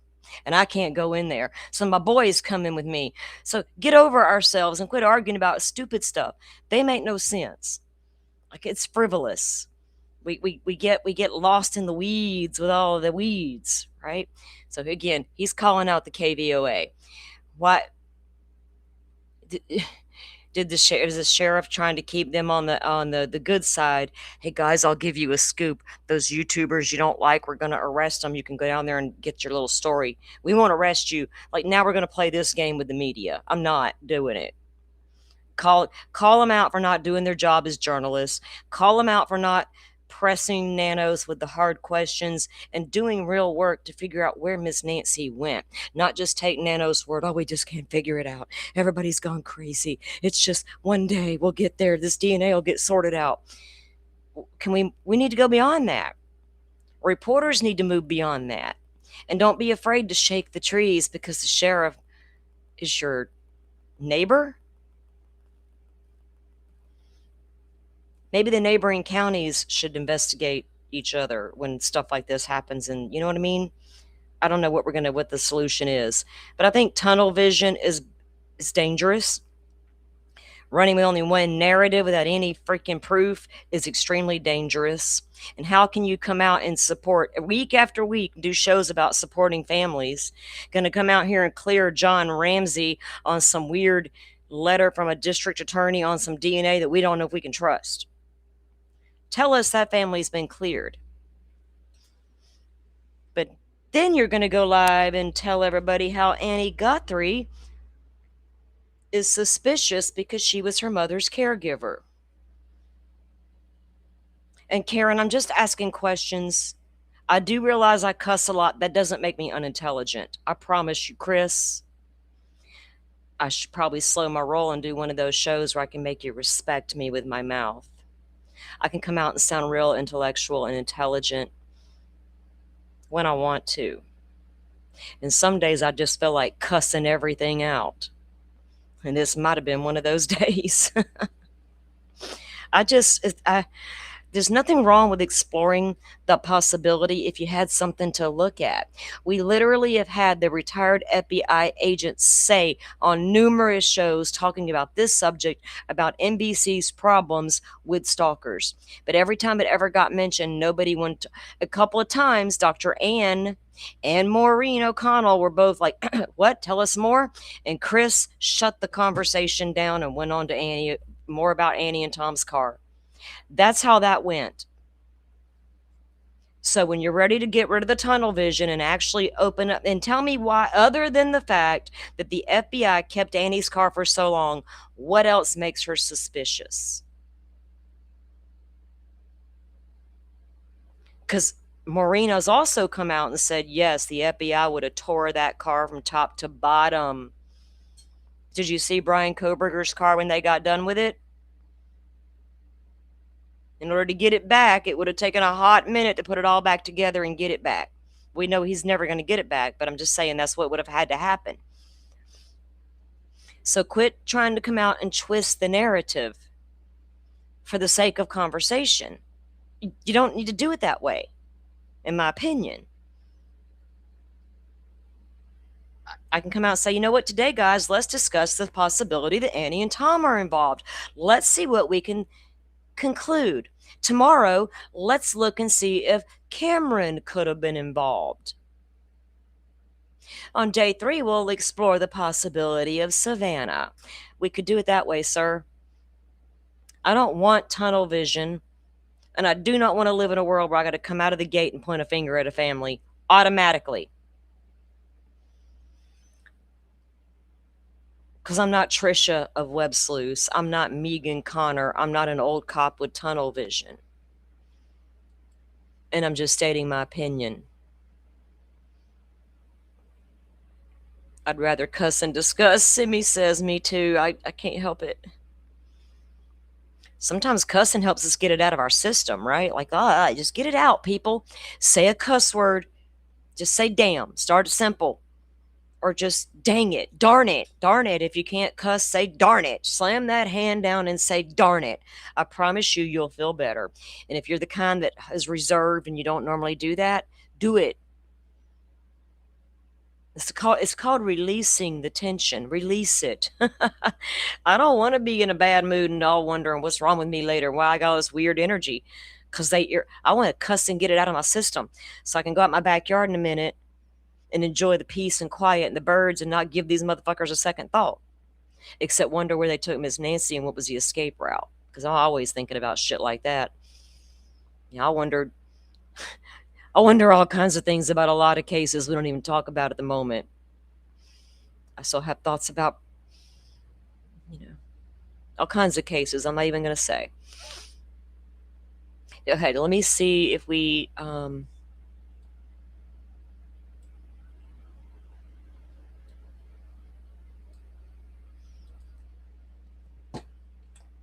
what do y'all think about Chris's presentation? Do you feel like he was suggesting that Annie was involved in some way, or am I misreading it, or someone just overheard Annie having conversations about her mother and got a bright idea? It could have been a restaurant employee that at the restaurant that saw all going on in there and go, oh damn, this lady got some money, and I know a guy. Could have been that. We don't know. But it sounds like he's kind of trying to put Annie in it and he's framing it as if somebody could have overheard a conversation. Because if y'all have watched any of the shows, they've not made a secret about being suspicious of Annie and her husband. Which I don't know why. I mean, other than the fact that they got their car towed and impounded, and the cops kept it too long for Chris's taste.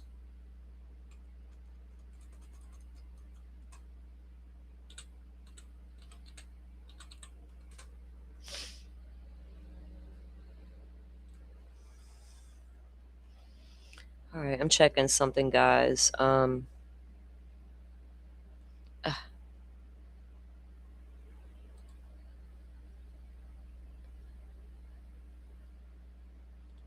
I don't see any updates on Alina Moore unless I've missed it.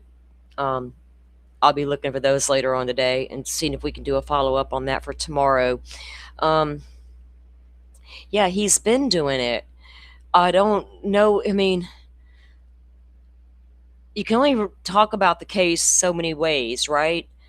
Before you run out of ways to discuss it, or theories to talk about and avenues to explore. But this avenue continues. And did he get lucky and find a homeless camp near Annie's place, or did he know before he ever went that there was one nearby? And what can we do? Is it a spin story, right? It's just, if that's your only avenue that you're willing to explore, that kind of, I don't know, tells me a lot.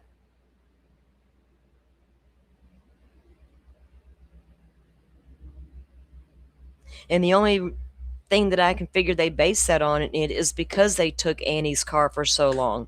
We all saw that the cops went back over there, right, and did all the things to Annie's house and taking the pictures late at night. And then they towed the car and everything. But we suspected they should do that. We would have gotten mad if they didn't do it. So I don't understand why, because they did all that, they're suspicious. Because you damn well know if they didn't do all that, you'd be calling the cops out for not doing it.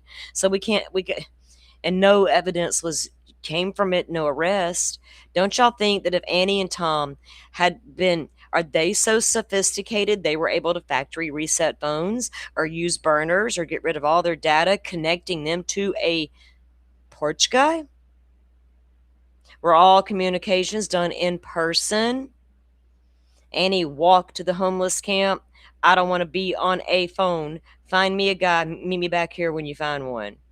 And that's how it started. And all meetings took place at the park. No paper trail. I mean, so there's no evidence to follow other than cops took their car.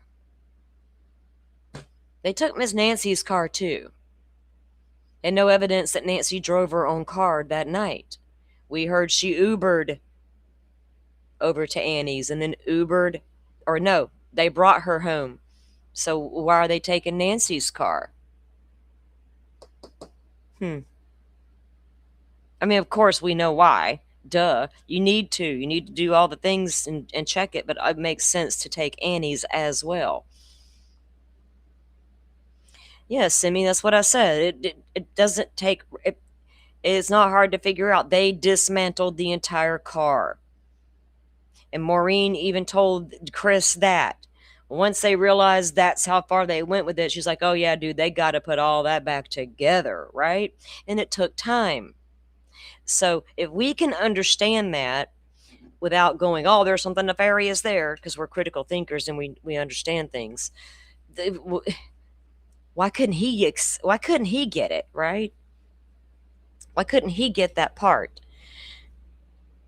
But he's just going to go to the Circle K and get water and take it down to the homeless camp that he discovered and handed out, hoping for information in exchange, because he's good like that with boots on the ground.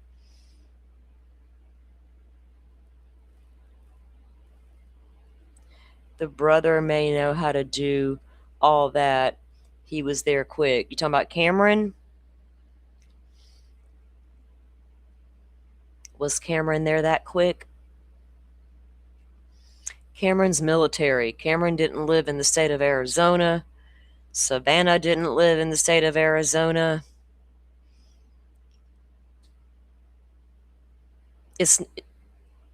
I don't know. The lady was put on full display. That gives me concern. That is pause for concern right then and there. Whether somebody wanted to harm Savannah, get back at Savannah, if somebody had beef with Annie or Tom, Miss Nancy's life was put on full display, and someone saw it, and someone tried to take advantage of it, in my opinion. Unless I got a stalker that's just obsessed with Savannah. I guess one of the two. I'm having a hard time getting to it. Could be either anything else other than one of those two things at this point. Yeah, it can take time to order parts and get that car back together. I mean, I hope people can understand that, right? That we don't got to explain it for 4 or 5 hours, because it's like electronic components, people. You know, if yours breaks down or something goes out, it's going to be a few days, right? So I think we can all hopefully understand that, especially once it's explained. Car taken, car stripped down, everything took apart, everything, including down to the wiring and the components. I guess you got to explain it to some people. And then, yes, all put back together. So it took time. But they didn't want to talk about that, Rachel, Carrie. They didn't want to explain that to their audience. Like, I feel like my audience gets it. I don't feel like theirs is getting it, because there's a lot of agreement in the chat, right? Great job. Great work. We couldn't do it without you. Love you. Oh my God, great insight. And I'm thinking, what? Scratching my head going, what are they talking about? What are they talking about there? Yeah. But you can't, we can't run around trying to explain it to all of them, because they're not going to listen to us. It would be up to him to come onto his stream and say, in all fairness, guys, they could have had, he did that one time when he got called out on it by other law enforcement personnel. Yeah, that could be the case, that it just took a long time to get the car back together. Barely acknowledged it because it didn't feed the narrative, right? So I'm way beyond the veil. I'm so beyond the surface stuff. We got to pay attention to stuff like that, right? That's how they're all, and like I'm telling y'all, if y'all go watch some of that shit show Karen Reed stuff, Turtle Boy, they're talking about it, how we're going to get behind the scenes, and we've known this and that. But we all agreed to don't put that out there yet. Haul it on. They're doing the same thing in the Nancy Guthrie case right now. It's on X. They did the same thing in Delphi. They're still doing it in Delphi. They did the same thing in Idaho 4. They being creators behind the scenes. If I talk to a creator, it's about a show. Hey, can you come on the show? Hey, can we talk about this? Hey, that kind of thing. It ain't about how we going to control a narrative. That's weird. I don't want no part of that kind of stuff.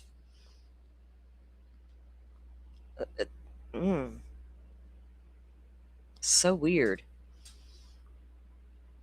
The second people start doing that, I'm going to peace out on that entire community and every single creator that's a part of it, because I can't with y'all. behind the scenes bullshit. The car thing doesn't bother you. It's the time they took at Annie's and then went back. They didn't. Did they take a lot of time? We literally saw it on the news, though. They went there once and took some photos and stuff, but they went back and took the other photos. I don't know if that was just a follow up. Hey guys, did you get this? We're gonna need this on this car. We don't know what they.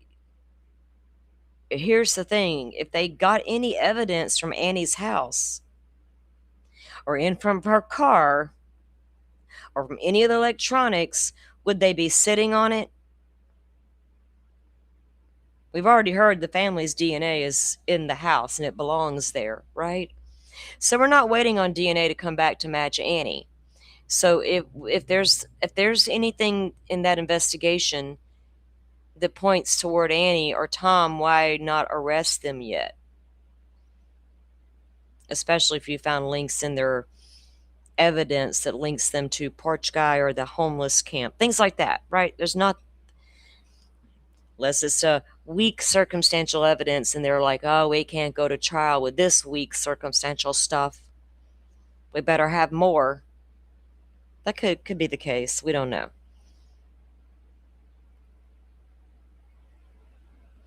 It doesn't surprise me the brother got there fast. I mean, everybody can hop on the red eye. Jesus, it's called airplanes. People, from what I understand, use them all the time. I never gave much thought about how long it took Cameron to get there, right? Because my first thought when I turn on a case or see the headline is not, oh my God, the fucking family. Where was everybody? Let me account for all of them. Because if I got families murdering families, I'm tired. I don't even want to be a part of the society anymore. Someone in their orbit. Well, it could be Simi. We just don't know. I know your theory is band member. There's nothing wrong with that. But we don't know if it was someone in their orbit. Close orbit, a mutual orbit, overheard conversations, saw the story on the news, and doesn't even know the family, could still be on the table, right? That's all I'm saying, is it could be a lot of things. I don't suspect the family, but that doesn't mean it's not somebody who knew the family. Doesn't even mean it's not somebody who didn't work for Nancy at one point. Okay, what about an old housekeeper who has a relative that may be into nefarious activity who knew of them, right? It could be that right there. But we've heard in the beginning they went and talked to everybody who's ever worked for Miss Nancy. Well, if the FBI's done that, I'm not going to take that to the bank that Sheriff Nanos has done that. But we don't know what the FBI's involvement is. They're all secretive on it. Like we give the FBI a free pass in this country. Oh, they got to be invited in. They have to be asked. They can be kicked out whenever. They're the fucking FBI. It's rules and regulations we may or might not follow. Remember? They even said so about the IGG and the Brian Kohberger case, that people want to like, oh, well, yeah, they got the Kohberger. The IGG got Kohberger, not the grainy car footage. Investigative genetic genealogy got Brian Kohberger. He could have got here on a military plane. He could have got here on a witch's broom, Simi. Right? I just don't know why people are so concerned about all that, unless we're blaming Cameron. Dude, you're weird. You got on a military plane. You got there fast. You didn't get there fast enough. Everybody's going to critique everybody's movements, right? People are going to questioning, how long did it take Annie to get over there when she got the phone call from the friends that Nancy didn't show up for church? We don't know. They're trying to tell us hours passed before she called Savannah. I can't get behind that theory yet. I think y'all are misinterpreting what you're hearing. Not y'all, but the interview room. Sheriff didn't fuck the case. Sheriff fucked the case when he dismantled his department and sent inexperienced detectives down there, and where the family had to fight and say she didn't walk away, Sheriff. Because we're missing that part too. We're missing that part where people are like, oh, he's not even talking to Savannah. Savannah told y'all this on her interview at NBC. Savannah Guthrie is not happy with Sheriff Nanos. She said it with her own mouth. We had to pretty much fight that man to say our mother did not walk away. You damn right they botched the crime scene from the beginning, right? We all know it. Leaving the rug, leaving Nancy's blouse out front with her scent on it. We've all seen the fiasco and the mess and the missed evidence. There's a lot of problems with this case. We don't need the extra with the tunnel vision accusing Annie and Tom without any evidence, because the porch guy could be long gone because of that reason. Porch guy could be sitting there laughing at every damn body on the internet, going, keep thinking it was Annie and Tom. Hey, go ahead and put your cute little sketch out there. Go ahead with your armchair detective Billy Badass. Hold on.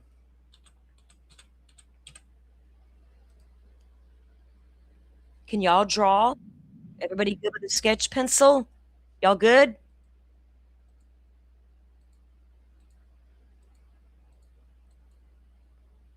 Hang on.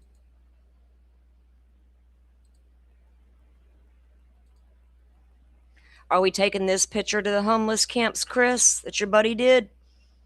Your buddy with the pencil? The Mr. I'm intelligent and you're not? This guy?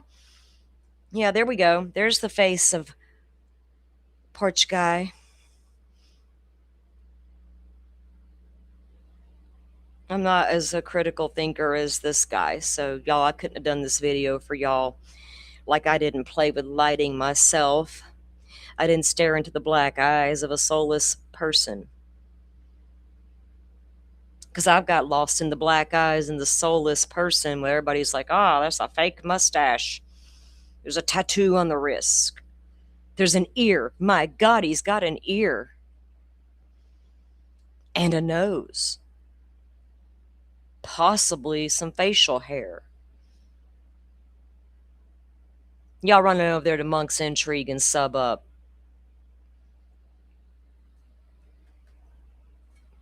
I'm going to get me a new microphone so maybe it make me sound more intelligent. And if I'll stop cussing, would that help? I'm being petty and shady today. I can't help it.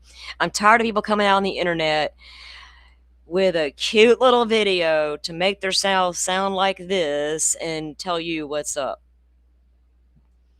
And being ridiculous and irresponsible with sketches, but want to point the fingers at people like me and Criminal Network.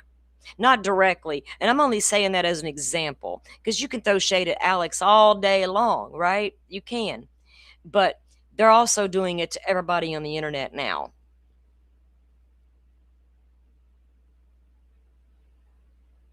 Oh, you mentioned me in my video. In your video, you mentioned my work. Thank you. Well, I will mention you back next time. Don't worry. Now we're on a little network together. Is that how it works? It's how it starts, isn't it? Cha-ching. I think I've had enough cussing and discussing, Simi. I should probably go outside and sit down and touch the grass and let it all go for now.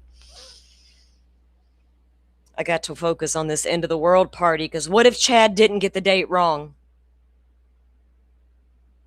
I got a lot to take care of just in case it is the end of the world.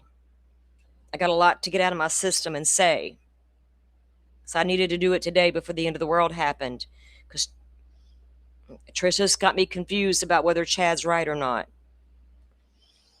This could be the year. We don't know. He could have got the year wrong.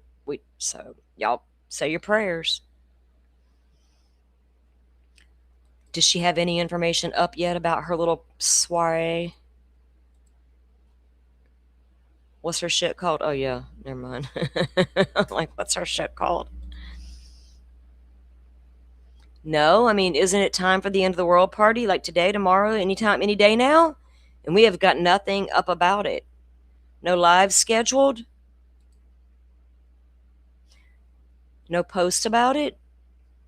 Something to do with Othram. Take a moment and watch our latest Othram interview. I don't know. I don't need to do that.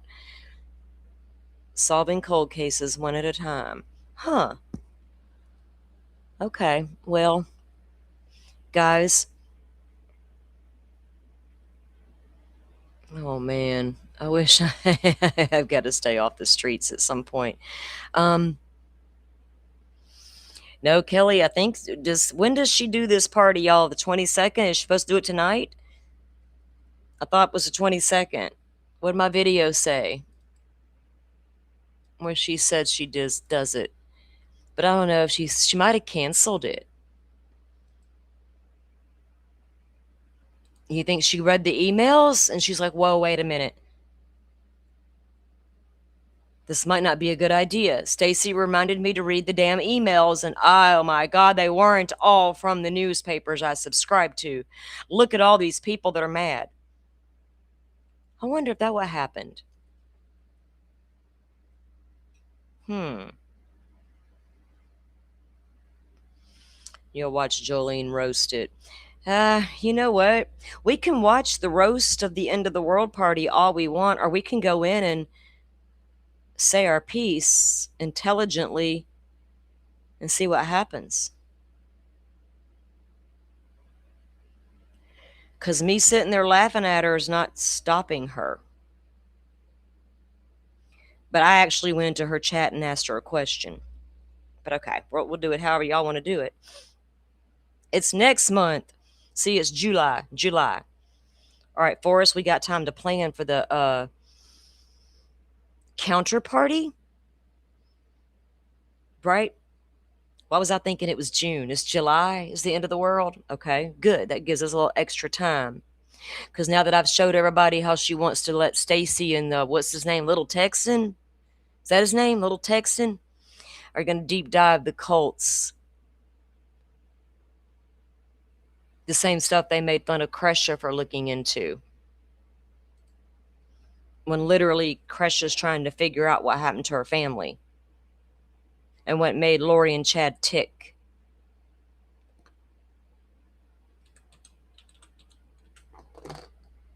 But now Stacy's going to do all that for us instead. They're not going to, talk about Tricia.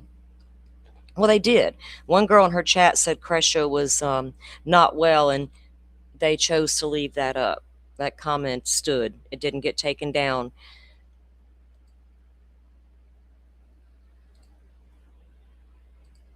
Okay.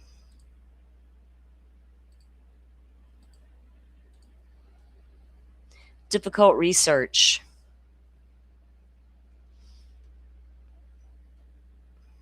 Tricia Easton's channel. Doug, we got time, Doug. We can prepare just in case he didn't get the date wrong. Tricia confused me and she had me concerned. All right.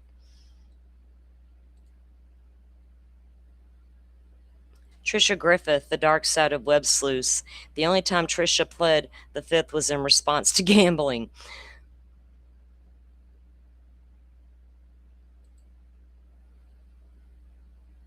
She's got all these different ones. Okay, so I wanted to show you, though. Tricia's got a lot of work looking at the Sound of Freemasons, Unsealed Chandler's PD Vallow investigation, Brandon Boudreaux case, the Seven Gatherers, unpacking the Pace memo, all the things that Tricia has been doing on her channel for a very long time. Now suddenly Tricia takes an interest.